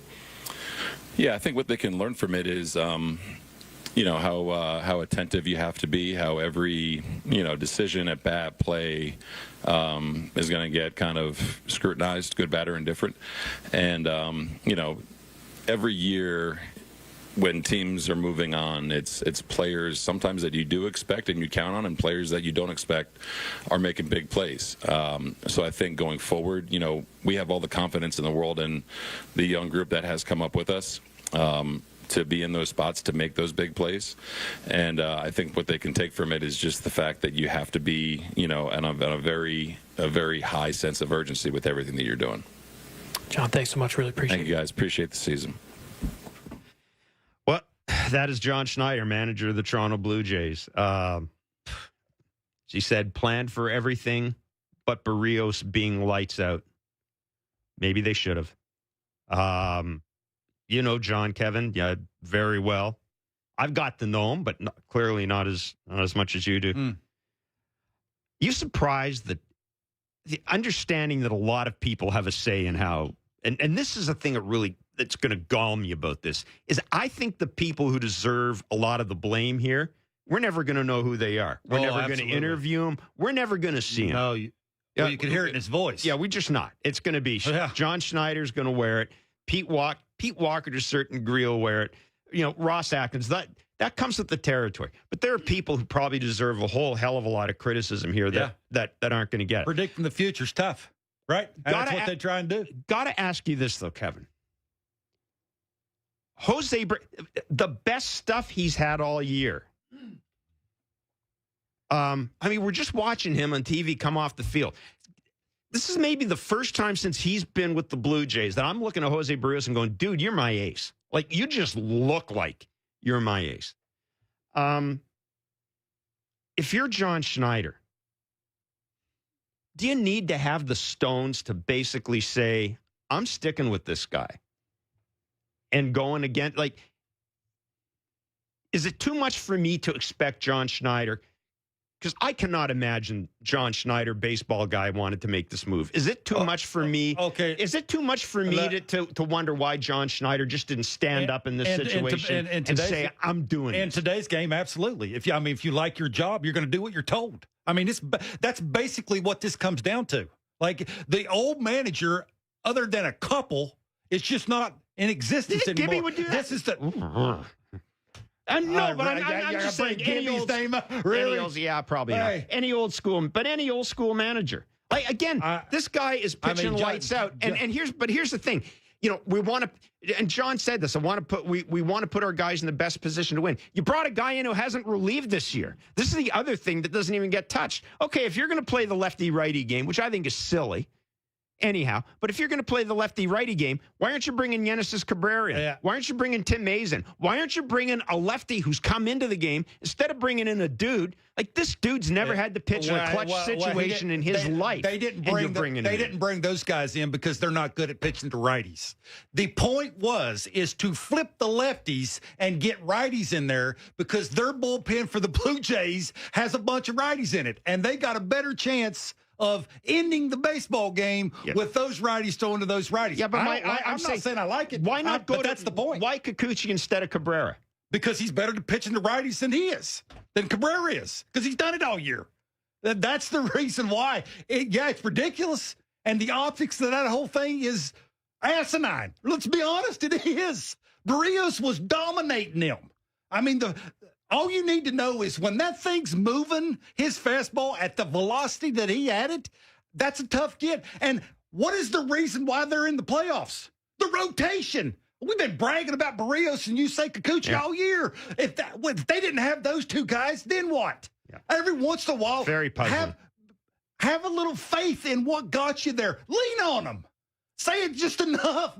How about we just stay out of it? Stay out of it. Let the dudes that got us here, if we're going to die, let them go out there and do it. So, yeah, I got this. I don't understand, especially the way their offense is and how good their pitching's been. I just don't understand it. And that's the other thing, too. You can't manage this game like we're eventually going to get a hit. You're not. Your team isn't going to get a hit. There's nothing this year to suggest you're going to get a hit. I just roll with the pitcher that's going for you. And I mean, we do get back that though. They didn't score any runs. They had that great opportunity to score runs. Vladdy gets picked off. Yeah, the base running's atrocious. Like it's a joke. Yeah, bigger dudes. It's easy. Bigger dudes get real flat-footed on the bases. I'm a big dude. Why do you think when I was running the bases, especially at second, you get a small lead and a big secondary lead? You want to know why you get a small lead? It's because you're a big dude and you don't want to talk that shortstop into going, hey, let's pick him off because he's flat-footed and he's slow. It's baseball 101. And I'm going to say this. Hard. I'm going to say this, too, because I heard some of the questions of John. Vladdy and Bo aren't kids anymore. We got to stop treating these guys like they're 20-year-old kids. They got a lot of major league experience under their belt. They cannot be making dumb plays on the base pass. This isn't Cam freaking Eden. This is Vladdy and Bo. They've been in these situations. And to a certain degree, having the fact that those two key outs in this series were made by Vladdy and Bo really that's almost like an extra dagger. They had one hit that was not a single, Jeff. Yeah, they had one extra base hit. The leadoff double that was stranded. One extra base hit. Base hit. That's crazy. Matt Chapman comes up, bases loaded. It's into a double play. Again, we talked about this all. Matt Chapman. Even John said it. Direction, right? It's what he's been doing all year. He's been trying to pull the baseball front side. Every time he talks to Hazel, it's always the same thing. I'm trying to keep front side in and think right center. You've had like 4.5 months to figure that out. That's the thing, right? It's just, again, when you're trying to hide dudes, and for whatever reason, that bad luck thing comes into play. And guess who walks to the plate? You know what? And that's sort of what they always say. The ball finds you. Like you can try to hide a bad fielder, the ball finds you. And when you're going through the year that Matt Chapman was going through, it's going to come around. Your time's going to come around on the lineup. And again, other than hitting him 15th, I don't know what the hell John Schneider. Well, I'll be on another team next year. How about that? Andrew in London, you're on Blue Jays Talk. Hey, guys. Thanks for taking my call. First-time caller, long-time listener. Thank you and welcome. been a fan since 1985, so I've seen a lot of baseball. Not as much as your caller from yesterday. Well, yeah, and you also had the grave misfortune of not being a national champion, which, you know. Yeah, I'm not. So there you go. Okay, I was extremely upset when Barrios was taken out. I was on pins and needles, to be honest with you, how well he would pitch, but I just sort of tuned out. Like 2023 baseball, Blue Jay baseball. Is this it? Like, unbelievable. I sucks, doesn't it? For this, to be honest with you. It sucks, doesn't it? It does suck. The 2023 Blue Jays baseball was a whole lot of suck. It was. I know this may not resonate with you, Jeff, I think, but one comment I saw on Reddit was Vlad's movie that he said for his career almost now has been a comedy of error. Which Right. I You saw the trailer last year. The feature's going to be this year or something like that. Yeah. The comedy of errors, really. And then the khaki money. I really think the khaki money should be reduced now and spent on base running and teaching them how to hit and runners in scoring position. You know, training wise. So. Andrew, listen, I appreciate the call, and you've given me the perfect launching point because here's what has to happen. Okay, here's what has to happen. I don't know if anybody's going to get fired.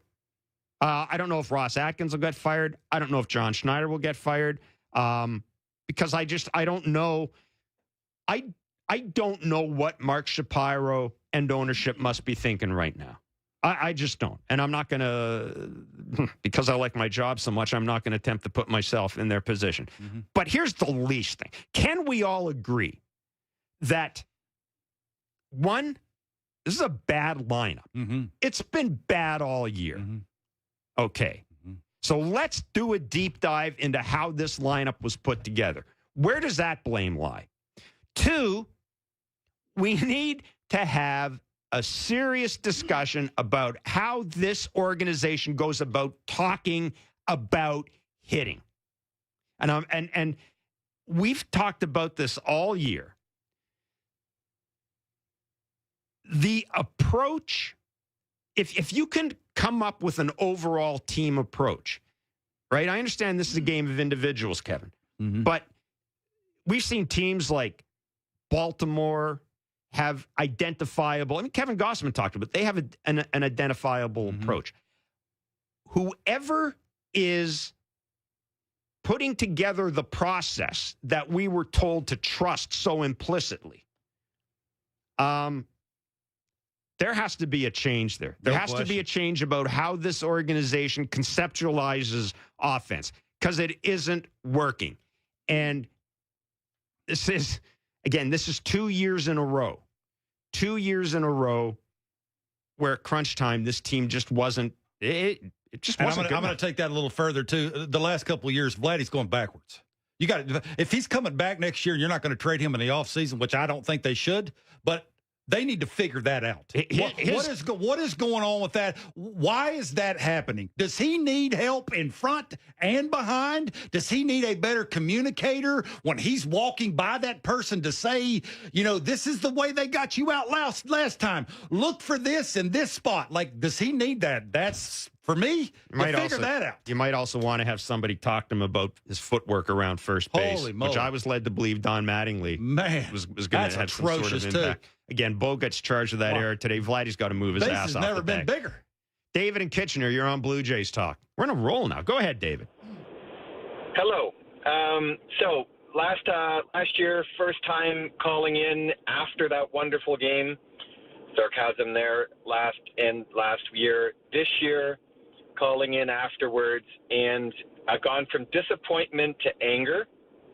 And I agree that the guy sitting in the dugout on Chat GPT making decisions needs to go. Look at what Dusty Baker did the other day. He went out. He was going to take the guy out. He looked in his eyes. He left him in. My next comment has to do with Barrios, because if I'm him now and he bought into everything, but I'd walk in and say, guys, you didn't trust me. I want to trade. You listen. You know what? Thanks for the call, David. I don't think Jose Barrios is wired that way. Yeah, I don't either. But I'll tell you what. I'm sure he's thought about it. I'm sure he's thought about it. And this gets to another point. This gets to another point that and we'll have a chance to talk about this, Kevin. But I also want to mention this: the Blue Jays got a ton of breaks in this series. They got a lot of breaks in this series. They had a lot of chances. Absolutely. Sonny Gray, we talked. He wasn't real good. Sonny Gray wasn't very good. How No, many? no. What did you were charting it? 5 of the first 8. Well, I wrote it down because we were laughing about it. He threw a lot of balls down the middle. Yeah. 5 of his first 8 pitches were. He's got a really good breaking ball, but a lot of those were down the middle. Yeah. But this is the thing. This is there are no excuses. They got the breaks. They got the opponent y'all wanted. Mm-hmm. They've been healthy all year for the most part, with the exception of poor Danny Jansen. Yeah. And boy, oh boy, did this series cried out for Danny Jansen. This series cried out for Danny Jansen. Pitching was healthy. George Springer was healthy. They kept all their dudes on the field, with the exception of Bo getting hurt a couple times. The sad thing is, I think this is as good as this team could possibly be. And that is sad. Yeah, I agree with that. I don't think this is a matter of this team didn't reach its ceiling. This is as good as this group can conceivably be. Yeah, the everyday guys. And they're not good enough. Yeah, I think the Barrios thing, the reality of this is the Blue Jays are not the only team that would have done this. A lot of teams. Kevin Cash. A lot of teams way over. And I was going to say the caller's point too. Dusty Baker's got a ring. Dusty Baker's been around forever. He's not John Snyder. Bingo. Exactly. Guy and Maple, you're on Blue Jays Talk. Hey, guys, give me a minute here. But I want to talk about Tito D and Tito Dumb, and I'm going to start off with Tito Dumb.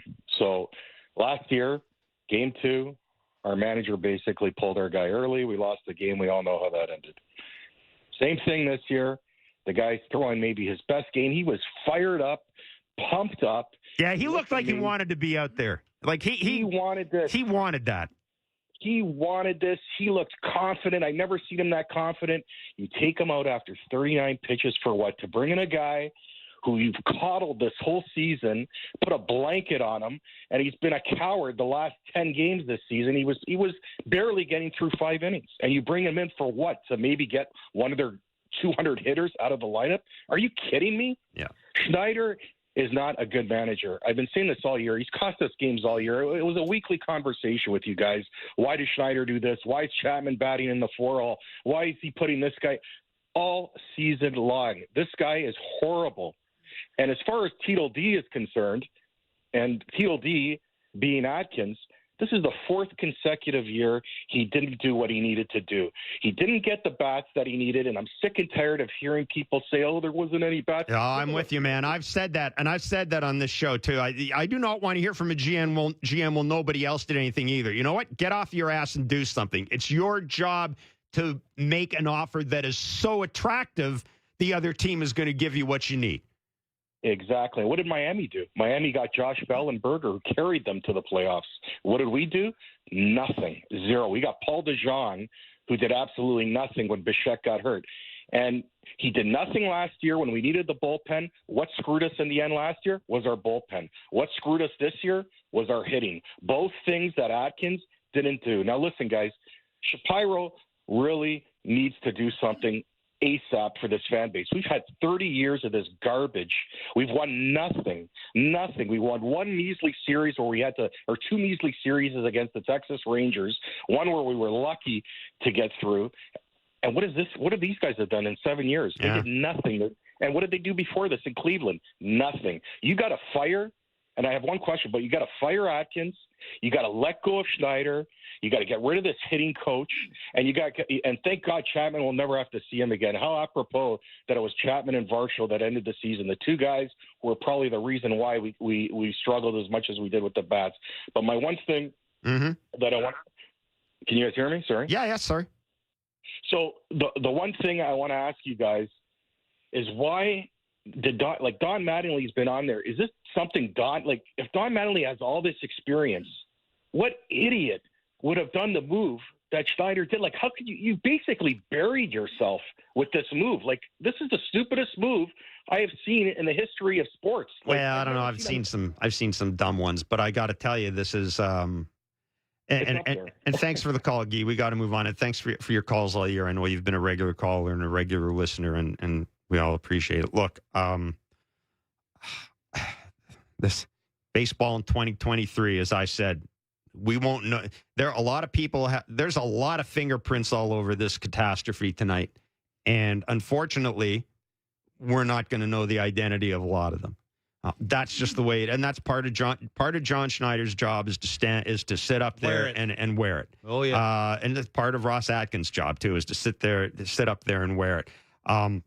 That's all I'm going to say. You know, the feelings are still so raw. I understand why people would want Ross Atkins fired. I understand why people would want John Schneider fired.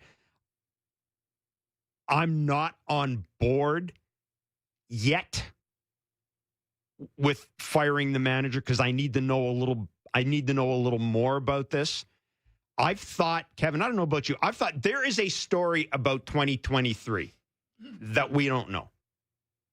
There's something about this team. Something happened to this team. They had the pivot. There's something we don't know about. There is a missing piece to this puzzle that explains their cleanup hitter, and that explains why all of this stuff happened. But I got to say this: I don't know how ownership reacts. I don't know how Mark Shapiro reacts. The stadium was full this year. You've got more money going into the stadium next year, more revenue going to be generated. This is a big payroll this year. I don't know. I don't know how you react to this, but something's got to change, and it can't just be getting rid of a frickin' jacket, right? There has to be a more significant change than that. And maybe change will happen organically. No Chapman, no Belt, no Kiermaier, no Merrifield, Hyunjin Ryu's contractors. You've got like $60 million to play with in terms of dudes leaving this year. But that's a lot of work to do. And folks, Bo and Vladdy, tick, tick, tick, tick, tick, tick towards free agency.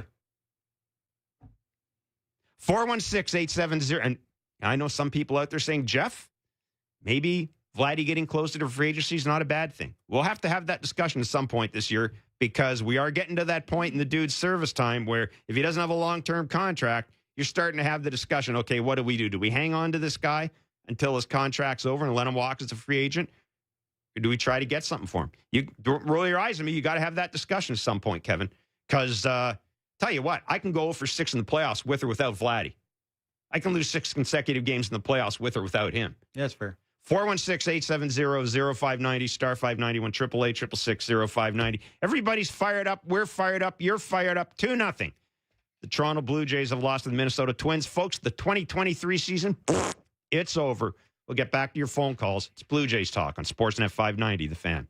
Timber Mart is Canada's building center. Your home team advantage with the right materials and the right price. Project know-how that's brought together a wealth of plans and solid advice. Trust your team at your locally owned Timber Mart. Find your location at timbermart.ca. It was always about this moment. Blue Jays are headed to the postseason. Target acquired. Ready for the next level. It took a team to get here. A loud nation will push us further. The goal remains the same. It's bigger. It's louder. This pitching clinic. Grand slam! It's the postseason. It's time. Get next level loud. Hi, I'm Buck Martinez, and I know a foul when I see one. And there's nothing more foul than rising interest rates. So when I'm not calling the ball game, I'm calling Pizza for a hot and fresh fixed-rate pizza. An extra-large 4-topping pizza for a fixed price of $16.99 until the end of 2023. So when inflation throws you a curveball, at least your pizza price won't. That's what I call a swing and a drive. Lock in today at fixedratepizza.ca. Order pizza.ca. Want to be certain your reno goes right? Start with Pro Materials with CertainTeed Drywall. In fire resistant, water resistant, super durable, or soundproof, and top quality insulation. Ceiling systems, premium shingles, and siding. Do it right with professional-grade building materials from CertainTeed. Pro all the way. With the price of a new vehicle, I'm not buying one anytime soon. Have you decided to keep your vehicle longer? With rising prices and reduced inventory, you're not the only one. Crown is here to help. Our annual rust protection program will keep your vehicle looking great and lasting longer. And it doesn't cost much more than a tank of gas these days. So come on over to your local Crown Center today and protect your vehicle, your investment from rust. Crown. Protect, maintain, save. Hockey is here, and Sportsnet is your place for it all. Be here for a season of the unthinkable, the incredible, the oh my God, can you believe he just did that? Wow! You'll want to be here for the drama. Who's going to be the hero tonight? The action. Shoot, go! The excitement. Oh, did you see that? It's a season-long thrill ride you don't want to miss. Be here for Canada's game. You've got to love this. Watch the season unfold on Sportsnet or stream it on Sportsnet Plus. Sportsnet, here for hockey. Timber Mart always has plans to help you with your plans. Your home, your cottage, your garage, whatever needs your attention first, check the most visited spot on our website for ready-to-order plans to get the job done with Canada's Building Centre. Visit timbermart.ca. Legends are born in October under the bright lights of the postseason. They have done it! The Blue Jays live here on the Sportsnet Radio Network. All right, let's continue the dialogue, shall we? 2-0. The Blue Jays have lost to the Minnesota Twins. Yeah, Parker. If only you guys could see our faces today. My, that sucked. There's a lot. That just sucked. That stunk. Not as bad as last year. This is the way it ended with the 2 punch outs. Well, that was fitting. Yeah. I mean, it's just like, it was like 6 pins. It's like you look down, you look up, it's over. It's like what happened? I thought his thumb was hurt. Yeah. Holy. Yeah, it was not a. Well, they went down swinging. There you Let's go. put it that way. Old college shrine. They went down swinging. We can say that about the Toronto Blue Jays. 416-870-0590, star 591, 888-666-0590. Your chance to vent. Another lost Blue Jays season. I can't put it any other way. Can't sugarcoat it. It's embarrassing only in the fact that the an organization that spends this much money deserves better. It's embarrassing, but it's not surprising. Predictable. Today was a repeat of what we saw yesterday and the 2 days before and a month before that, 3 months before that, and 2.5 months before that. I mean, it was at least they were consistent. Every team struggles to find consistency. God love the Blue Jays. They were consistent. You knew when John said everybody's available. That wasn't good. No, that was not good. That was not a good thing to hear. That was not good. They're way overthinking. That was not good. Yeah. They there's computers going nuts. Yeah, this is an organization that holy. They have a difficult time getting out of their own way. I think we can say that. That's fair. But again, this is the way this organization's constructed. It's built on analytics. It's a process-driven organization. Just the way it is. It's just the way it is. Jose Barrios talked to the media after the game. Before we go to that clip, a couple of things. First of all, really kind of, I guess, cool moment. Jose Barrios, of course, was a very popular member of the Minnesota Twins. He stayed on the dugout on the third base side while the Twins celebrated on the field. It was kind of cool. A couple of the Twins players went over to him and hugged him. He was pretty emotional. And, this is Jose Barrios after the game talking about, I guess, the only thing anybody in the city is going to be talking about, John Schneider and his hook. Were you aware of the plan going into this game? Obviously, I know we are like a elimination game, so we had to give all we got in this game, and that's what I did. We trying my heart, pitch by pitch, and that 4 inning. I started inning with walk of the guy, so we don't have many room to give chance. So, I understand the move. So I had to deal with that. It seemed like you were dealing up until that point. I mean, even the Lewis at bat, I mean, that was a long at bat. I mean, how frustrating is that? I mean, you're used to going deep in the games, obviously. I mean, it is, honestly, like a competitive guy. I mean, everybody know I really work hard myself. So, but like I say, we are in the elimination game, so we don't have many room to give chance to other teams. So, yeah, that bat was, you know, long one. He took great at bat. He been doing that yesterday and today. So, but other than that, I feel pretty good about it. Obviously, I feel frustrated and bad because I lost. But you know, life's still on. Yeah, that is Jose Barrios. You could tell his voice was catching there. Frankly, I think somebody owes him an apology, but he probably won't. That probably won't be forthcoming. He certainly didn't say, "Yeah, absolutely, it's what we talked about at the start of the game." He didn't bite on that question. He talked about wanting to give his all and everything. And again, even if they had talked about it before the game, like at some point, man, you look at a guy who's dealing, and he got us here. Yeah. And the thing, the thing is, I understand you want to get, you want to force Rocco Baldelli to get his righty guys in, so then you can get your righty. I get all that, but Rocco Baldelli didn't actually take the bait. He left Edward Julian in for it's not like he emptied the bench of all his righties. And man,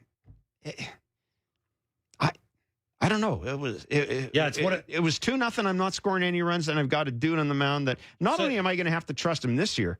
I'll tell you this: if this team gets back, and this team probably will get back to the playoffs at some point, would think Jose Barrios is going to be pitching some big playoff games for him. Well, how about if he left him in and he gave it up? John could come out on after the game and go, you know what? He's one of our better pitchers.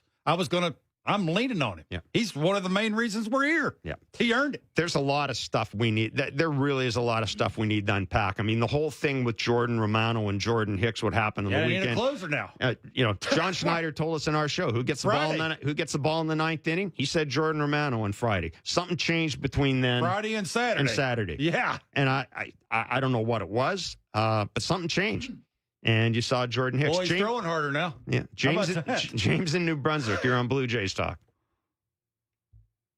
James. Going. Hey, man, what's up?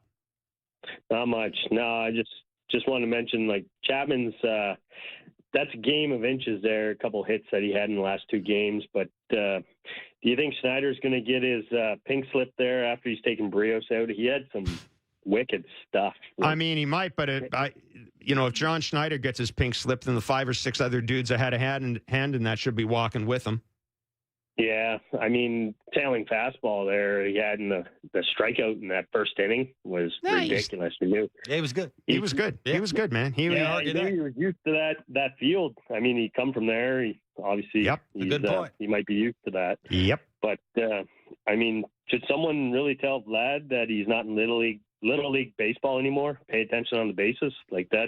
I don't think I've ever in my life seen somebody on second and third with a cleanup hitter on and get thrown out. I have. It happens a lot. Yeah, it does. Yeah, James, thanks for the call. We're going to move on. Yeah. I mean, the base running in baseball is atrocious. It's atrocious. There's no other word for it. That situation again. Bo 3-2. He's the one guy in the team that's got to hit. Right? He battled. Yeah, he battled his ass off to get to 3-2. And this is if there's something that I am going to hang on John Schneider, and I'm sure he won't mind me saying this. We had a lot of talk in spring training about attention to detail, the Schneider rules and all these things, Schneider principles. This team played with its head up its ass often when it was on the base paths. And, that's on the players. The players have to be smarter. But I'm just going to be flat out honest, Kevin. I haven't seen a Blue Jays team, and they played good defensively. This is a good defensive team. Yeah. I don't know if I've seen a Blue Jays team make as many, and this is probably recency bias, make as many errors on the base paths and look as shoddy in the base paths as this team did in key situations. What do I say to you all the time? I say, when you're hitting the way you're supposed to be hitting, it's amazing how good your defense looks. Don't I tell you that all the time? It's like that Bo thing last year, right? When he was raking, his defense tend to go to another level. When you don't hit the way you think you should be hitting, other things suffer, right? Then you start not paying attention to the little things, your lead, how you go first to third. Should you look at the third base coach, all those little things? And when you don't, it tends to look the way it's looking. So, yeah, I'm with you. Johnny in Vancouver. Johnny Canuck. Can I call you Johnny Canuck? What's going on, Jeff? What's going on, Kevin? I got a question for you, guys. Didn't bite on it. Can I ask you again? Can I call you Johnny Canuck? Oh, I didn't hear that. Yeah. Yeah, my whole life people have been asking me that question. Go ahead. That's all good. Okay, Johnny Canuck, go ahead. Okay, my question is, if a tree falls in the woods and no one's around to hear it, does it actually fall? And this relates to the Blue Jays season. You know, if you play season after season and you get swept out of the playoffs, do you even make it? Right? Mm-hmm. And so it's just so frustrating. And, you know, I look at this team and it's just like, are we even playoff worthy? You know, the flaws we had all season, lack of timely hitting, bonehead base running, all right, and also questionable bullpen moves. That's my personal opinion. None of that got corrected for the playoffs. It got magnified, right? And so, you know, like, what do we need to do here? What do we need to do moving forward to actually win a playoff game? I wasn't even hoping we win a series this time. I was just hoping one playoff game that we can cheer about. That wasn't even asking for that much, and they couldn't even do that. Yeah. Listen, Johnny, I mean, here's the thing. There's going to be change organically. Chapman's gone. I mean, we've gone through this. Chapman's gone. Kiermaier's gone. Belt's gone. I'm not picking up Whit Merrifield's option. Hyunjin Ryu's money is off the books. Like, I just did some rough math about, well, in between the first and second strikeout of that ninth inning that I had during the sixth pitch. Got to hurry. Got to get it done because the human air conditioners are up there. They're going to save about $57 million. Or they're going to have about $57 million off their just as an estimate, $57 million off their payroll next year anyhow. So they're going to need an everyday third baseman. They're probably going to need another. You're always going to need another starting pitcher. It's just you just are. Hitter. You need a cleanup hitter, and you know, and you got to. I mean, I don't know. The bullpen to me now is in disarray. It is. The bullpen to me is in disarray. I don't know what's going. How do you win a World Series without a closer? I don't know what's going through Jordan Romano's mind right now. Well, he's throwing harder, so he's mad at somebody. But you know, the problem this team has is there's not a lot out there in the free agent market. I've got to think the Jays will at least make a call on Shohei Ohtani. Why not? I'll do it for them if they want. If they can't, you know, I don't know if it's going to take too many people to figure out how to make a call to Shohei Ohtani. There might be 30 people involved in the process, but if they can't get around to it, I'll give them a call. You know, you're going to have to do something via trade. It's as simple as that. And well, look at this team. What are you going to trade?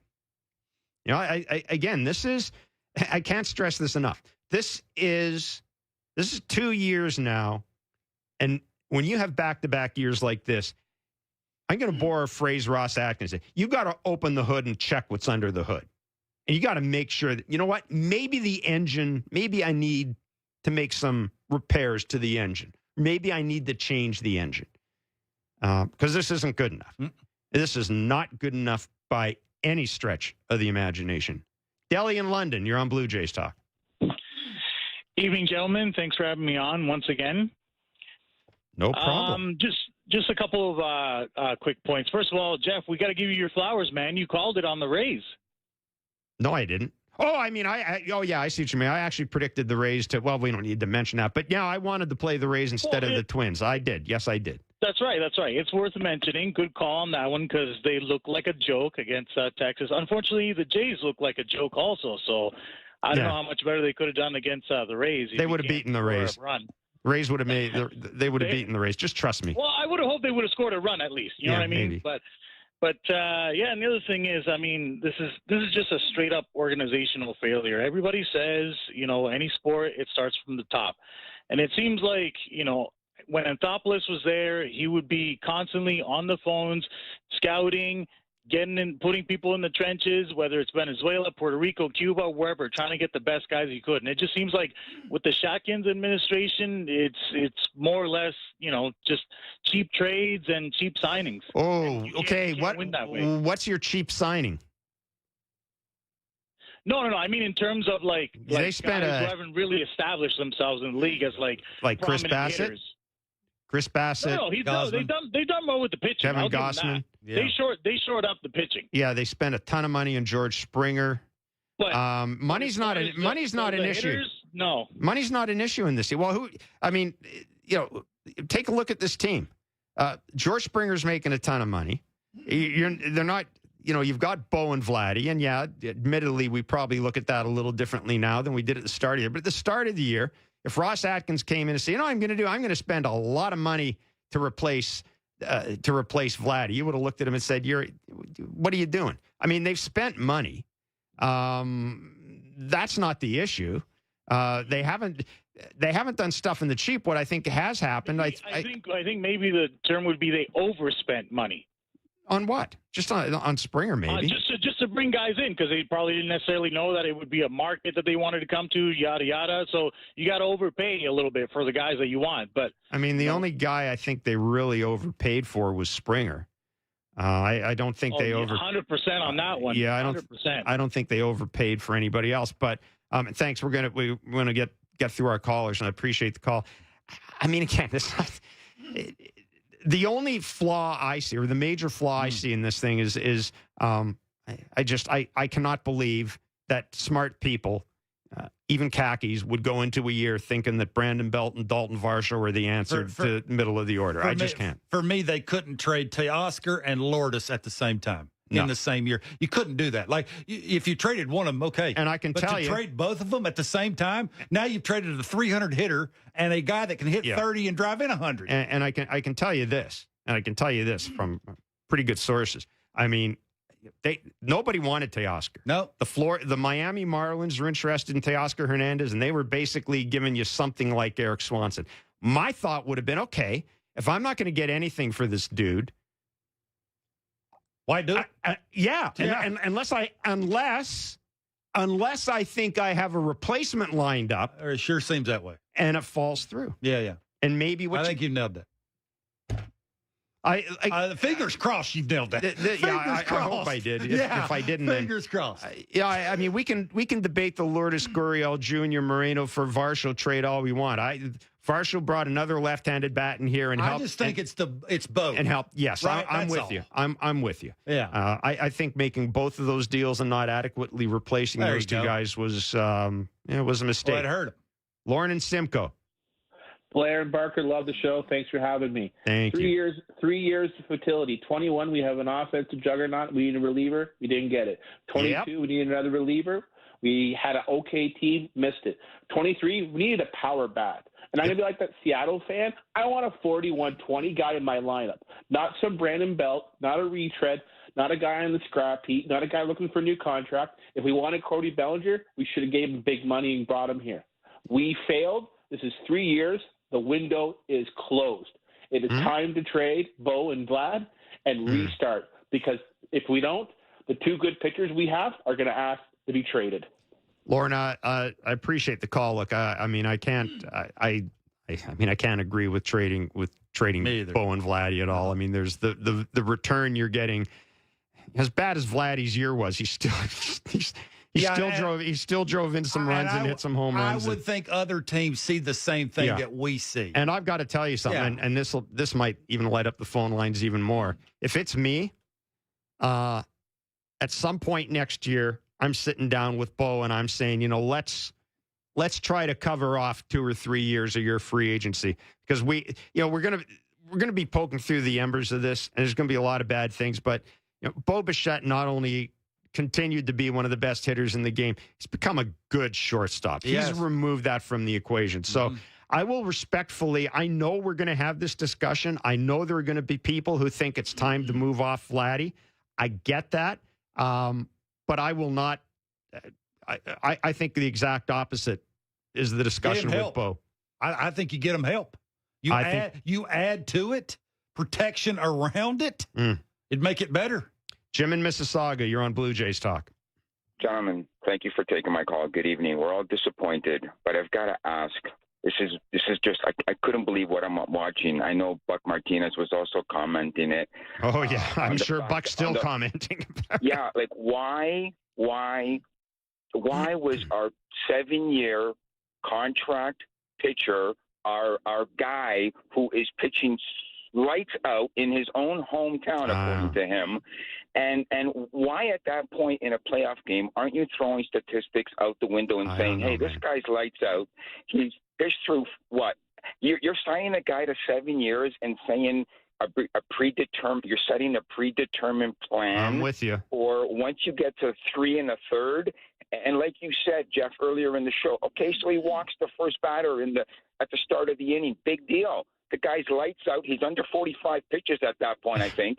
I think it was 47 was the final, but 47. Yeah. And I can't believe this. I'm pulling my hair out. I'm saying, please, please, please, don't do this. I think everybody watching the game was probably saying the exact same thing. So my question is, Mr. Barker, why is this plan put in place prior to a game without kind of getting a feel and seeing how the game is being played out, especially the way Berríos is pitching at that point? How do you make a 7-year commitment to a guy, put him in an elimination game and say, you're our guy, and then pitch him for 3 1/3 when the guy's giving you more than you could actually script or dream of? Please help me understand this because I can't. Yeah, it's a great question. Thanks for the call. Look, how would we answer that? Like, unless we're in the room with the other, however many people are making this decision. This is just not John making this decision, right? No, it's he not. even came out and said that they had a couple of ideas that was going to happen one way or the other. And it just so happens that the way the game like the was, one thing was rolling along. It seemed at one point nobody put their hand up and said, hey, what if Berríos is really good? Okay, what do we do then? Yeah. Well, it seems as if they prepared for every eventuality, but the fact that the dude is under contract for the next 5 years was dealing in his own ballpark. And we watched. You saw the dude's body language. Yeah, I think because everybody else was saying it was Bassett pitching in game 2, that I would think you'd have enough confidence in the dude that you picked to say, here it is, dude. Go out there and get it. You're the reason, one of the main reasons why we're here. We're going to lean on you. Maybe it was an easier sell because it was Berríos and not Bassett. I wonder if Bassett would have went for that. That's I don't know. There's always there's always stuff that goes on in clubhouses and relationships and things we don't know about. I want to blame somebody. I got to blame somebody. I got to fire somebody. I might have to fire a couple of people. I just don't know who. I really don't. I don't know who. Robin Port Hope, you're on Blue Jays Talk. Yeah, you guys, I'm going to leave 2023 in the rearview mirror. I mean, you've said it, guys have said it. Rob, can I just jump in for a minute here? Just hold the line. I'm going to let you. Whit Merrifield was talking to reporters after the game. This is from Mitch Bannon. This is Whit Merrifield. Listen to what he says. He was asked about taking Jose Berríos out of the game. I hated it, frankly. It's not what cost us the game, but it's the kind of baseball decisions that are taking away from managers in baseball at this stage of the game. So that from Whit Merrifield. Please continue, Rob. Sorry, but I wanted to get that out there. No, and you guys have said it, right? Jeff, you and Kevin have said it. I don't think that our skipper really had a choice unless he wanted to put his personal neck on the line and stand up to the Khakis and say, I'm not doing this. And we all agree that anybody who's been around baseball a long time, if they had the freedom to make the decision without worrying about the Khakis, would have left them in. Yep. So let's leave that behind. I mean, we were not going to win the World Series with this team. If we got by these guys, we were eventually going to trip up against a better team, and we just don't have the offensive depth. But here's what we could do for next year. And I think if you borrow a page from what you saw with the Orioles, where their drafts finally came through, their talent was at the upper end of their system, and it's still a lot sitting there, and they're going to be great for a while. But so is ours. And if you just think, this management team is not stupid. They've made some really good signings. We've got 4 anchors in our rotation for next year. And if you assume that either Tiedemann or Manoah comes back and replaces Ryu, we got a darn good starting rotation next year. And we got the basic makeup of a good bullpen. All we have to do is either re-sign Jordan Hicks or another high-end closer, and it's a great bullpen. Even if you let Richards go, replace him with Pearson, you still have Green, you still have Romano, you still have Swanson, you still have Cabrera, you still have Mazur. So the pitching's going to be really solid. So what do? I think you let the $50 to $60 million worth of payroll walk, not because you could or you should, but you've got the kids coming up who, just by coincidence, you've got a one-to-one replacement of all these guys. Horowitz replaces Belt. Elvis Martinez replaces Chapman. Addison Barger replaces Kiermaier. You move Addison Barger to right field with his cannon. You move George to left field. No, I got to stop you right there. You're not, if George Springer's in this team, you're not moving him out of right field. You're not. Barger and left, and let him throw runners out at second and third and home. No, He's got the best arm since Jesse Barfield. And Davis Schneider can replace Merrifield, and Ricky Tiedemann can replace Ryu. There's how you move $60 million off the payroll. Okay, what about this organization suggests to you that they are going to have, by my count, that's four guys coming up from the organization contributing right away. Keep in mind that, none of those guys are on, according to all the ranking services, none of those guys are close to the Orioles prospects. That they do not have a Jackson Holiday. They do not have a Gunnar Henderson. I mean, they just don't. Or Elvis Martinez is a young guy who took some good steps this year. But I'm sorry, you can't bring those guys up and try to sell a fan base that saw the payroll this size this year that you think you can contend with those young guys. You can't. Listen, we all know the pundits and the ranking systems are just a guess because. Well, except they're not when it comes to guys like Gunnar Henderson and Natalie Rutschman. I mean, they're not. Who would have guessed David Schneider? But David Schneider was. What was Davis Schneider again, Bark? He was 0 for 31 at one point. Can we stop talking about Davis Schneider as if he's Babe Schneider? He was 0 for 31. He doesn't have to when be it Babe Schneider. Counted. All he has to do is replace Merrifield's production, which he can easily do. Well, okay, all right. And so does Elvis Martinez. All he has to do is replace Chapman. Is he going to be as good defensively? No, but this is the real deal. How do you know? Look what he did to AAA in the last half of the season.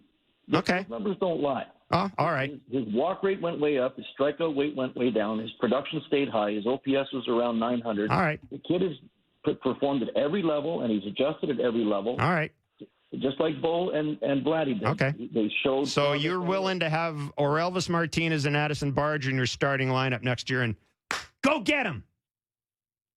I think those two guys, Horowitz, could be everyday. Okay, we got to move on. I mean, I'm not disagreeing with you entirely, Rob. And look, there's a chance. There's absolutely Elvis Martinez took some big steps forward. I've seen nothing from this organization that gives me confidence that they're going to be able to fart out 4 everyday players for 2024 in spring training. I just don't. I mean, maybe Ricky Tiedemann's ready. Maybe Alek Manoah comes back. Maybe Elvis. This is all maybes. You don't have a $230 million payroll in 2023, then come back in 2024 with a bunch of maybes. You don't. I don't think you do. It would be tough. That would be a tough sell to a fan base that's had the last 2 years in the playoffs that they've seen now. That would be a tough sell. Vladimir Guerrero Jr. was asked about the move to take Barrios out of the game. This is with interpreter Hector LeBron. And then in today's game, Barrios was really dealing today. Were you surprised when he came into the game when he did?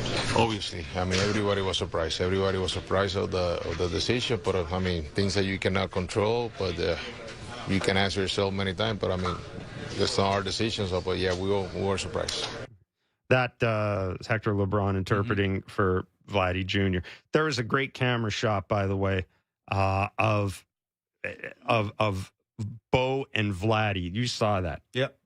Bo leaning over to Vladdy, whispering. I would love to know what they were talking about. This was just after the Barrios decision. Both of them looked.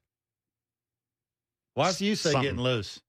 I don't know. Is he hurt? There were some shots of that dugout. Go back and look at some of the, if you can, go back and look at some of the shots of the dugout when all that was going on. And there's a story there. Trust me, as an old reporter, there's a story there. There's something you can tell by looking at things and seeing how people are acting and seeing how people are reacting. There's a story there, and I hope at some point in the next couple of days somebody gives us an explanation for what went on there. And it's I didn't want to cut. I didn't want to be harsh on Rob because I understand that there's. Yeah, I'm sure the organization will have guys that'll come up and contribute, but it's just I can't go into the AL East next year with 4 rookies thinking that I'm going to be able to do what the Orioles did, because there's nothing about any of those players that suggest they're Adley Rutschman or Gunnar Henderson. There just isn't. I would think Vladdy would need a little bit more help around him. Like, it's obvious. There's no question now. It's not. Are you wondering if Vladdy can do this on his own? You can tell he can't. 2-0. I mentioned the score. 2-0. The Blue Jays lost to the Minnesota Why does it Twins. seem like it was 15-0? I mean, it's 15-0. Buck essentially said the same thing on TV. It feels like it's 7-0. It was.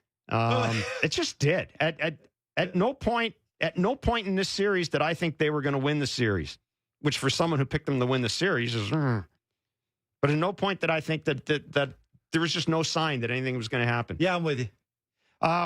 We're going to scoot in a couple of minutes. Anything you want to say just to tie this up? We'll be back tomorrow. I think our schedule is 5 to 7 tomorrow. I think we're back with Blair and Barker on the regular time for this week, and then things will change obviously with the puckheads coming in and everything like that. But anything you want to say just before we break here and turn it over? I really don't think everything's lost here. I do think they have a good team. They by far, it's not even close. Are they close to being a great team?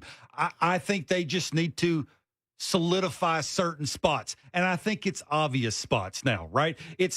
You need better guys that know how to drive in runs. It's not, you can't teach on the fly. You need those established guys. And I do say guys. I'm not talking about just one, right? You need obvious guys that have different weaknesses than just a fastball up. That's sort of obvious kind of thing. So, yeah, I think it's a sad time. It's a bad time. But I really do think that they're closer than what we saw the last 2 games. Oof. I wish I could agree with you. Huh. I think their pitching's good. Pitching is good. Yeah. Well, there you go. As we say in these parts at this time of year, drop the puck. Thank you for listening to Blue Jays Baseball, brought to you by Crown Rust Protection. With over 250 locations across Canada, Crown dealers from coast to coast are cheering for our team. This postseason, make sure to stop by your locally owned and operated Crown Rust Protection Center and protect your vehicle from its worst enemy, rust. Good night from Toronto.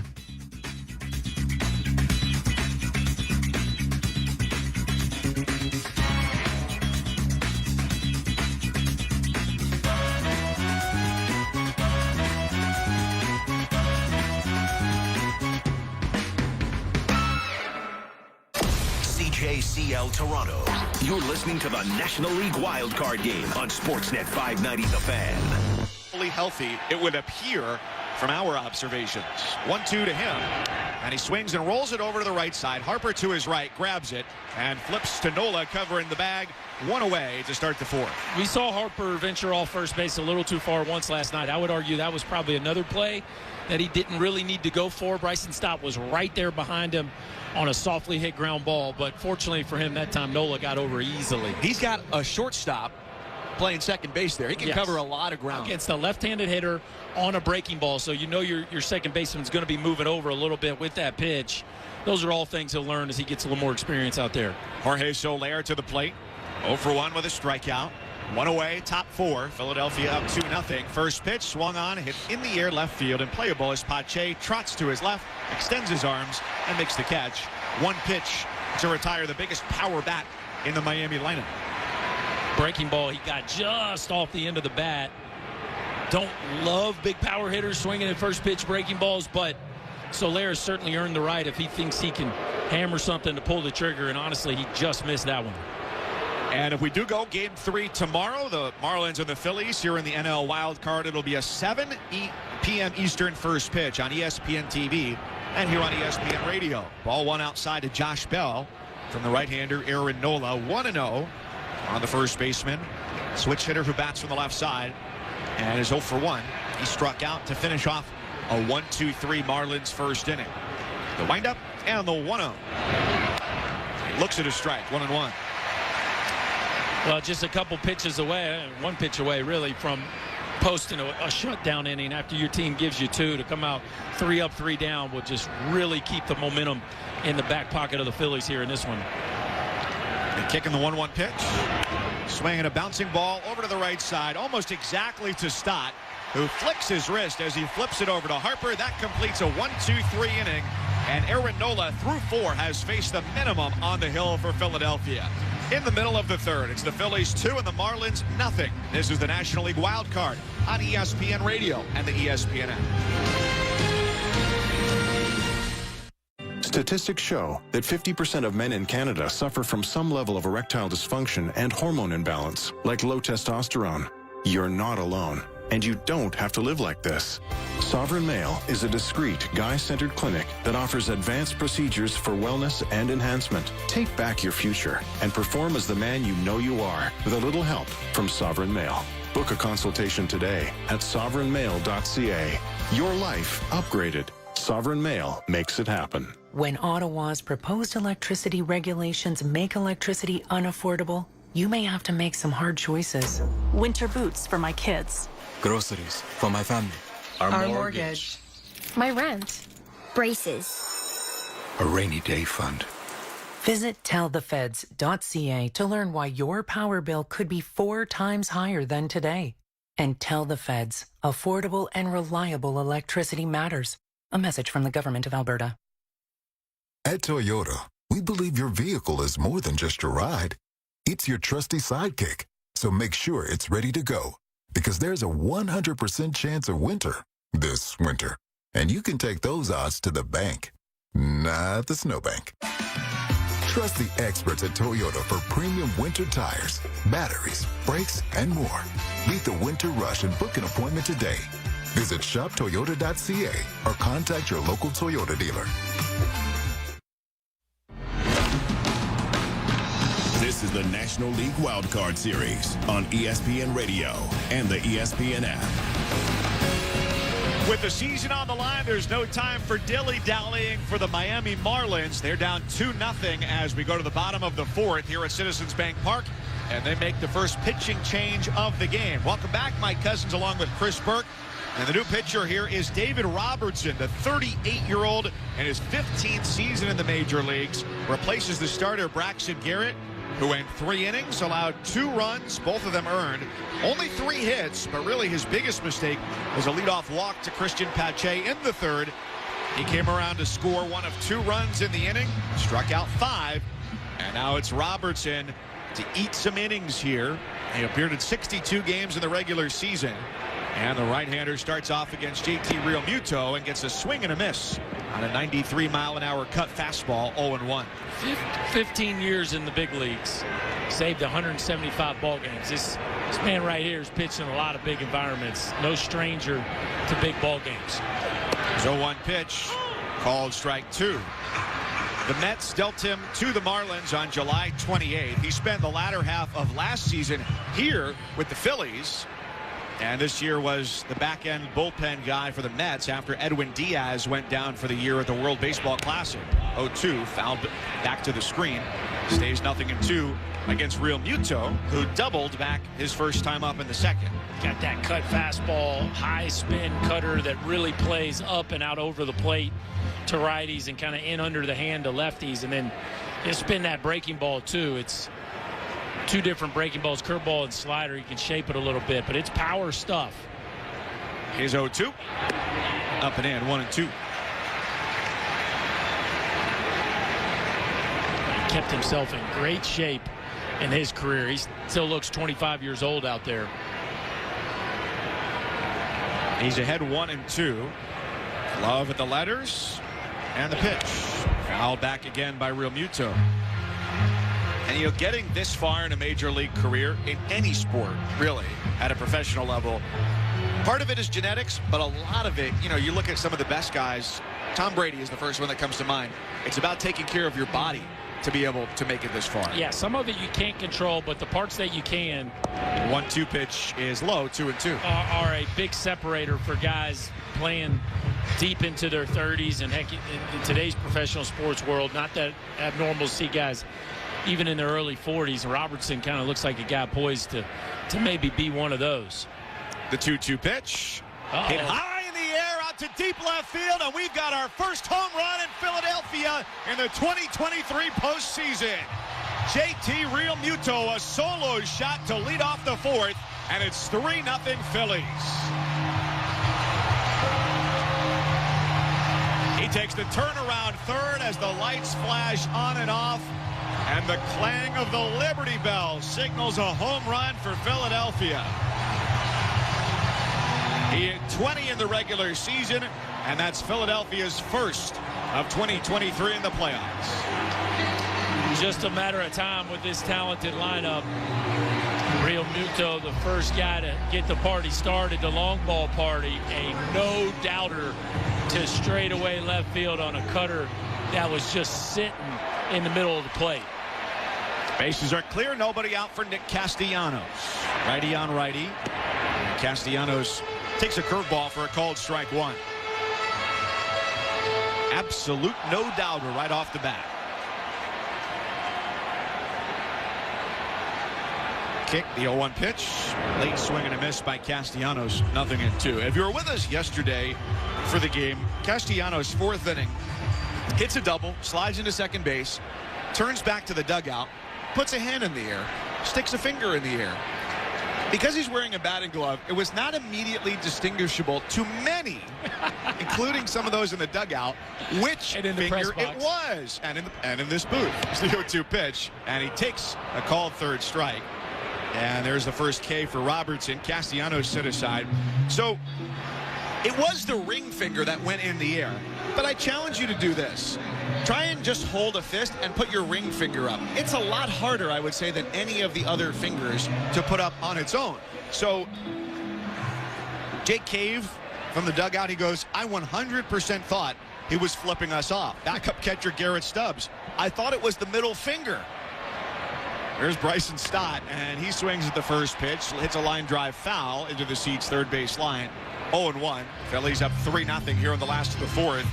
And Brandon Marsh, ever maintaining his discretion, the backup outfielder said, I did not think it was his ring finger, leaving room for interpretation there. So it bamboozled us for about a half inning. Here's the 0-1 pitch, and it's below the knees to Stott. 1 ball, 1 strike. Well, I actually thought I had a pretty good read on it. You did. You kind of had me second guessing myself, but I'm glad to hear it was not. 1-1 foul back off the hands. 1-2. A different finger. I also, the flip side of that is it feels a little early to be putting the ring finger up as well. There's a lot of wins to be achieved before that would happen. Yeah, there's a few reasons that one caught us off guard. A 1-2 pitch to Stott on the way, and he just gets a piece as he swings and fouls it off straight down. Still 1-2. But this is a quirky group. They've got great clubhouse chemistry, and coming into this year, they said, you know what, we don't want this year to be like last year. We want it to be different, and yet certain things have somewhat remained the same for the Phillies team in that they wanted to start stronger than they did last year. They really didn't get off to a great start. They didn't want to use the same post-game playlist. 1-2, swing and a miss that brings Stott down to a knee on a cut fastball. Back-to-back strikeouts for Robertson, recovering after giving up the leadoff homer against Realmuto. So 2 away now for Pache. And they've got the same song that people, by the way, stayed after the game to sing along to yesterday, Dancing on My Own, which the origin of that making its way here to Philadelphia, Kyle Schwarber brought it from Boston, that the 2021 Red Sox like to sing to. Pache, first pitch swinging, fly ball foul, making its way off the facade of the third deck, off a speaker in the second, and down into the first deck of seats for strike one. Well, when you make it to the World Series, I don't know that you need like drastic changes, just slight tweaks. So not much. Adding Trey Turner was a nice slight tweak. 0-1, a wave and a miss. 0-2 from Robertson.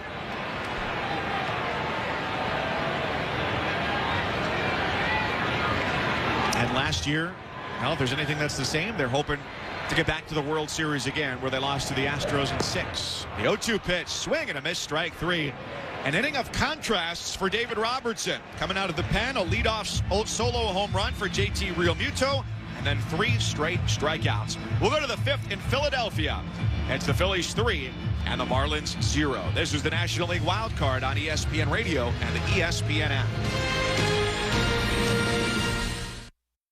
At Real Canadian Superstore, this week, get a 5 to 7 kilo frozen turkey for only $24. Perfect for keeping your wallet stuffed this Thanksgiving. Gobble, gobble. Offer ends October 4th, only at Real Canadian Superstore. Need to chill out on vacation? We have a flight for that. WestJet has the most nonstop flights to Jamaica, so you can experience chill white sand beaches, chill music, chill rainforests, and not so chill temperatures. To book, call your travel agent or visit WestJet.com. What you eating there? Oh, just a Leon's $10,000 shopping spree in a Chevy Colorado. How do you plan to get all that from a Big Mac? Monopoly Double Play. Monopoly Double Play? First, I peel on pack, then I peel an app. 2 ways to play and win. So basically, you're potentially holding the most lucrative Big Mac ever? No, I'm potentially eating the most lucrative Big Mac ever. Now you can double play at McDonald's for more ways to win millions of prizes. While supplies last, chances of winning change as prices are claimed. Chances of winning McD's app prices based on time of code entry. See rules at participating McDonald's in Canada or at McDpromotion.ca. Ray Magliozzi here for eBay Motors. So you ordered a new air filter for your car. You try to install it, but it doesn't fit. So you take a little bit off the sides. Well, still doesn't fit? Well, you could try to sit on it. Or just go to eBay Motors and get it right the first time. When you see the green check, you know that part's going to fit. Air filters, brakes, headlights, eBay Motors has millions of parts. Get the right parts at the right prices. eBay Motors, let's ride. Listening to the National League Wild Card Series on ESPN Radio and the ESPN app. It's Game 2 of the National League Wild Card Series between the Philadelphia Phillies and the Miami Marlins. Yesterday, Philadelphia picked up a 4-1 victory in Game 1. And here as we go to the 5th, they hold a 3-0 lead. Mike Cousins and Chris Burke along with you as Aaron Nola, who's thrown all of 45 pitches through 4 innings and faced the minimum. Now we'll face the heart of the order here, Jazz Chisholm, Jake Berger, and Brian De La Cruz. They just built their lead from 2-0 to 3-0 on the strength of a JT Realmuto solo home run. The righty Nola to the lefty Chisholm, and the first pitch fouled back for strike 1.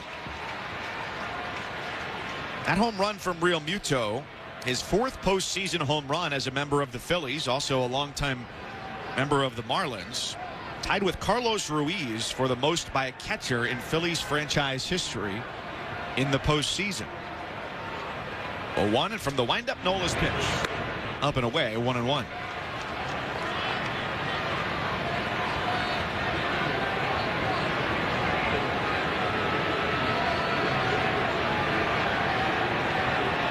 Nola with his feet shoulder width apart, turns and deals. Breaking ball for a strike, 1 and 2. So second time through the order here, Berkey. There have been 3 clean 1-2-3 innings.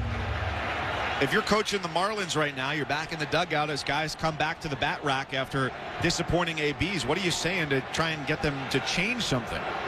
Well, I would be looking for the fastball to his arm side. He still has not shown an ability to really stick that fastball away to righties and into lefties. It's 1-2 pitch, and it's on the outside corner. Strike 3 call. 3rd strikeout of the night for Nola, and he's retired 5 in a row.